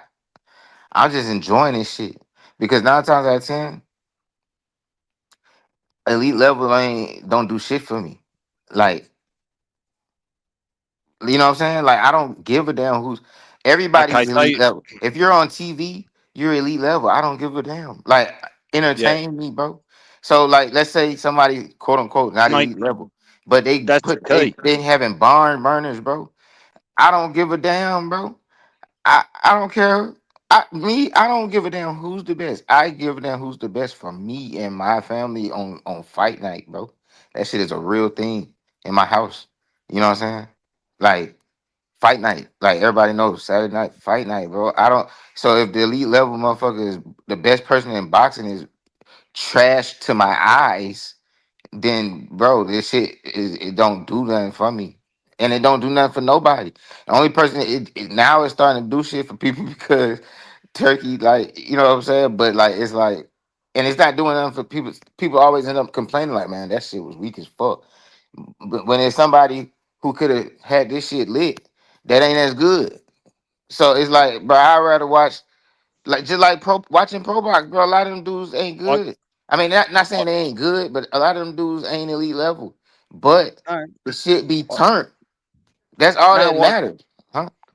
yeah. Look, I My can meet bad. you halfway, right? Like I understand that you just want to watch for entertainment. You want to be excited. You want to watch a good boxing match, right? I get that. Um, and shit, that's Cause fine. like, look, put it like this. I I don't mean to don't. cut you off, but I want to just say this. Like the Najee Lopez fight. Do I? What weight was that at? The light. That that was 175, right? Yeah. Do I think Najee Lopez is the best 175 fighter in the world? Fuck no. And no offense to him, he from my side of town, but I'm just saying I don't think he like. I think David Benavidez, like, well, he's at cruiserweight, but you know what I'm saying, like, just I, when, so, bro, David but, Benavidez, you feel me? Like, it's like, bro, yeah. I don't care who's the best, bro. Let I me don't care if chime in. Najee Lopez is So, the best. mm, That nigga, if he mm, gonna fight like that, keep him away from somebody who gonna end that. yeah. Well, Do look. not let So that nigga fight I'm, nobody who finna end that. Like, I'm, let that I'm shit keep all, going. You know what I'm saying? I'm all right with that, but I reckon that you separate the two. Like, because there will be the purists that want to see in any sport, not just boxing, but just in any sport, they want to see who's the best. So it's about accommodating for both. So over here on your left hand column, right, you've got professional fighters that want to demonstrate they're the best. Over here on the right hand column, you've got those that just uh, are very entertaining, right? All I'm saying is don't block the guys that want to make a legacy with the guys that just want to entertain, if I, that makes sense to you. Well, it no, do. I'm just saying I Hold on. the niggas who entertaining, I like I think put it there's like a they need to medium. sign to like a casino life promotions or something like that. Then that way we won't let them niggas come over here. Listen, Like no, He's all, I've stupid. got, yeah, I've got a all name that, for that all Here's that. here casino. on some real shit. Casino, I'm so, Casino. I've got a name for that. It's called Jailhouse Promotions. jailhouse promotions. Go get them out. Yeah, bro. But no, on And it that ain't thing, gonna matter. what I believe Go is, ahead. man, is that it just got to be a medium, and the medium is this, man. You had Turkey come in putting on fights that people was very thirsty for, and that was the only reason he was able to blow up. Because if it was already like that, and we had such variety, that would never took off when he came in. He would never had to be able to have a foothold. And I just think it needs to be that variety. As much people talked about Top Rank, right? Top Rank gave us variety. You know what I mean? But the thing about Versus it a is, lot of others. Hold on, a lot. Whereas other promoters didn't give us variety. And what I mean by that is, if we had more variety instead of promotion companies just getting behind a couple of fighters, right, and promote them all on a fair basis, then we would have enough where Casino would like his fighters, and it would never be this guy got to automatically clash with this guy. If you look at the landscape, Top Rank promotes about 5 good fighters out of their entire stable. Either the entire stable. PBC is very sporadic right now because they with Amazon, but technically got a home. They gonna fight whatever the fights they can produce in house, right? But when they was in their heyday, they promote number 147 pounders primarily.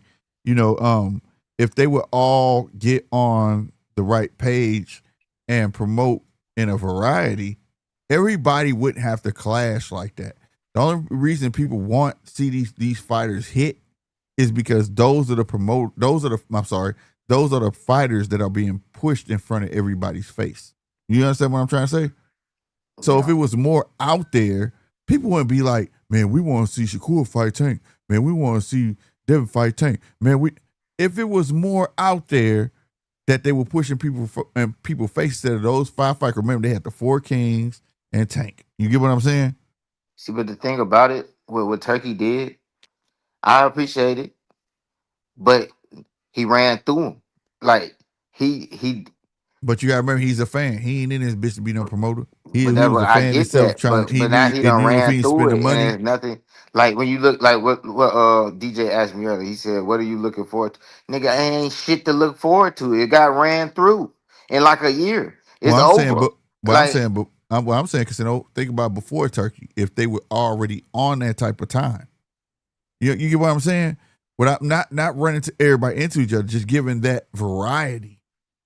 now, see, Mark. He wouldn't have been able to have a foothold on the sport. That's what killed the sport, because when you let me get the little timeline, right? Because you like you said, you came in with the PBC era, right? So when they was promoting on the nothing but the 147 pounds, because they was running 147 at the time, right? Anybody outside of PBC at 147 basically didn't get no love. Then you had Top Rank. So Top Rank said, okay, the 147 pounders are getting old. They are not moving the sport forward. Top Rank start promoting their younger guys that should not even been promoted. Hence, Devin Haney, Shakur. Not saying they shouldn't have been promoted, but they start putting them on that upper echelon. You get what I'm saying? So we got to see Devin Haney at 19, Shakur 18, and all of that shit, right? So they start promoting the younger cats, but it was only 5 of them. And the only younger cat they can have go right along with them was a Tank. And so now we're stuck on those 5 dudes. Do you know we are still stuck on those 5 dudes? Now you count their ages. But the thing is, we talking about almost 10 years, we're still talking about the same 5 dudes. Now take Top Rank. I've They been got saying that shit, Rohan bro. Polanco. They have so many other top fighters over they could be promoting. Same as PBC had other fighters they could be promoting. Same as Golden Boy. But they don't do it. If you would do it, we wouldn't be talking about, I want to see Shakur fight Devin. Dude, just those, because everybody gets mentioned is in that top 5 group. That group we call the top 5 because those are the names that have been pushed to the pedestal. You feel me? So that's all I'm saying. I get what you're saying, but what I'm saying is those fights wouldn't have been rushed so fast. You get what I'm saying? And because I agree, because now that he done paid them so much money to fight each other, what's left? What big fights can we actually call big fights? You know, mega fights. You know what I'm saying? Because the mega fight that could be like, all right, so Haney, damn these puppies, Haney versus Ryan, that shit happened anyway before Turkey. So that's what I'm saying. So like shit was happening. That's what I'm saying. Like niggas be acting like shit don't be happening until Turkey. No, like, I'm not. But listen, I want to respond to what Mark happened. said. He said, but that way we would never see. He said, but that way, Casino, we would never seen Bud versus Spence, Fury versus Wilder. Well, that's true. We would just get Tank BS fights and people pretending he's the best when he hasn't fought the best in the division. See, my response to that is, bro, like I'm not talking about like Fury versus Wilder and Bud. I am kind of talking about Bud versus Spence because like, bro, Bud is just like dip. You know what I'm saying?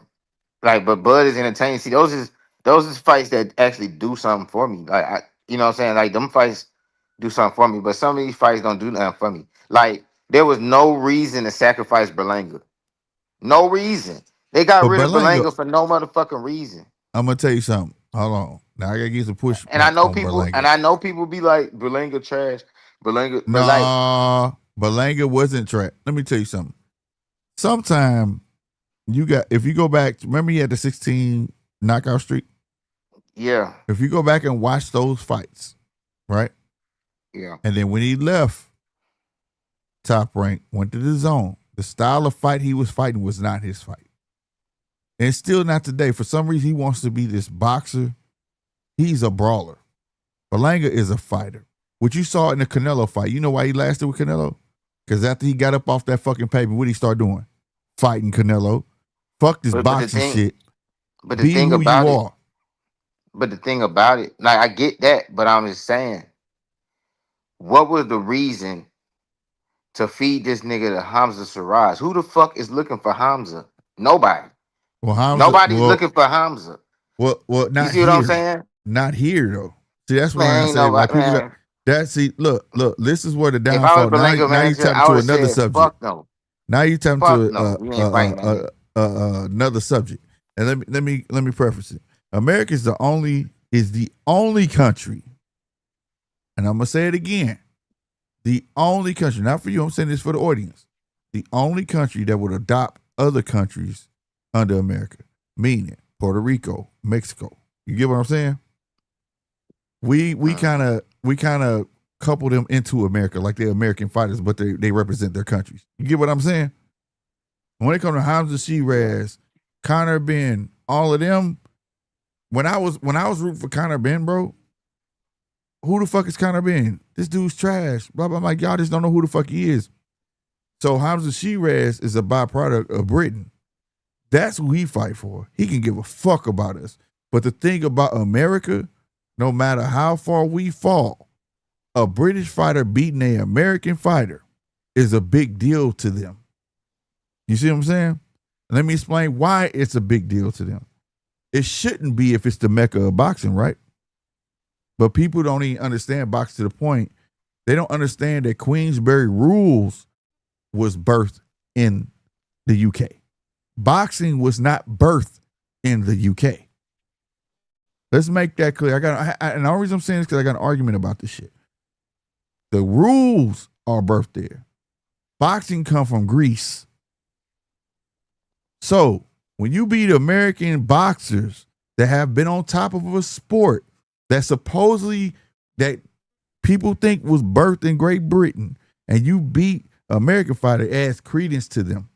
So yes, we don't care about Hamza Shiraz, but if he put paws on American soil, it adds credence to him, not us. We don't give a fuck. Even if Berlanga would have beat him, we still wouldn't have gave a fuck. So it's for his country. It's for his country. You get what I'm saying? Fuck, man, listen, Slick. I'm American. Bro, I was born in Georgia. I don't give a fuck. Bro, it was no reason This is what I'm for saying. Berlanga to get sacrificed. Bro, the nigga just, he got the stimulus package. It's the stimulus package that always go. Like, nigga, you fight a mega star, you lose, you become a mini star. It's the same thing that happened with Pitbull, Rolly, like, bro. Like, these niggas, Mario Barrios, these niggas still getting paydays because they fought a mega star and became little stars, and they made a career off of that shit. That's why everybody wants to fight these niggas. Like, but you don't go throw away all of that. Like, but that's how you do marketing. Like, I mean, I get it, but you can't just build fighters like that, bro. Like, this shit don't just come out of nowhere. That's why niggas be bored as fuck now. I'll say the one it ain't name, shit going on. the one name I gotta disagree on, because I picked that nigga and it actually happened with Pitbull. Pitbull, it was the product of a person that, you would have moved him right, he would have been a big star. He is a big star in this country, but he could have been a big star here too, without a doubt. You know what I'm saying? So, because people didn't know who he was, but if you really watch, but that's how boxing goes, though. That's how boxing goes. Right. If you work your way up, people got alley-oops. People got alley-oops just to get, like, niggas like Turkey, get them niggas eliminated. It's like, bro, now we ain't got shit, bro. We ain't got nothing. I mean, I get that niggas say that boxing is a worldwide sport and shit like that, but at the end of the day, niggas be rocking with their country, bro. That nigga came in this bitch and destroyed America. Like, I know people used to complain about American boxing is fucked up. Man, American boxing was straight. It was straight. I never had a complaint. I never had a fucking complaint. Like, you gotta think about I'm talking about was right. But it was like me. I was happy. I remember the day before Turkey, people was complaining about Top Rank fights. I said, and I used to constantly explain. I said, y'all don't understand that Top Rank has always been the D League. He has, and Bob has always prided himself being the D League and let everybody else call themselves the professionals, because he gets to eat first, right? If you make it to a Golden Boy or a PBC, you done made it. I always said PBC was a what you call that shit firm, publicist firm, like they can make you larger than life. You know what I'm saying? If everybody played their role and got together, shit, they would never needed nobody. But the thing was for me about Top Rank, they kept me fed as a motherfucking boxing consumer. You know what I mean? I got to see all the newcomers, the ones that was gonna wash out, fizzle out, and the ones that was gonna stay up. That's what I liked about Top Rank because before that 147 era with PBC and they propped Shakur up and all them up like that, and they saw fast tracking them guys so fast. Before that shit happened, you could tell who was gonna be around and who the fuck wasn't. Because you got a showcase of fucking fights at least twice a month, 12 months a year. You get what I'm saying? And that was the beautiful part of it, because I sit here and take notes like, ooh, I like him, writing his name down. I'm going to follow this motherfucker. Just like the cat tonight, Corey Marksman. I don't know who the fuck he signed to. But when I first saw him fucking fight, I said, this kid's special. That's what I like about boxing, the variety. But now, to your point, like I just feel like it's all consolidated. Oh, we're going to just promote these guys. We're not going to worry about nobody else. Even though there's a Corey Marksman out there that probably could give Shushu a problem. That probably could give a Shakur a problem. But we're not going to promote him. Fuck that. You get what I'm saying? Because if we do, the people going to know about him. And then people going to say, well, how would Corey do against Shakur? How would Corey do against a... You get what I'm saying? So I miss those days of the variety. I'm with you. Put the variety back out there.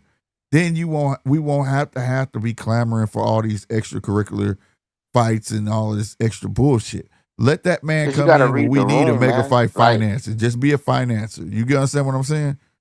That would be cool. What Turkey don't realize, like, everybody's not just like that type of hardcore. Because like people probably would say I'm not a hardcore, but bro, it's not that many niggas watch more boxing than me. So I don't give a fuck what a nigga talking about. I'm coming from the stance of my kind of hardcore. You want to be entertained, you know, and you know, and that's what you look for. And there's nothing wrong with that. And we need characters, like, bro, everybody don't have to just... Yeah, you need a drama, fight. You need all of that shit. And I've been saying like, that. Bro, if we all know Berlanga, bro, nobody thought Berlanga was finna beat Hamza, bro. So that means it shouldn't have happened, nigga. Not right now, because Hamza ain't shit. Like, I mean, I ain't talking about like ain't shit in the ring. I'm saying he ain't shit to be losing to. Like, what the fuck are you fighting this nigga for in the first place? But the only reason that you get in the ring with somebody like that is because somebody tricking off. Yeah, that's the only reason that type of shit happens. And I don't think he was with a promoter then too. I don't think he had a promoter at the time too, and that's why you need a promoter till you fuck. No, you don't need that. And I think we was talking about that 2 shows ago, where I remember the days where your trainer was the motherfucker they call and be like, "Yo, we want to fight," and that motherfucker talk to you like, "I don't think you ready for it." Be real with you, like, "I don't think you ready for that. The payday will come, nigga, but not now." You know what I'm saying? We're trying to build you to a star, and I think that needs to happen more. But it's a lot more middleman in there. You got your manager. All these motherfuckers, promoters want to get paid. And it's like all the pressure on these fighters, like, fuck it, let's do it. But I feel like ultimately it should fall in the hands of the person who's training you. That's the motherfucker gonna know if you're ready or not. But you don't hear that no more. You barely hear about matchmakers anymore. You know, people think matchmaking is the promoter's job. No, there's actual matchmakers, like people they pay to figure out what would be the best fights. You get what I'm saying? No, Aircraft. He said I thought he wanted the best versus best. I don't know who is we. I don't give a damn. Let me answer this. Bro, 9 times out of 10, Let me answer this. Huh? Let me answer. I'm gonna let you, but I want to answer this. Aircraft carrier, it's not that we don't want the best versus the best. We want the best at their best. There's a difference. You could be the best and the top of your game and look like it, but are you really? Right? So for instance, Boots and Virgil. We think they're the best, right? We definitely know they're the most popular in the division. But are they truly the best? What work has they put in there? Have they acquired belts? Huh? Have they wiped out their division? I would like to see the best at their best. Not at the eye test, not at the popularity, after they put in the work. I think that's what Casino is trying to convey. Why are we in a rush to make these giant fights that's going to get somebody X'd out when we can see if the best are truly the best? That's how it was. Back in the day, I'll say this again. A fighter, your favorite fighter, will fight his mandatory, a voluntary, and then his big fight. This is why we say these cats fight once a year. What the fuck are you doing? I gotta wait a whole year to fight a mandatory. Go look at your boy B-Hop. Somebody brought up B-Hop earlier. B-Hop fought a mandatory, a voluntary. If he didn't fight a voluntary was a big fight.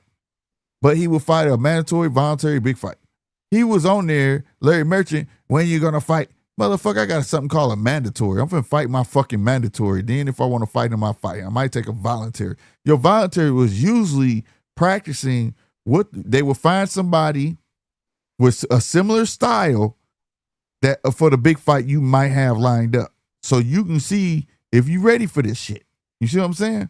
This is why those guys, that's why those guys' records, they're astronomical. These guys fight 3 times a year, minimum. You get what I'm saying? So so you understand what I'm saying? So right, and it makes it look watered down. I agree. He said, "I fought everybody, including the cockroach under the rug." That's a fact. But that comes with the game. How you think iron sharpens iron? This is why I argue the fact of a Tank record and a Shakur record, right? I put that shit up on the screen. They say Tank ain't fight nobody, right? And then Shakur asked, yeah, Shakur record looks better, right? But who technically who looked like the better fighter? And I broke that shit down. Why? Because Tank fights were situational fights. Every fight, they trained on something, and he got to demonstrate that shit and got better and better and fucking better. I love Shakur because I'm a boxer, but Shakur didn't get to do that because he got fast-tracked, and Shakur is good at being Shakur. There's a difference in the art of boxing and being able to build a fighter and things like that. So I have to agree with a Casino when he's saying there's no reason to rush a fighter that's growing and giving excitement, and then you put him in a fight he's not ready for, and then he's X the fuck out. When he had the potential to grow into something bigger. Go ahead. I give you another example of somebody who got thrown in the fucking trash for no fucking reason because of bad management. And this one right here ain't had nothing to do with Turkey. But Tim Tszyu should have never been in the ring with Fundora at the last minute, bro. That shit fucked up a good thing.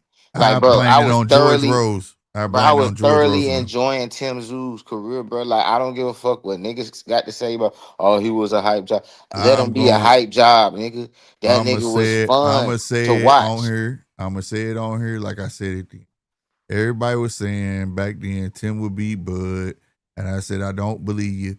I said, I like Tim, but Tim is right hand heavy. He depends on his right hand. He get hit, he panic, start winging the right hand. And then after that fight happened, everybody's like, you right hand heavy? I said, I told you. Tim was not ready for that. But guess what? That wasn't Tim's fault. That was Tim versus Fundora. That was his team. It was a unification. It but didn't matter. Tszyu, it didn't fucking matter. That first fight should never happen because he was supposed to fight somebody else. It was a late. No, he's saying that it wasn't a unification because Fundora had just got knocked the fuck out and he was a last minute replacement. Yeah, it was last that minute. That wasn't a unification, bro. Yeah, that shit right there should never happen. George Rose and them should said, nope, we finding somebody else. This ain't the fucking move. That was bad, bro. Canceled the fucking fight. And then when he got his head split, that was the way that fight was going. They should have said, nope, we done. And then it would have been nobody's fault. It'd have been like that fight never fucking happened. But they kept going. So that's Tim's crew's fault. That shit, honest to God, like I said, if y'all go back and watch the replay, I swear to God, I was like, he need to change his team. I kept saying, change your fucking team, bro. That's not him. Change your fucking team, bro. Then they put the nigga in there with Murder Zalia. Like, they just was tripping. You know what I mean? So it is what it is. These are where matchmakers come in. Like, who's their matchmaker, bro? Him, the style matchup with Bakram, you okay. But whoever his matchmaker is, don't love him. Exactly. Because if you watch Kelly and Bakram, right? You know why Kelly won? Because Kelly boxed. Bakram can't do shit with boxers. Why Bakram always look good? Go look at his fights. He fought everybody who was flat-footed. Something he can control. And so if I'm a matchmaker, fuck no. Nope. He not ready for that. He don't have the defense for that. He's just not ready. Don't do it yet. It's not like this dude been in the game a long ass time. He on the way up learning. Fuck no, I'm not finna do that to my guy. Fuck his namesake. But see, I believe George Rose and them, they wanted to cash in on the namesake of his daddy. But they was building a star, bro. They were doing it all the way right. You give a nigga a Tony Harrison, smoke him. Give a nigga Keith Thurman. Keith Thurman was probably gonna give him a good fight, but it still was. It was like it was a step in the right direction, bro. Yeah, if he would have lost, it's an older Thurman, legend. It's an older legend. He wouldn't have got murked. He wouldn't have got crucified for it neither. Exactly. That's how you do it. That's how you like. People be like, people don't pass. People do pass the torch. It happen all the fucking time. It's like that's how you build a fighter, bro. Like now we left with nobody, nigga, and we got niggas like Zuffa thinking that they gonna make this shit like a No, they not. Like a huh? They're not gonna make shit great. They just gonna make a league. That's all. No, but I was gonna say, but I'm saying the whole like, bro, you don't need a league if you just keep doing the shit how it was getting done. Because, bro, people gonna decide what the fuck they like, bro. But when you get rid of the people that people actually like I know people talk shit about Berlanga, bro. But niggas like Berlanga, bro. I made sure I see Berlanga fight. Like, but now all the fucking hype is gone. Like nobody gives a fuck about Berlanga. He's a joke now. But I mean, people feel like he was a joke before, but at least he ain't never get smoked. So it's like you gotta watch him because the nigga is entertaining, like to a certain, you know what I'm saying? Like it's like, yeah, it's like, bro, they eliminated too many niggas too fast, bro. Like the shit, yeah. Like I don't be excited about none of this shit. Like even the fight tonight, I didn't watch that shit. I'd rather just listen to Slick call the shit. I don't give a fuck about none of this shit because of the landscape and the way I see it right now. The one thing that was necessary that I'm not mad at Turkey did, he cleaned up the heavyweight division, right? And if you look at the way the heavyweight division is going now, we're going back into the age of the 90s where we can't have sloppy ass heavyweights no more. These guys are coming in built, looking like action figures, and they agile. You get what I mean? And they're worth watching. They're not gonna come in laying on each other, throwing slow poke ass punches and shit. So now we getting into the youngster era, which shout out to Frank Warren. He saw on the writing on the wall, he got all the heavyweights. And either which way they go, it's gonna be a dope ass motherfucking matchup. Either one he do. So the heavyweight division is on notice, bro. And I just thought about something too. That motherfucker be lit. What happened to Ryo? Oh, Ryo got wiped the fuck out. By who? Didn't he get beat on Zuffa? No, he got beat before Zuffa by Russell. And then he had a fight on Zuffa. I think he won. I ain't sure, or did he fight yet? But I know he was Zuffa. Canelo cooked Berlanga, but guess what? Even though Berlanga, again, got cooked by Canelo, he lasted, and he ate off of that wrong. He could have ate off that loss. You know what I'm saying? That's what I'm trying to tell you, bro. Like, that's what you're supposed to do. His ass lost to a legend. See, it's a difference when you just lose to somebody. He lost to a legend, bro. That's why I was mad at Keith Thurman. When Keith Thurman lost, I felt like he tucked his tail and ran off or whatever and disappeared because of the means people joining on him. So the fuck what, man? You lost to a legend. Literally a Hall of Famer legend, bro. Like, that's not a regular dude. It was to be expected. You get what I'm saying? Yeah. So, like, you come back. It's like, okay, I'm going to give you a perfect example. I'm sorry, I always got to use me or my father as an example, but when I came up in school, right, your parents can whoop your ass in front of the class, right? Mm-hmm. My dad would come up there and beat my ass in front of the whole classroom. And when I sit down and he leave, anybody who laugh, you know what I used to tell him? You can't do it, bitch. Yeah. Fuck with me. I'll take another ass and we'll beat your ass. And I felt like that's what Thurman should have did. Yep, the old man beat me, but I bet you can't hold. None of you hoes didn't even want to fight me, nigga. You get what I'm saying? Yeah. That's how I would have did that. You know, and I feel like Berlanga could have ate off of that the right way. So I just think Berlanga let his arrogance get in his way. You see what I'm saying? Celebrating too hard, like he won. Nah, but none of that a problem, bro. Shit. None of that was a problem. Get back to the shit. As long as you don't fight Hamza. Like, bro, he could have fought Munguia. He could have fought, bro. It's a lot of shit he could have did, bro. Like, It's a lot of shit he could have did, bro. That And it number, just that fucked. number They was fucked too it big all for them up to for pass some up. random ass nigga. Well, Like, Berlanga did that because I believe he left Eddie at the time and he didn't have a promotion. See, that's why sometimes these kids need some sort of guidance. You get what I'm saying? yeah, You need some sort of guidance because everybody knew Hamza was too long, too rangy for him. You know what I'm saying? No matter which way you put it, and he wasn't ready for that type of smoke. You know what I'm saying? It's a difference of watching because he felt like he was on Clyde. Now, nigga, I just went 12 rounds with Canelo. Yeah, Canelo is a little smaller than you, nigga, and shorter arms than you, nigga. You fight a nigga that's taller than you and longer arms and can box his ass off. It's a totally big difference. You know what I'm saying? So, like, I definitely get it, and I wish he had somebody say, not right now, but like, bro, them checks gonna fucking come because we gonna build your name and it's gonna come because this is a sport. It's a fucking sport, and I think people tend to forget that shit. This ain't Mandingo Warriors where we just gonna throw the two biggest motherfuckers in the ring. Build these guys up, bro. And I'm with you on that.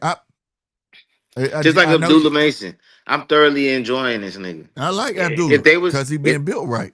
if they gave this nigga to a nigga like, let me think.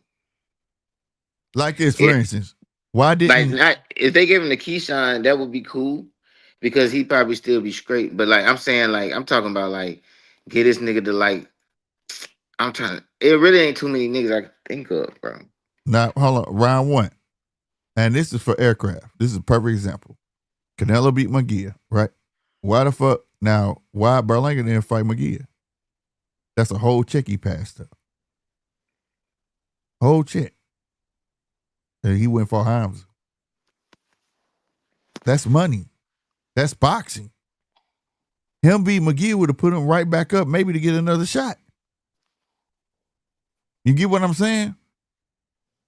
So like it's these, I don't know if it's the matchmaker, promoters, whoever, or maybe the arrogance of the fighters. But the arithmetic was solid back then, bro. It was solid back then, bro. Now we got fighters got 15 fights talking about they don't care about belts and thinking they namesake gonna carry them. That's not it, bro. We also got ignorant motherfuckers out here in the world, dare I say, but it is what it is, that think when somebody loud, that makes them tough. And that ain't it. You know what I'm saying? They don't see what's right in front of their face. And then when that one fighter that was loud, he get washed, and the one that wasn't loud go on and be a legend, they'll swear he juicing or X, Y, and Z because they don't want to see what's in front of their face, right? When you got Abdullah Mason came up, you know all I heard about Abdullah Mason? How many fights you got? 17 fights and he fought nobody? Yeah, he had all them fucking fights, and look what he did with Sam Noakes. So if you think that would apply, and because you don't know who the fuck Sam Noakes is, I dare everybody go back and watch Sam Noakes fights. Sam Noakes was never a slouch. Sam Noakes was never no motherfucking tomato can. Sam Noakes was gonna bring the shit. I am on here live when I was like, damn, Sam Noakes next in line. He ain't gonna fight no Sam Noakes. And I was shocked because Sam Noakes got in the ring. I was like, what the fuck? I was shocked that the kid was gonna fight fucking Sam Noakes. People not seeing what's happening before their eyes. And because a kid not loudmouth, you want to think he ain't ready? Man, y'all better think twice. Y'all better go look at Mr. Coke and the Smile, Sugar Ray Leonard. Y'all know his name, right? He ain't talk too much shit. This nigga Cheese Smiley for the bitches. You hear me? Nigga had the sweaters with the collar out. He wanted to look fly. He was on Robin Leach, Rich and the Famous.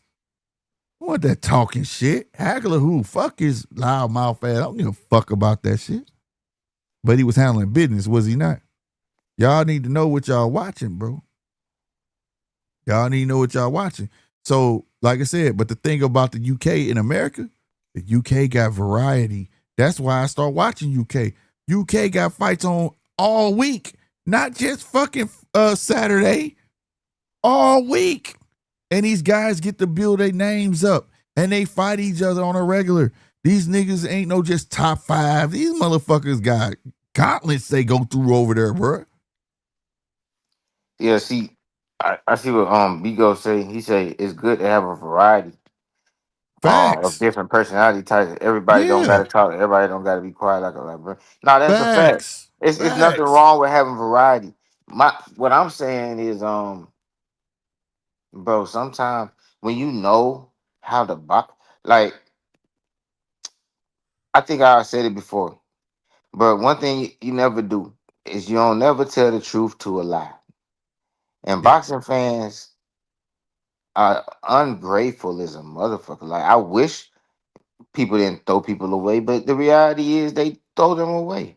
So since we know that they do that shit, you don't give them what the fuck they want because they're gonna watch anyway. Just goddamn do what's best for the fighter's Man. career Hey, to man. make the shit go long as it can go. Keep the character in the game. It's like a video game. Like it's like a video game, bro. Only difference is you can't come back. But it's like Yeah. you throw it's like you want the players on the board when you know that these niggas gonna eliminate the player completely. Nigga, you don't give them that shit, bro. You keep the nigga in it. You keep him relevant. It don't even matter if they clowning him like how everybody was clowning Belanga. Oh, he going on a losing tour. It don't fucking matter because guess what? When he fought Hamza, everybody was there to watch. But guess what? It did not. They was not there to watch because of Hamza. So that Right. means they would have Right. been there to Right. watch regardless. So that means you could have gave that nigga any fucking body, and Right. they would have watched that shit, bro. You could have got that nigga another knockout. You could There have, you go. you know what I'm saying? Get him a Yeah. knockout. You Yeah. play the Build them game, back bro. up. It's Build a them back up. game. It's a Right. game, bro. But These that's the fans not loyal. Like, bro, these fans will throw you American away. fans, right? That correct guy, right? American fans are ungrateful, and what you're saying is true as well, because that's the one thing that the UK will do. Eddie is good at that. Eddie, you could be a Eddie fighter, and if you lose, ain't no harm, no foul. We gonna get you a win. We gonna get you back on this fucking horse, and we gonna get you right back in contention.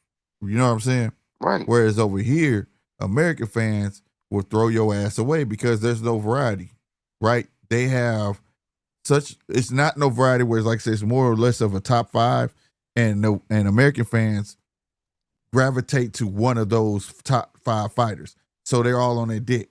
It's like my dad say, if you touch the back of that bitch oven, shit, she gonna lie to herself to be with you. And that's how I see these. That's how I see. If y'all understand what that means, you know what I'm saying. I'm getting explicit, but and if you know, you know. Now, all right, so look what Mark said. He said exactly. If Keyshawn keep running his mouth, he better be able to back it up, and he gonna look like a fool like Blank. Yeah, that's what I'm All right, let saying. me But use that's that what he's saying as an example. right. All But right, so that's why. let's say Hold on. That's what I'm saying. You touch it. That's what I'm saying with these fans. They'll gravitate to a Keyshawn or whatever because they're talking a lot of shit. You feel what I'm saying? And they'll lie to themselves, bro. They will lie to themselves to keep being a fan instead of being they'll keep lying themselves to be a fan of the man instead of the sport. And that's my point. But you know what I mean? but With that's American it's fans, nothing wrong with that. Let me instead tell of you why taking it's it for nothing what wrong it with that. is. Because that go with anything. Like, bro, niggas who watch NFL got their team. Only difference in this shit is that it ain't teams. So it ain't nothing wrong with being fans of the boxers. That's the whole name of the game. Because that's why Rolly lost the tank. Everybody clowns Rolly, but guess what? Everybody watching. And guess what? All the lame ass fighters want to fight him. You know why? I want to say, well, go ahead. I want You want to know why? Because he got passed some kind of torch by Tank. Like sometimes you yeah, I test, you was finna test, say you that. test these people. I was finna No, but, say, but you test them. You test the people. Like it's like that's how you test them. So it's like, all right, just like Belanga. People say Belanga trash, but he fought Canelo, became bigger. So now he's a commodity. Now, so like if you're an executive, you're sitting back looking, okay, all right, so they gravitating towards Rolly. Oh, they gravitating towards. So okay, that's cool. So now you now you have a reason to navigate their career and shit. but you But you saying variety, but you saying that's based off. I'm talking about like the motherfuckers who be like for instance, a motherfucker could see a fighter of theirs and he be getting his ass whooped, and they'll make up excuses to the fact where like, no, that nigga had to be juicing, or how the fuck he lose this dude that beat my guy, or you know what I'm saying? Those fans I'm talking about. But the thing like They with will make Keyshawn, right? They will make lies up to hold a fighter up when nigga, what you saw happen actually fucking happened. You know what I'm saying? Like it was I want to nothing. address two things. It's okay. It's a winner and a loser. Don't mean he can't come back from it. You get But what I'm look, saying? with Keyshawn, right? Like, let's say we managing Keyshawn, right? And we know he not as good as he talking. We make sure he always look good as he talking. That's the whole point. I don't give a fuck who's better. He's not fighting that nigga. And then the same thing about what carrier said that Ryan Wynn helped Rolly. Yeah, and you know why Ryan is still relevant? Because Rolly was relevant. Like, you gotta let the niggas who matter fight the niggas who matter. Because if not, because it ain't no nigga who became a star from losing to nigga. Nobody became a star from losing to Shakur. When you fight Shakur and lose to Shakur, you just got your last big check, nigga. That's a reality of the. I don't give a fuck what Yeah, nobody say. That's the reality of this shit. If you yeah. fight a lame ass nigga and you lose, you just threw your whole fucking That's not. career away. See, that's So because you you don't. can't do Hold on. that. That's because You you don't can't like. do that Hold shit, on. You huh? can't. That's only because you don't like Shakur. You No, got. You bruh. got. No. Nobody. You got Man, fighters nah. who I'm will talking about ruin real you. facts. Nah. No. No. Who You the got fuck fight, fought bruh, Shakur and bruh, prospered? bruh, Bro, bruh. nah, I bro. understand it, but Keep let me okay have my then. point. I All understand right. it, but what I'm saying is, you got some fighters, right, that will ruin you. Ruin you. There's a difference. Every major name that he fought, except De Los Santos, okay, he ruined them. He ruined Who? them. Shakur? Yeah, like they Who don't. did he They're ruin? nobodies. They're nobody. He dominates them.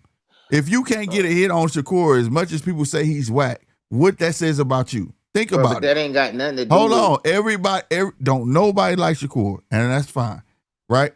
But everybody who don't like him say the same shit. He Nah, but whack. He I would lame. like you Hold to on, pick a hold on, different word, bro. hold on. Because Uh, ruin go good Ruin, with Bud. ruin. Ruin go good with Bud. Shakur is not ruining niggas.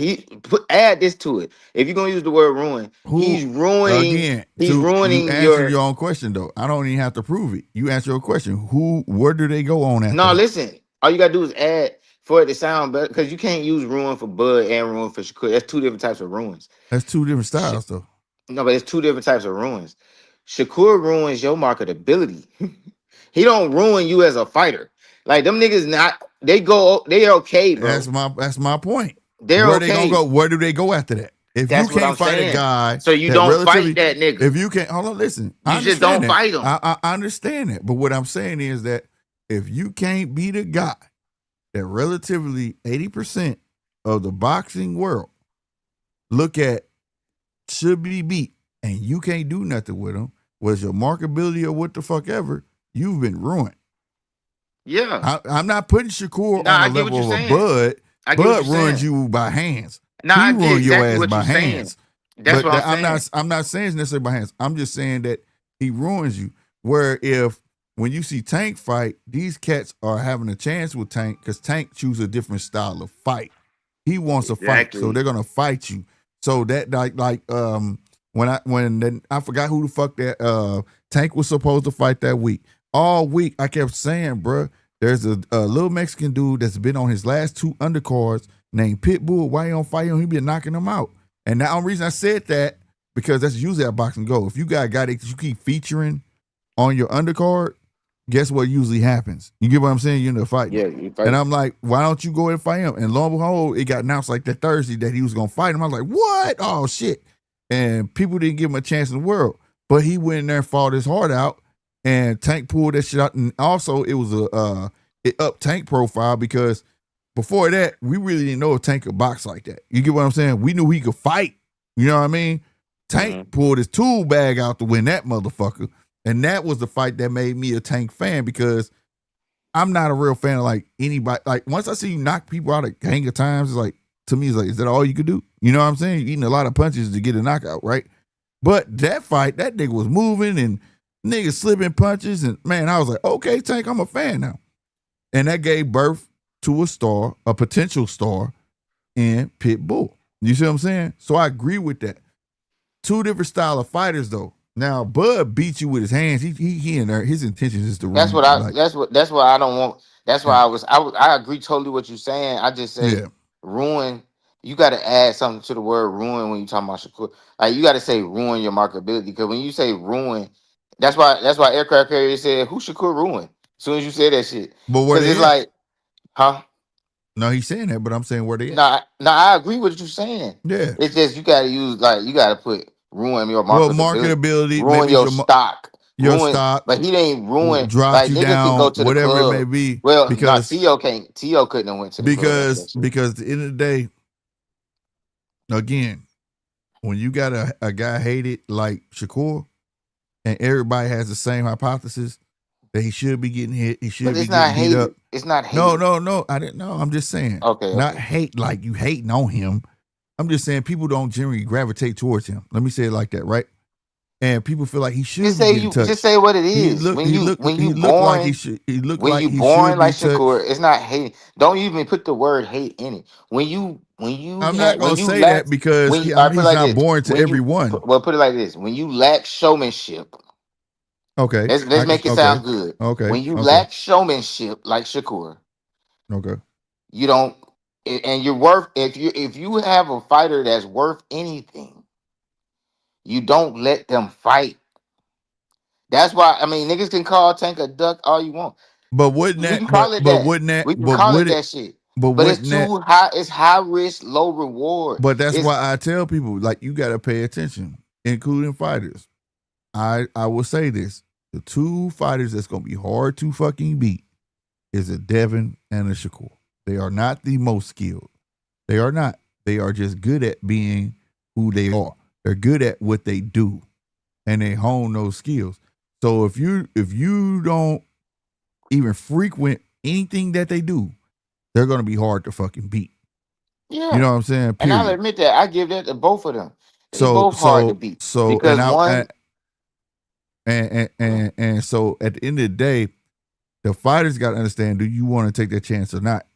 Because to fight them guys like that, it's like there's old school fighters that was saying Sweet Pea was hard to beat like that because he was hard. Sweet Pea was good at being Sweet Pea. You know what I'm saying? Floyd Mayweather was like that. There was nothing like, for me, when I watched Floyd, there was nothing really extraordinary about Floyd. But he didn't lack showmanship. Floyd was good. Bullshit. He used to get booed, bro.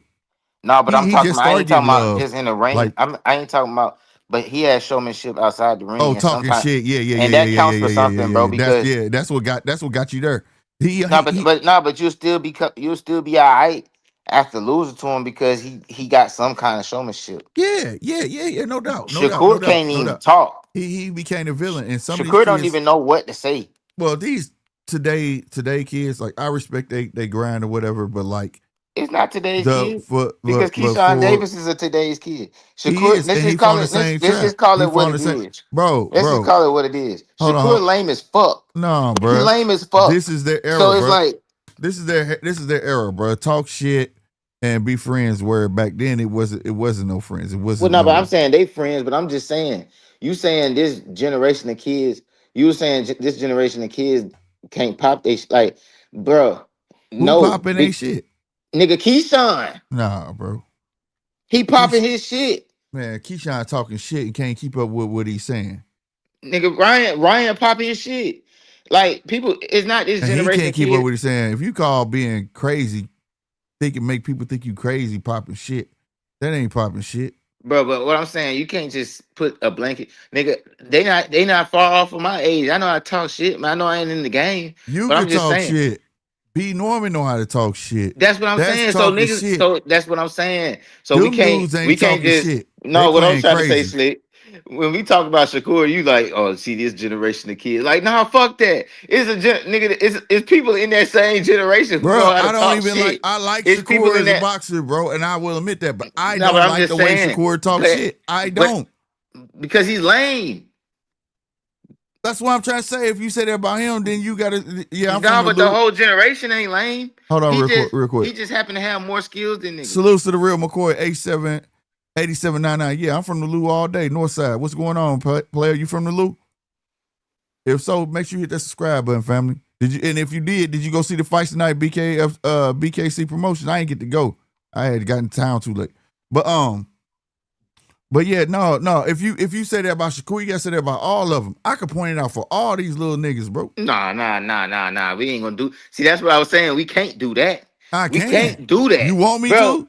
No, bro. Because listen, I ain't saying Shakur. Listen. Because Shakur, I ain't saying he the only lane, but I'm Oh, just okay. saying all these niggas ain't lane, bro.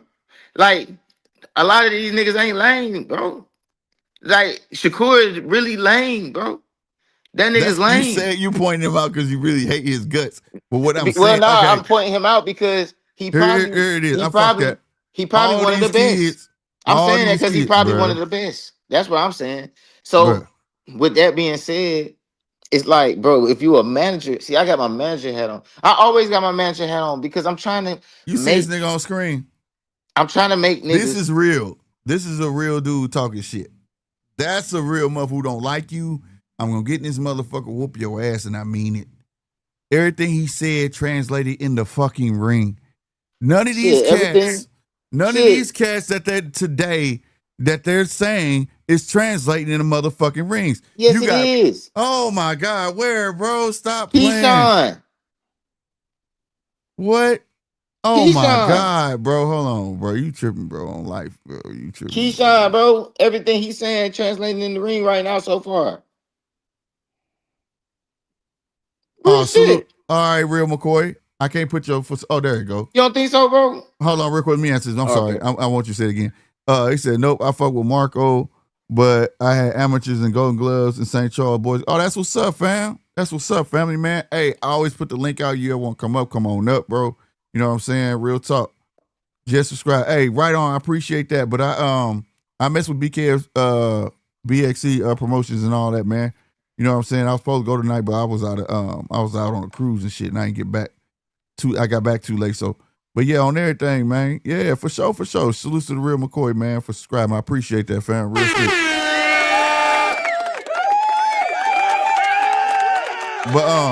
But no, on everything. Now say what you said. Say what you said, because this is getting real interesting. Go ahead. No, I said Keyshawn is backing up everything he's saying in that ring so far. So far.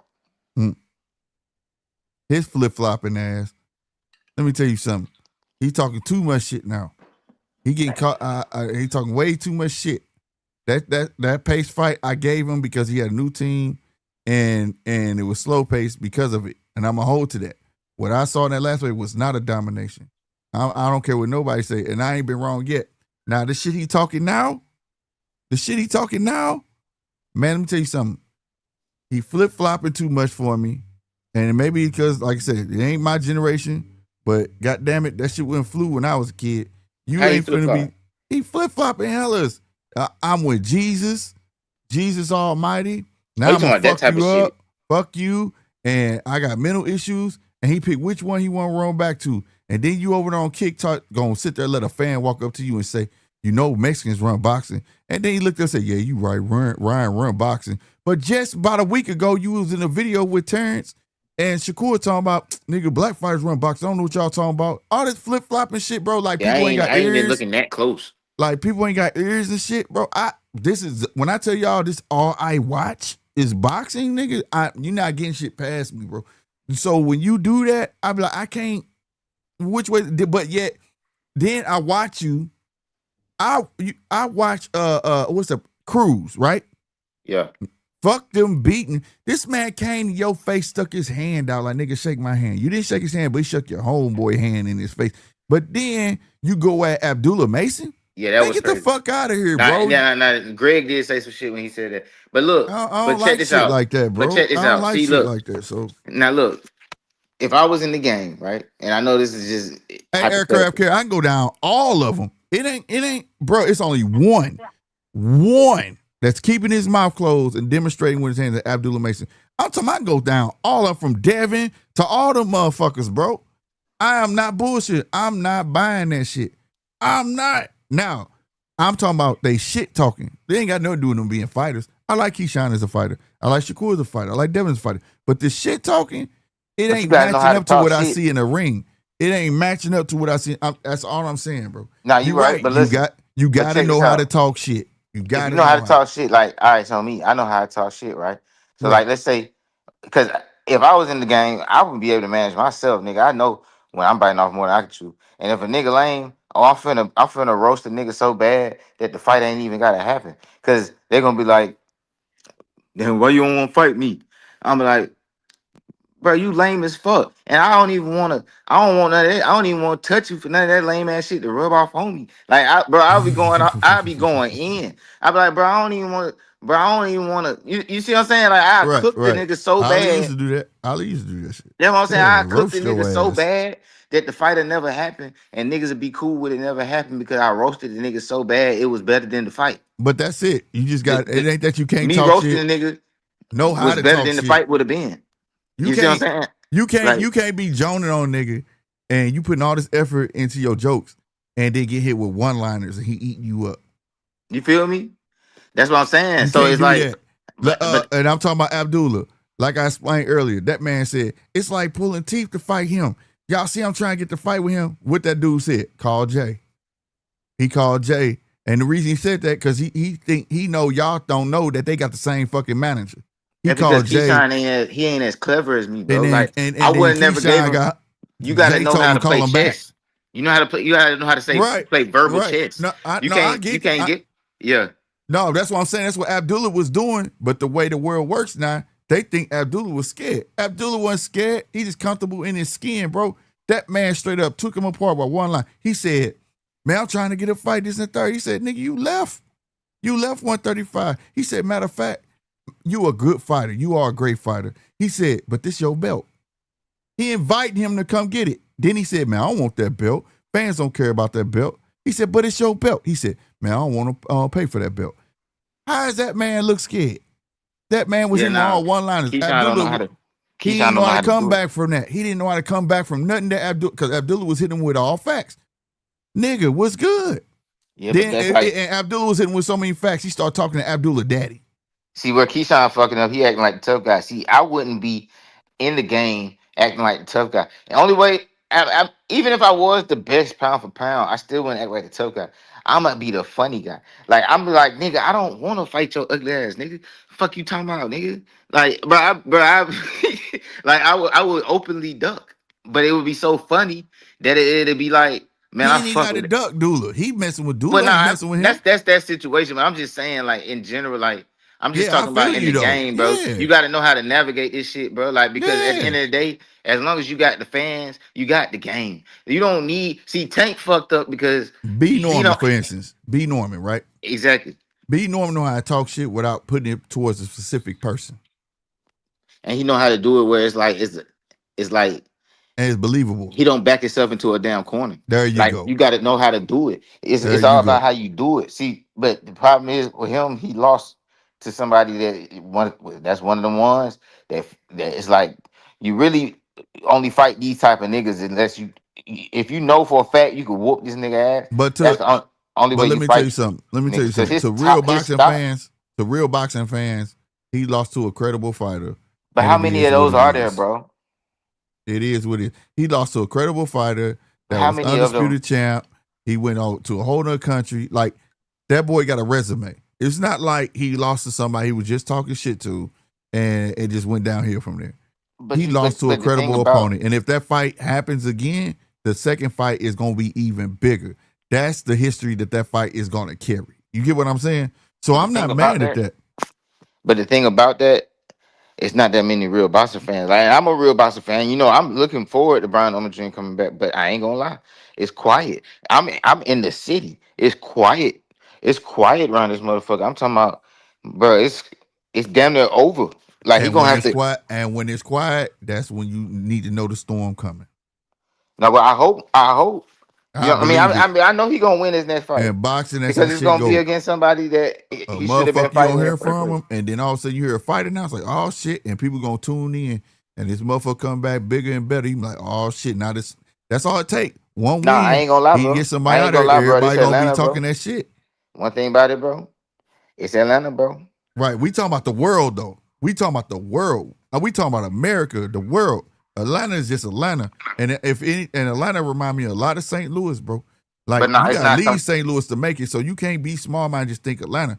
He thinking the world. If he go get one good knockout, I guarantee you, people gonna be talking about shit. When you gonna fight Devin again? It's gonna be back up to talks again. It's gonna be like he never left. That's all he need, bro. He need to bury himself. I tell people this shit all the time. especially in a sport like boxing. You took your loss, bury your head, get your ass in the gym. Fuck the outside noise. Go look at that fucking tape, know where you fucked up, capitalize on that shit, and get back on the fucking horse. That's what you do. That's how you prove the naysayers wrong. I'm not finna be doing no videos. Fuck these interviews. Fuck all that shit. I'm in the fuck. Just know I'm in the lab cooking. That's all the fuck I got to say. And when y'all see me, y'all gonna understand everything you saw was a fucking fluke. I Oh promise yeah, you. nah, I'm tuned in. I'm tuned in. I'm just saying, like his stock drop. But basically, what I'm saying is, bro, there's certain people that you can lose to, your stock go up, and then there's people that you can lose to, and your stock go down. You know why? All right, so put it like this: there's some people who really be catching bodies in the ring. If you go 12 with them, your stock probably go up. But when you go in the ring with a nigga who don't catch no bodies, who go 12 all the time anyway, and niggas don't even like watching this nigga for real, then your stock drop, and that's where So he's you at think? right now. So you think his stock dropped? Of course, his stock drop. Everybody know Brian. Everybody who ever lost to Devin, stock drop. I don't think his stock dropped. I think Bro, B listen, Norman, come on, what man. B Norman. Further, I'm just gonna give you my All right, opinion. I got you. I'm not saying you're wrong, Yeah. but my opinion of it is that B Norman is a good fighter that has the potential to be a great fighter. He just rose to the cream of the crop fast. You get what I'm saying? And instead of biting the carrot to get that big payday, you get what I'm saying? He should have took those in between fights to prepare him. What fights did he have to prepare him for a Devin? His style of fight? None. Zero. You see what I'm saying? He had nothing in his arsenal. I don't give a fuck what they trained for. The fact of the matter is he never fought nothing like a Devin. Somebody's going to fight on the outside and just be rangy and keep the jab out there. He's never had nobody in front of him with the type of feet that Devin has. And that's not saying like Devin has superior feet or hands. It's just a point. You never fought nobody like that. That's like an orthodox fighter, his first time in the pros fighting a southpaw. It's not, and an orthodox fighter could be the fucking star. It's the fact he in there with something now that he never really fucked with. You get what I'm saying? He never fucked with that. So that's how I took that fight. Not to mention your corner wasn't the greatest at giving you what you needed to hear. You see what I'm saying? So yeah. I took it for what it was. I'm not saying that, and that's not no excuse. That's just a game. So get with a trainer that can give you the right requisite skills to be able to deal with something like that. You get what I'm saying? That's how I look at that. Take you away from the noise. For instance, there should never been a press conference day at the gym when his ass supposed to been training. There should never been none of that. This is the biggest fight of his fucking career, and y'all got a press day at the fucking gym. Y'all let everybody and their mama come in the gym. Should nobody been in that fucking gym? You know what I'm saying? So that told you the level of mindset that his corner had and his team had. You understand what I'm saying? I ain't gonna lie, bro. You know the moment I knew it was, well, I didn't know, but you know when I had a bad feeling? When it was the day of the fight and his dad was on Mill City, bro. When I seen that shit, bro, I was like, oh no. Oh no. But I'm still in my head, I'm thinking like, man, nah, bro, he got this shit, man. But like, fuck. Like, bro, I was on my phone, bro. I got a notification, Mill City. Brian Norman Sr. in the building type shit. Like, I can't remember the exact words of the title, bro, but the shit popped up on my notification. I'm like, hold on, wait. This must be a rerun.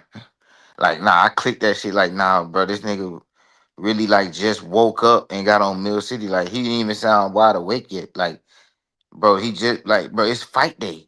Fight day. And coach is on Mill City. But you know what gave me hope? And it sound fucked up. But like when I found out that he left his father, I was like, okay, he still got a chance in this shit. Like that was one of them moments, bro. He Brian Norman Jr. had no choice but to leave his father. Like, you know what I'm saying? I know people say that about a lot of people. Mine was a little later than you. That night he lost, and he was on Mill City showing everything he bought in Dubai. Oh, it was the night he lost. The night B Norm lost, he showed all the stuff he bought, and I'm like, what? Like, I ain't even see that. yeah, he pulled all the Jordans out. He was still in Dubai. He pulled all the Jordans out, all the Nike Tech fleece he pulled. And I'm sitting there like, where your son at, bro? You understand what I'm saying? And then while I'm watching that live, all of a sudden, Boxing News posted an interview. Brian Norman in the room by himself. And he's standing up. You see he pissed. And he like, shit just went wrong. He hit harder. Hats off to Dale, bro. He do hit a lot harder than what I thought. And he admitted, he said, yeah, I got caught up in the hype. And I got fooled myself, think he don't hit as hard. And y'all see the result. He said, but I'm going to be back. You know what I'm saying? Yeah. But nobody was in there with him, bro. Yeah. And I'm saying, but the whole time his father over there live on Mill City pulling clothes out, bro. I said, yeah, I ain't bro. even see all that because I ain't gonna lie. After he lost, I was done for a minute. I ain't gonna lie. I ain't even want to see. I was like, damn, bro. Like you supposed to feel that pain. You understand what I'm saying? Yeah. Like my son just lost, bro. Fuck this bullshit. You feel me?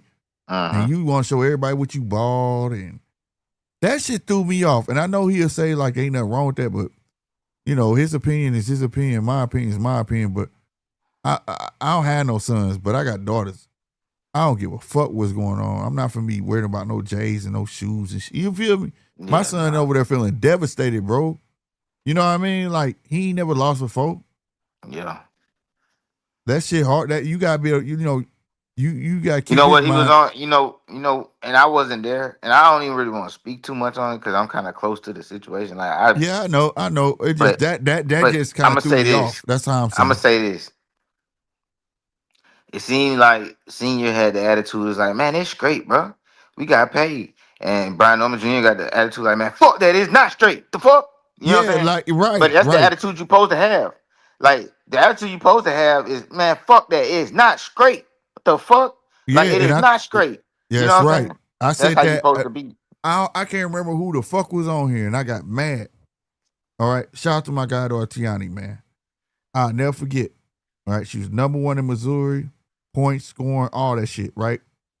In school, and we went to a game, and I ain't gonna lie, Tiani was like the number 1 player on the team. Our team was trash, but Tiani was after the game. They lost for I think they lost by a point, right? Tiani was so mad she was crying, and Lucy, her mom, she was like, "What the fuck you crying for?" All right, it's just a game. And I said, if she wasn't crying, I'd be worried. Let her be. You know what I'm saying? Because to her, there was no reason for her to lose. If you don't have that type of fight in you, if anybody playing sports or anything you do, nigga, you don't need to be doing it. Yeah. You know what I'm saying? And I watched B. Norman say he wanted to be like Hagler the Greats. He watched them cats. You know what I'm saying? He has a recollection of what he wants to be remembered as and what he wants to be. You know what I mean? But like, we got to take shit as we hear it. We've heard seniors say they are 2 different individuals. Totally 2 different individuals. You know what I'm saying? Yeah. So his way of looking at things is totally different than his son. His son might got the outlook of the old school warrior spirit. Like, nigga, I want to win. The money gonna come. You get what I'm saying? But I want to. I also want to be remembered. I want to beat these motherfuckers' asses. So now, Brian Norman Jr. gonna be all right. Yeah. Like he got Ronnie Shields. I think Ronnie Shields a good fit for him too. Yeah, he gonna be all right. All I'm saying is he working his way up out of a hole because his stock dropped because of who he lost to. Like, and also he gonna always as long as he had his dad. And you know what's so crazy? Even though his dad not his damn, I don't even want to say so much. But listen, I'm gonna just say this. Even though he got to work his way out of, even though he working his way out of a hole, his dad ain't even the coach no more and still be on Mill City every time I look up saying some crazy shit. And that shit is still gonna be detrimental to his son in a certain way, only because like that's your dad. Like it's like even though he not your coach no more, he not in your corner no more, bro. Like he really be putting him in the hole, bro. and it's kind of like the Well, same thing with Bill and Devin. But the thing about Devin is he went in there and he ain't lost. Well, he did, and you see how deep in the hole he went, and he went that deep in the hole because one I thing think about talking shit, you gotta back that shit up, nigga. that's facts. Like That's so, facts. it don't even gotta be you. If it's somebody in your corner, or somebody directly associated with you talking that shit, you gotta back that shit up, bro. So like his dad still being in the media and things because I thought he was not gonna be on the media no more after he switched coaches and things like that. But nah, he's still in the media, bro. Like he the one who said that he heard that bro was microdosing and all that kind of shit. Then Junior had to come out and say is like, man, everything that come out of his mouth ain't got nothing to do with me. Like he had said that shit. You seen that? Yeah. Like he had But to come out. some parents don't know how to get out of it. Okay, my kids do great things at school and stuff like that, right? One of my babies has both of my babies had deficiencies, right? And they overcome a whole lot. And when I go to they little programs and stuff like that, and they be like, "You did a good job building their confidence. You did a great job teaching them. You did great." You know, I take that off of me and put it back on them. I said, "Oh no, I mean I teach them, but that's them." They be like, "What?" I be like, "That's all them." Now Yeah. I know I installed that, but I want them to get the glory. You get what I'm saying? And I make sure they hear me say that. That's all them. Because I want them to have that confidence. Yeah. I don't want them to hear somebody telling me that and then all of a sudden I become their crutch. You understand what I'm saying? Some parents don't know how to get out of the way of their kids' stardom or their greatness. Let your kids shine. That should be your trophy. Seeing my kids shine is my trophy, but I don't have to be the person to be like, I told you I could do this, or I did that, or you know what I mean? Yeah. I'm not the kid. I'm not the parent to tell the kids Santa Claus don't exist. Let them have their fucking fun. Yeah, I know I bought the shit. They gonna know later on I bought the shit. But as of right now, let them know they're having fun. Let them believe and have fun. You feel me? And the thing about Brian Norman Jr. though, what I'm confident in and I'm optimistic about his future, I don't see him losing no time soon. I like on some real shit. Like I don't see him losing no time soon, bro. Bruh, here's the thing. He not losing no time soon, bro. A lot of your top legends lost their first pro fight. Did you know that? It don't fucking matter. A loss is a loss, bro. It's how you take it. If you gonna take it as a loss, you're gonna take it as a lesson. Simple as that. Simple as that, bro. That's all it is, bro. You know, you got motherfucker became champion and lost. What's my boy name? The Galaxy Warrior. What was his name? Nigga went to work in the factory and everything, became fucking champ. Nigga left work, came to fucking the boxing, became WBC champ, not interim D man. Damn, now was on. I can't remember because I brought him up before. It's so many motherfuckers that lost, bro. Like, and because they name is so high, you just don't pay attention to it. But you know what I mean? That's just life, bro. Again, we listen to these kids and things like that. That's why remember I told you I like listening to B. Norman. B. Norman sound like an old soul. B. Norman sound like a motherfucker who really pay attention to the detail. You get what I'm saying? And my thing is, I think he got caught up in the hype, him and his dad, and he really believed that Devin can't hit like that instead of anticipating it's a facade. You get what I'm saying? Yeah. Go in there, fight your fight. Go in there, fight your fight. Fuck his fight. You feel me? Yeah. Don't worry about, so what he hit soft. I need you to hit like a fucking mule. You know, you get what I mean? I need you to know I set this up. When he moved this way, I don't give a fuck how hard he hit. We'll figure it out when we get in there, motherfucker. But right now, this is what we need to do. And I think he got caught in the hype. I think he was gonna walk in. I think he learned from that, bro. And it's gonna make him a greater fighter, bro. Like you say, man, I have not written off B. Norman. I think everything we saw from B. Norman was true and tried, because the difference between the guy he knocked out, the difference between his other fights, except the Quentin Randall fight, you know, that was a lot of pressure, and he hadn't got done like that. See, people think like, you see how he got done with Quentin Randall? He had never experienced that. People tend to, like, you get a name and they get a little recognition, and you look at his past fights, well, Quentin Randall did him. He never experienced that. He's on the way up. What other fighter did him like that? No other one. Why? Because he experienced it now. He learned from that. You get what I'm saying? Yeah. So like, but the one thing he hasn't experienced, when he got knocked down by B Norm, they didn't even bring him back to life. He got knocked down. That boy had the same facial expression the rest of that For the fight. rest of the fight. Yep. But it is They what didn't I'm gonna wake say him this up or one nothing. thing. I want to say one thing before I'm finna get up out of here in a minute. But so like I said already, like I'm still 100% behind Brian on Jr. Especially I see he making the right moves. Like he went and got him a Yeah. coach and everything like that. He Okay, I'm like, moved too. okay, he good. Yeah, he moved. You know what I'm saying? But I just want to respond to people in chat saying his stock did not drop. Bro, that is the farthest from the truth, bro. I ain't gonna lie to you, bro. Maybe in Like, Atlanta. Maybe in Atlanta, yeah, bro, because his it's stock dropped, hometown. period, bro. Remember, we talked about this before the fight. Remember how finicky Atlanta is? It's like that here in the Lou, believe it or not. It's like that here in the Lou. Nah, but it's gonna be like that anywhere. But like, bro, listen, bro. The amount of shit talking, bro. Your stock drops. He could have been with that much. Put it like this: he could have fought an exciting fighter with the amount of shit talking. Like that could have been boots in there, but at the amount of shit talking, your stock. He was set up for if he lose to anybody, if he lost.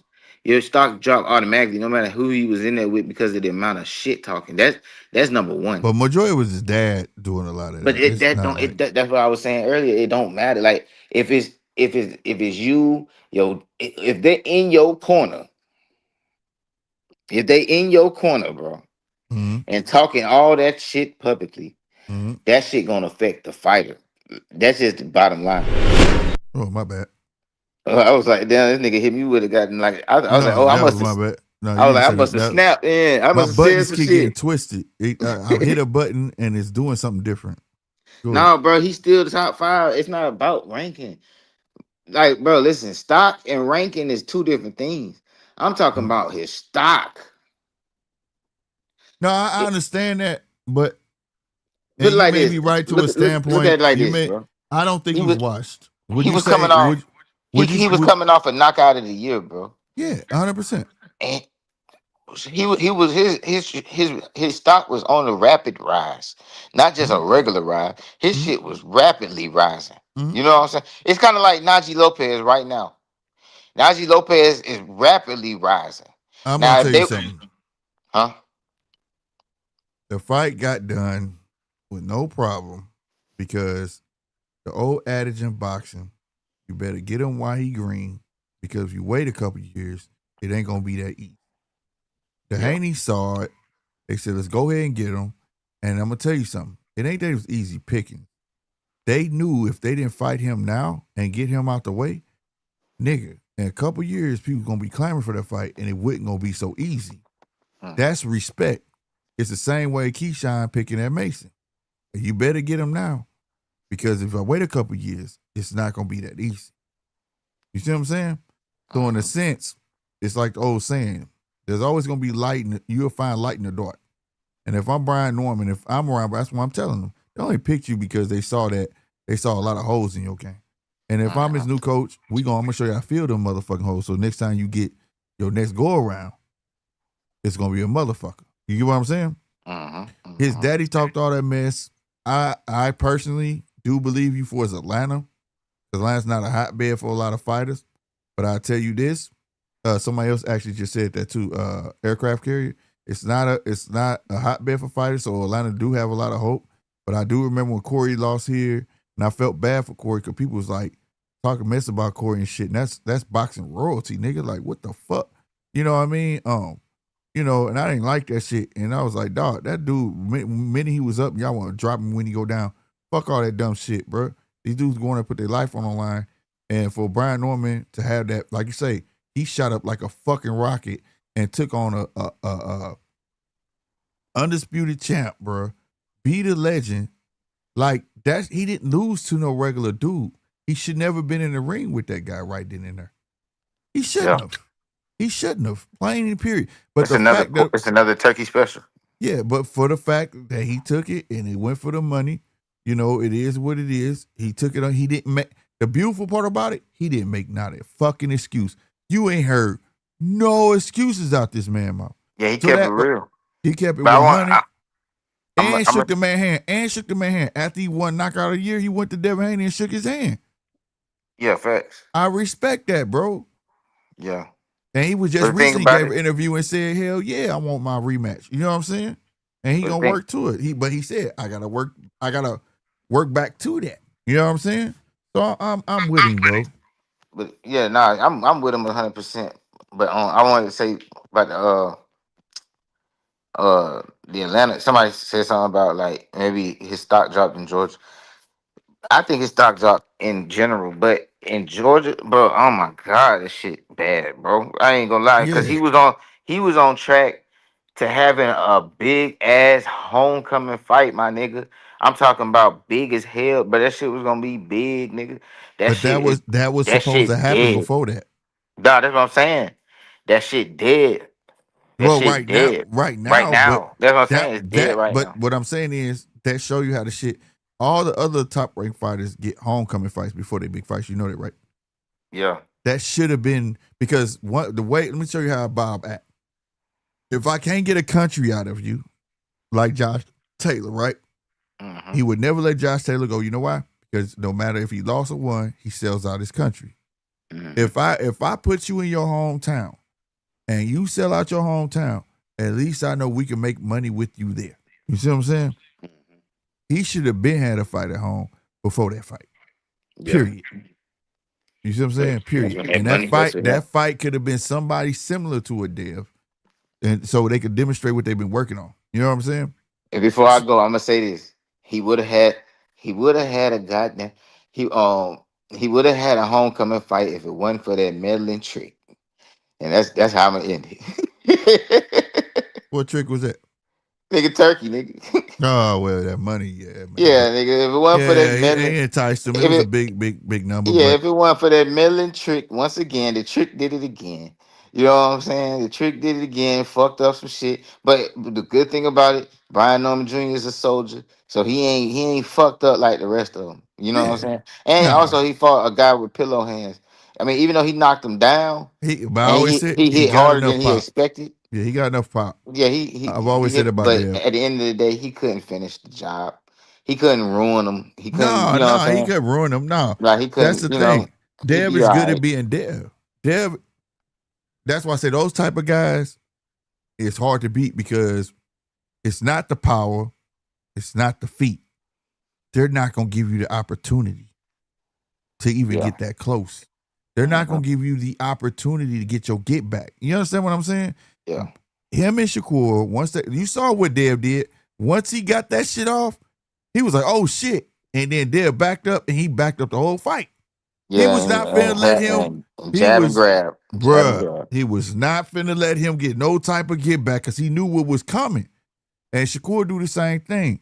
If he can dominate you with jab, fine. But if he clock you with something, you get up, start rushing. Shakur on that back foot, bro. They're good at what they do. It's not the power. It's not necessarily skill. It's just the fact that they're not gonna let you get close enough. They're good at what they do, And creating ladies that and space. gentlemen, that is why you don't fight them niggas. If I was Ryan, well, nah, I ain't gonna lie, the money's too big. But see, but if all right, put it like this, bro. If I was Ryan, bro, and I would let them niggas troll about the Austrian shit. Real niggas know that shit ain't had nothing to do with that fight. So I would just ride with the real niggas, bro. Don't let they get because bro. I don't get caught up in the dopest shit unless it's some serious shit. Like that shit to me wasn't serious. Yeah. To me, But and I don't mean that in a disrespectful manner, but when somebody sit here and tell me it's okay to come in 26 pounds because within the rules, but then a guy get hit with some low ass number out of this world of Austrian, and you watched the fight and saw Ryan was tired, and you saw he really didn't have no advantage, bro. Like, yeah. But what I was gonna say so is, that shit if I I don't even was argue Ryan, about no bro, more. I take my win, even though they got it erased, bro. I take my win and keep it moving because that's one fight that nigga can't lose, boy. I ain't gonna like. I'm It's gonna be like real with you. I'm gonna be real with you. But here's the thing: if Ryan is disciplined and get on his A game, we'll see a totally different fight. yeah, No lie, it's gonna be a totally different fight. It's gonna be a just totally it's different just fight. the it's the It ain't it's gonna the be. it's It's the not gonna be the same. It's gonna be a boxing match it's the because high risk, low reward shit. And I know that kind of see if it wasn't for that damn trick. cause like I said, If it wasn't for motherfucking that damn trick. yeah, but motherfucking that Listen. motherfucking Devin fans let him touch the back of their oven, and they made every lie in the world for that boy instead of saying that he went there for the wrong game with the wrong game plan. Now, one true Devin fan is not gonna sit here and admit to me and say, "Man, Dev went in there trying to fight. He didn't go in there to box." That's what got him knocked down. Wasn't no Osterine. He got knocked down because he went in that motherfucker with a chip on his shoulder to fight. Yeah. Simple as that, bro. Okay? That's all it was. But that's why I mean. He fucking the shit out of y'all. I love him. I don't give a fuck what you say. He didn't mean to hit me. That's y'all. And see, I'm a Devin fan, but I'm real enough to say that shit, bro. Like, bruh, fuck that shit. So, y'all didn't feel sorry for Rougarou, nigga.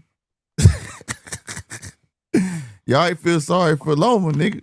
Man, bro, I keep trying to get off it, but you keep saying things to make me bro. Like, just look at the track record, bro. Niggas be talking about niggas stock ain't dropping. Nigga, look at the track record. Look at we can go down the list, my nigga. Of everybody who lost to Shakur and everybody who lost to Devin. And then on the other flip side, let's go look at everybody who lost to Canelo and everybody who lost to Tank. It's a method to my madness, brother. Cause like promotions know what the fuck he doing, man. Well, You know what I'm saying? Canelo getting, Canelo is Canelo. But I'm saying even like look at put it like this. Everybody who lost to Tank is who niggas want to fight. Yeah. You know what I'm saying? Two different, Everybody like who I said, lost, it's two everybody different who style of lost fights.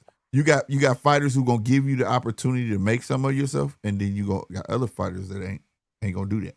Nah, it's gonna fuck your career up. Yeah. So you gotta be smart about who you fight. You know what I'm saying? If it wasn't for that damn trick, people could be way more smarter. You know what I'm saying? But shout out to the trick. You know what I'm saying? He kept us. He called it a trick. He kept us. He kept us entertained for about a year, and then he got down. He tricked everything out. Like he tricked too hard. Like you know what I'm saying? Like they got it really. It's really boring around this motherfucker now. Yeah. You feel me? I'll be real with you, man. Like, it's getting to that boiling point where now the youngsters are the old heads, and we got these other youngsters coming up now. So they got to shit or get off the fucking pot. They got to make their mind up. If we want the sport to have a future, we better hope the trick don't get a whim.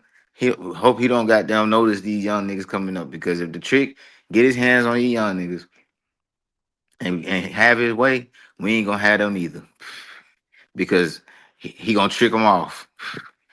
Yeah. You know what I mean? That's just the reality of the situation. Well, Turkey, everybody expendable, motherfucker. Shit. Yeah, but they not though.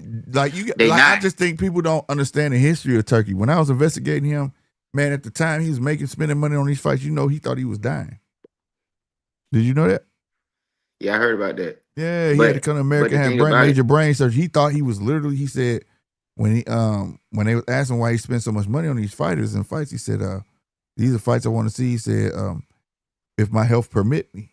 And that's what made me go, look, what the fuck wrong with this nigga? I looked it up. He had a brain tumor or something like that. So he didn't know if he was gonna live or not. You know what I'm saying? His old MO was like, let me spend this money so I can send these motherfuckers, I can see this shit. You know what I'm saying? Well, hopefully now he know he's gonna be alive. It was a bit of selfishness in there. You know what I mean? Now that he know he gonna be alive, man, quit tricking so goddamn hard, bro, so we can goddamn have a future in this shit. Yeah. Because, bro, these niggas can't. We don't.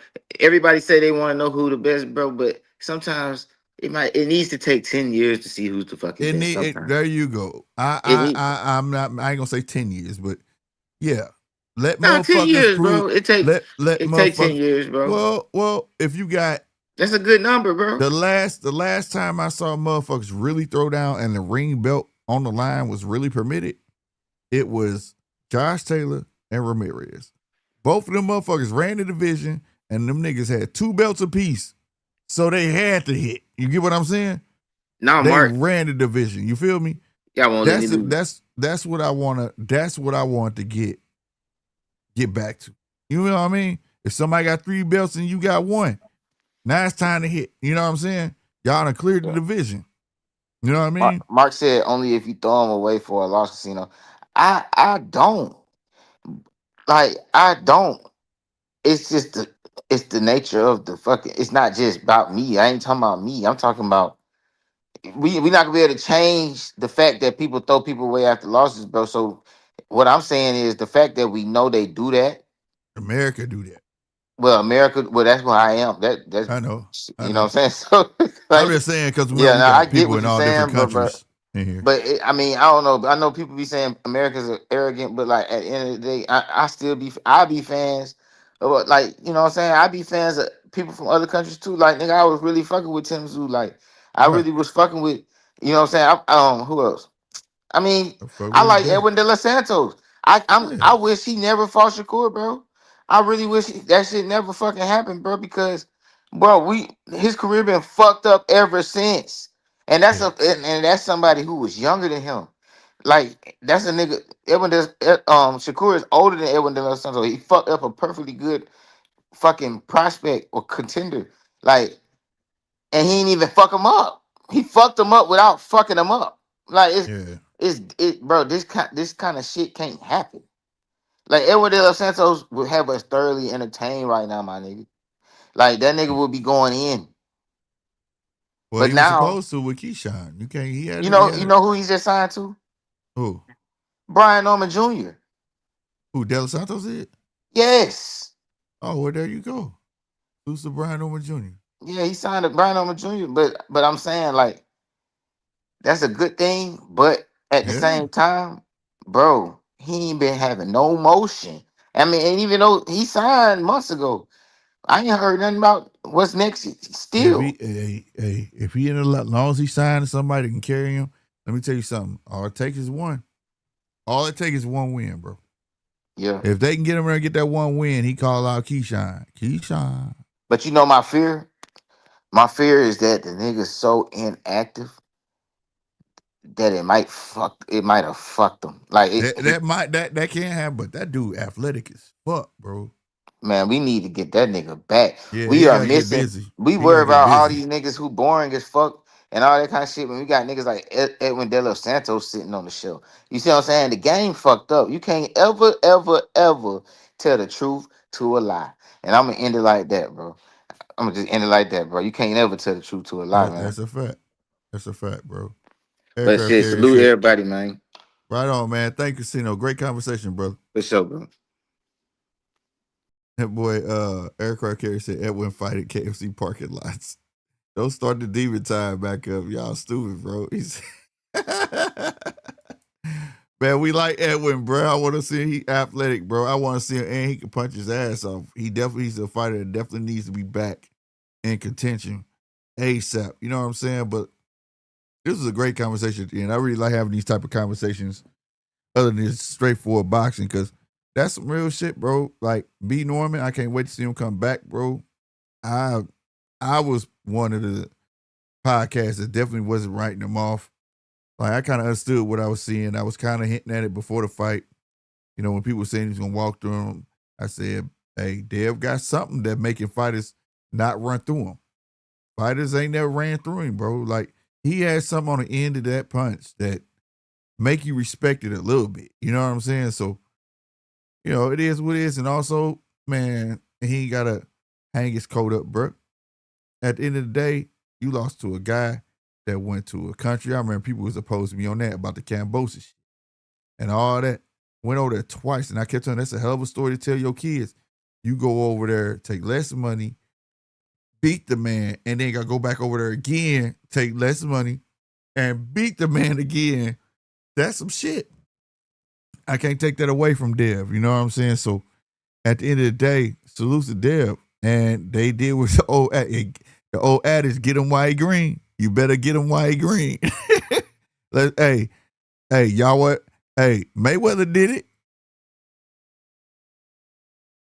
Oh, y'all want to fight Canelo? Bet. Let's fight. Let's fight. I'm worked it. And it was like, he old. Man, he saw he was green. He had never fought nobody like a Floyd. Never. You know what I'm saying? So why not get him? And that's just boxing, bro, because it's boxing tactics. Because they know this guy has a potential to be a star, right? And then your name gonna fuck around and get called. Let's go on and get him now. It is what it is. You know what I'm saying? It is what it is. What y'all talking about in here?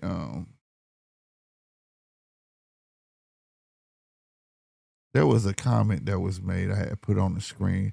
I gotta start putting stars with this shit so I can go back to it. Where is it? Where is it? Where is it? It was something about moms and dads. Where is it at?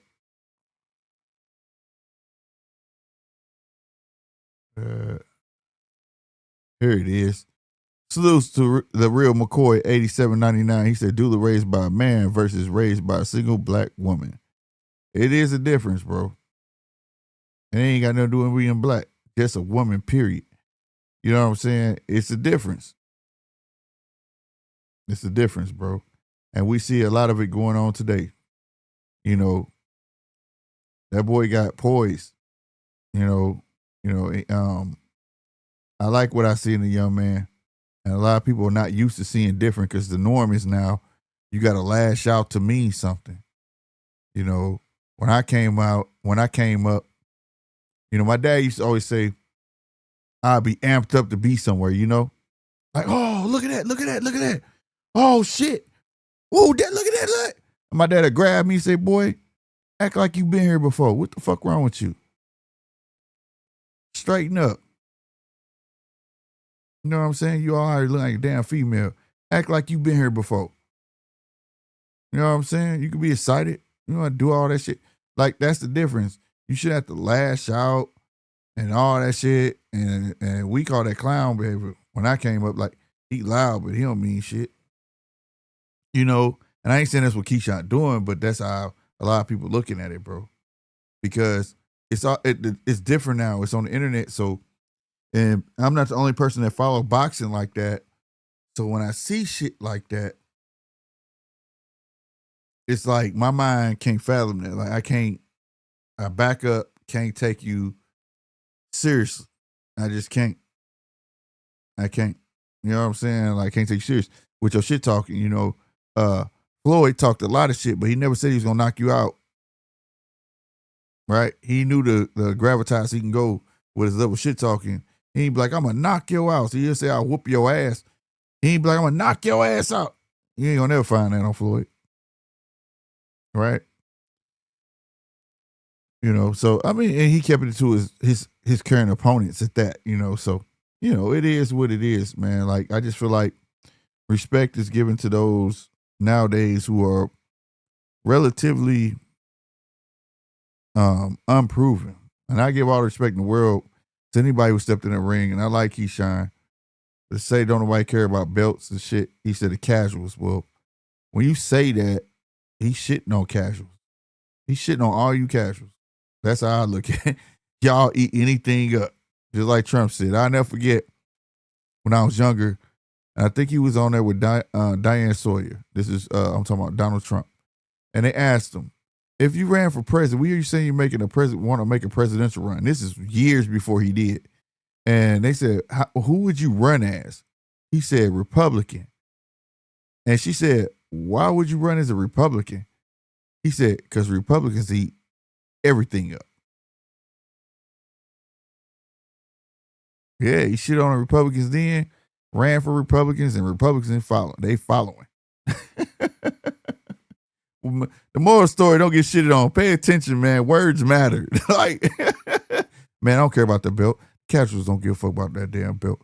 And I don't want to pay for that belt. Like, nah, bro. Fuck that. You know what I'm saying? Like, stand on your 2 and 10, bro. That's why God gave them to you. Your 2 feet, your 10 toes. You know what I'm saying?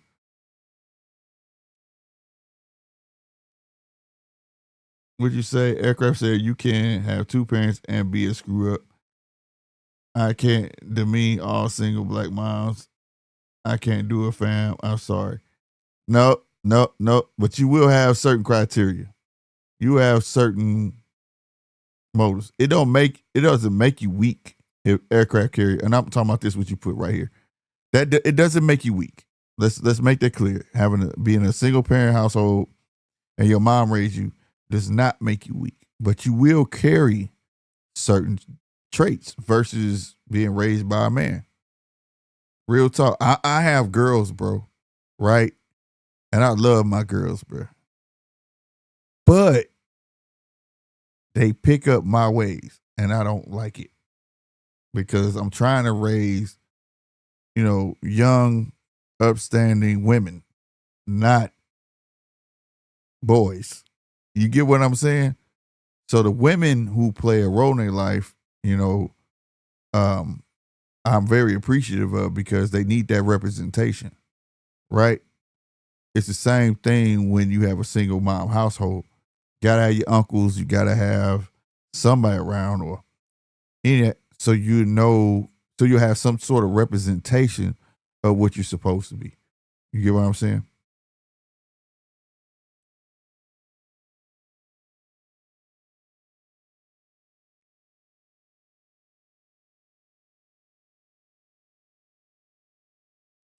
You say a low budget, overhyped, fake ass Andre Ward. No, I don't think he's close to Andre Ward. Some people talk about accolades, maybe, but like fighting, no. That's one of my favorite fighters now. I couldn't say a low. No, he's nowhere near Andre, bro. That's crazy. Yeah, I'm glad he trained with Ronnie Shields too. 100%. I think that's really a good fit. 100%.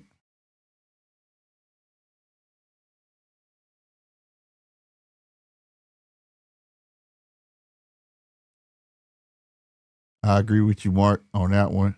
The Norman Jr. level-headed seemed got carried away with the attention.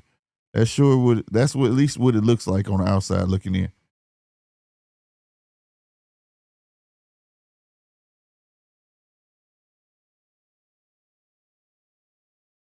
And I think that's the thing too.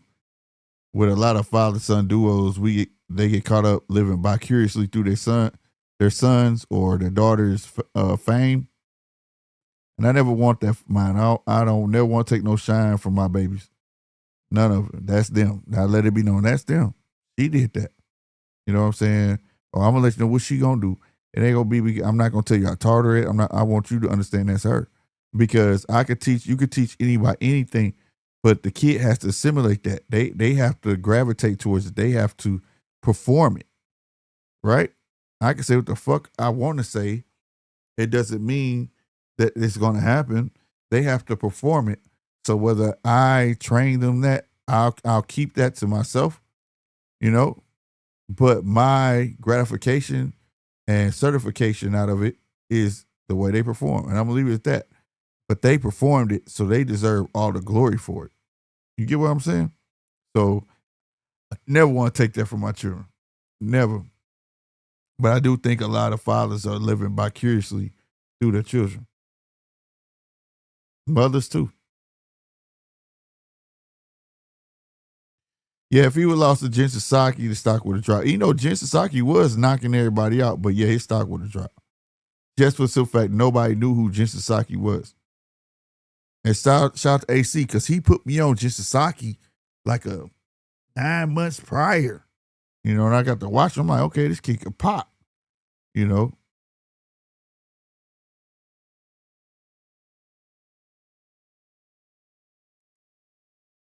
Mark said, I'm looking forward to see Norman Jr. come back. He will come back hard as fuck, in my opinion. That boy don't like to lose. Right. I'm with that, bro. I'm with that.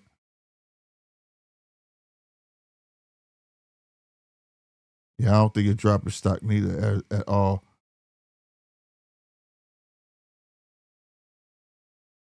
Facts, I like this. He said, the thing with Norman Jr., he is solid dude.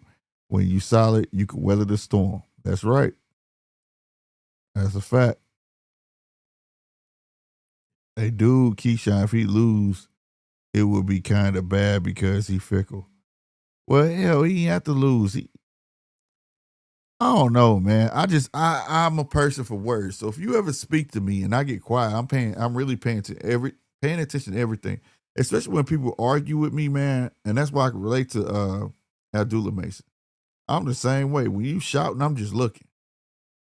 Don't you trip up on anything that you saying to me, because I'm gonna turn you a whole new asshole. And it might just be a one-liner, how you tripping over your own words, So it's like he said that in the beginning, he was giving a speech at the school. He resorted to drinking. He lost the belt on the scale.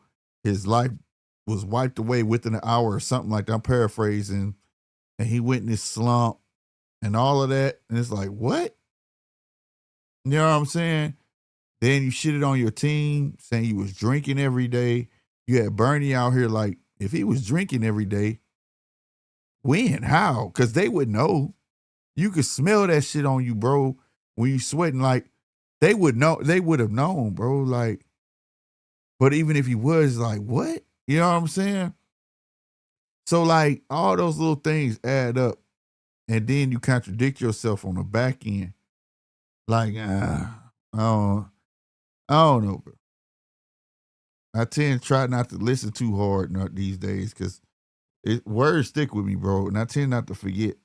And I be trying, but I just think it's an over case of selling. You know what I mean? You're saying a lot, but not keeping track of what you're saying. You're selling and just keeping your name out there. But I really think it's just he's not keeping track of the shit that's coming out of his mouth. That's just my opinion. I could be wrong, but I do know what he's saying ain't matching up.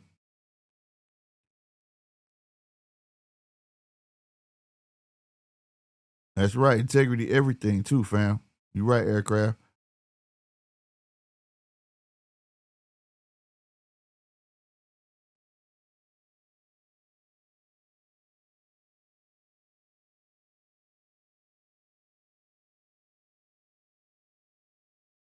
If you watch, shout out to Coach. What you say? If you watch Coach Malachi regularly, you think Norman was haggler?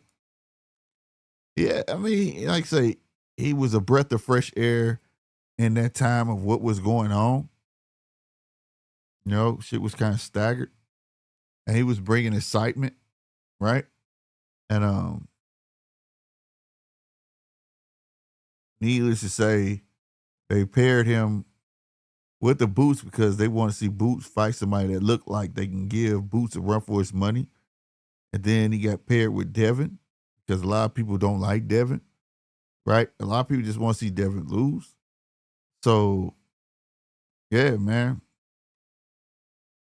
But he still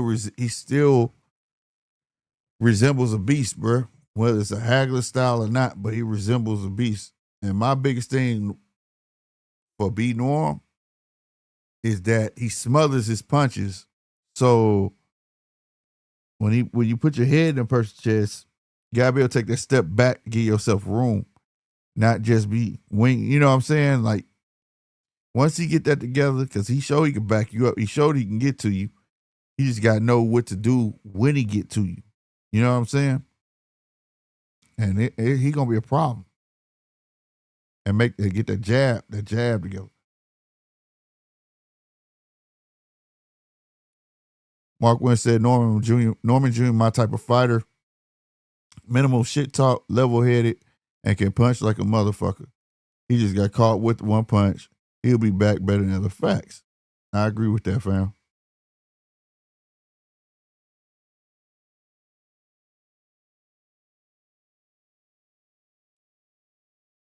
Aircraft carrier said, I don't think he can beat Ryan because Norman can't handle speed.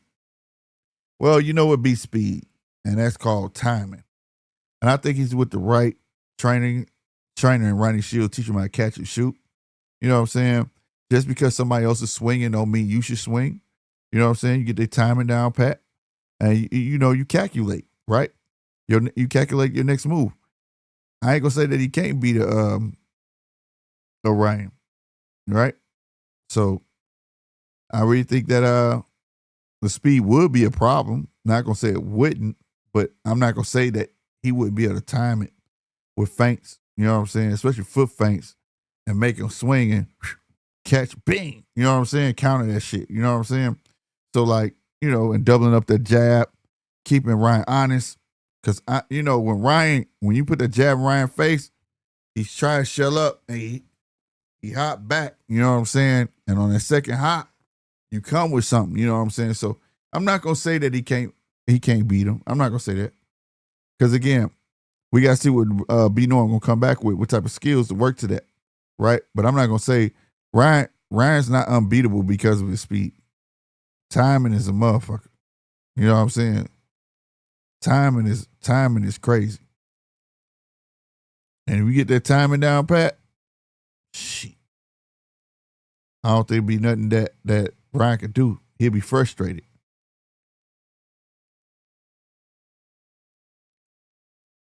Dev can't just beat Ryan in a rematch. Dev got to stop Ryan. A lot of people say that, but I'm be honest with you. If Dev just gets the win, and it's not a bummy win, right? That'll be the end of that chapter. Right? That'll be the end of that chapter. If he make Ryan look not like a novice, end of that chapter, bro. I don't think it has to be a knockout. That's asking a lot. That's not Dev's MO. Dev is a boxer, bro. Knockouts is not at the top of his list. That'd be the thing. See, sometimes you deal with boxers, they don't care about knockouts. They train for distance. They train to punish. They train to make you look stupid. They don't train for knockouts, bro. That's why you got punchers and boxers, bro. Right? And you got boxer punchers, Then you got your fighters and brawlers. And Dev is a pure boxer, in my opinion. If the knockout's there, he'll take it. But if it ain't there, fuck it. Bud is a boxer puncher.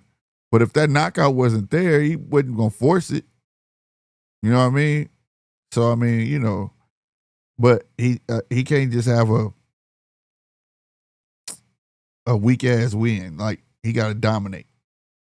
I think he has to dominate.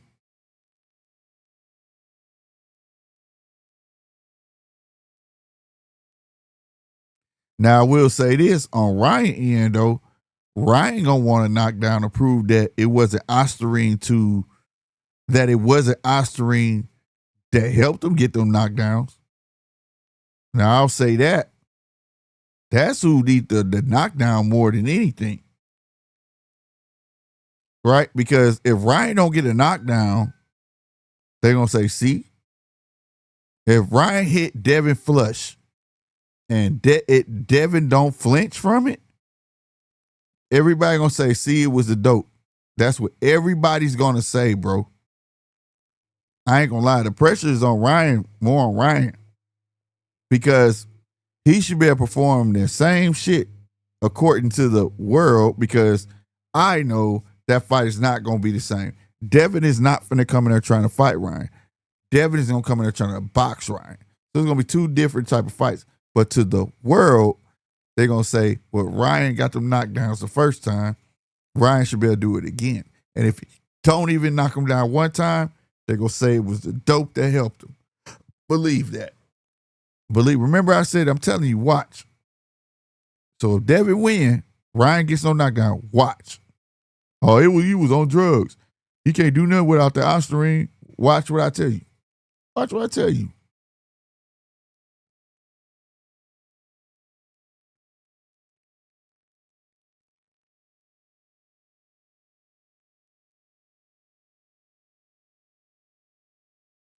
Hell, you saw what they were saying when Rolly beat him. He ain't look the same. It's because he wasn't on no Osterine. He wasn't on this. He wasn't on that. Remember, they was already saying that when Rolly beat him. Not to mention that Rolly is a good fundamental fighter, bro. And he could punch his ass off, bro. Like, seriously. We make fun of Rolly, but hell, he damn near beat Tank. The old man got him, though. The old man, bro, so got him, bro. But other than that, like, he gave everybody a run for their money. You know what I mean? Real talk. So, I mean, it is what it is. You know what I mean? Damn right, Mark. I know what it's gonna be. But my guy, you said T.O. versus Norman. Nah, that ain't gonna happen. Round one. I don't see it's gonna happen. Yeah, he do. He got that crayon eating power, don't he? Hey, even Tank said it. They said, who the person hit you harder? He said, Rolly. He said that shit fast as hell. He said, Rolly hit hard. Hey, so I mean, we poke fun at Rolly. You know, Rolly poke fun too. So I mean, it's all good. But he's a good, solid, fundamental fighter, bro. He's not the most flamboyant and flashy fighter, but that little that noise do something, boy. It got some. His voice high pitched when he swing, but that motherfucker got some pop. You know what I'm saying? Real talk, man. Real talk. No doubt. But y'all, I'm gonna go ahead and shut it down, man. We at the 6 hour mark. Man, I hope everybody enjoyed the show. And if you did, I hope you hit that like button, man.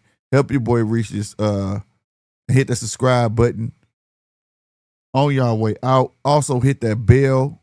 And when you tap that bell, put it on all so you'll know when your boy is back on live. You dig what I'm saying? And also check out tflex. Well, I'll just play a video. Y'all know what to do.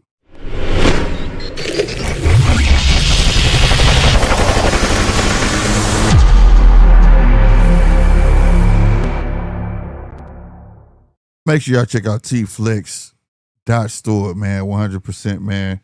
Use my code GMT15 to get 15% off your whole order over there, bro. If you like the t-shirt that I got on, man, which is pretty dope in my opinion. You know what I'm saying? There's tons of boxer shirts, not just boxer shirts, all sorts of shirts over there. You know what I'm saying? I'm just a boxing fan. And I do got some insight, so they do little stuff I ask. You know what I'm saying? So make sure you check out tflex.store, man. Again, use code GMT 15%. That do help the channel. And get you some shirts. Mark is stupid. I'm trying to read these comments. It's them strawberry crayons. These the only ones he go for, Mark. He'll go for the grape. My bad. He said that shit loud as fuck. My bad. But yeah, on everything, man. Until the next one, y'all. Y'all know what to do. I want y'all to be easy. Hey, I want to say this too. Remember, this ain't shit impossible until somebody try it. All right? Be easy. Deuces.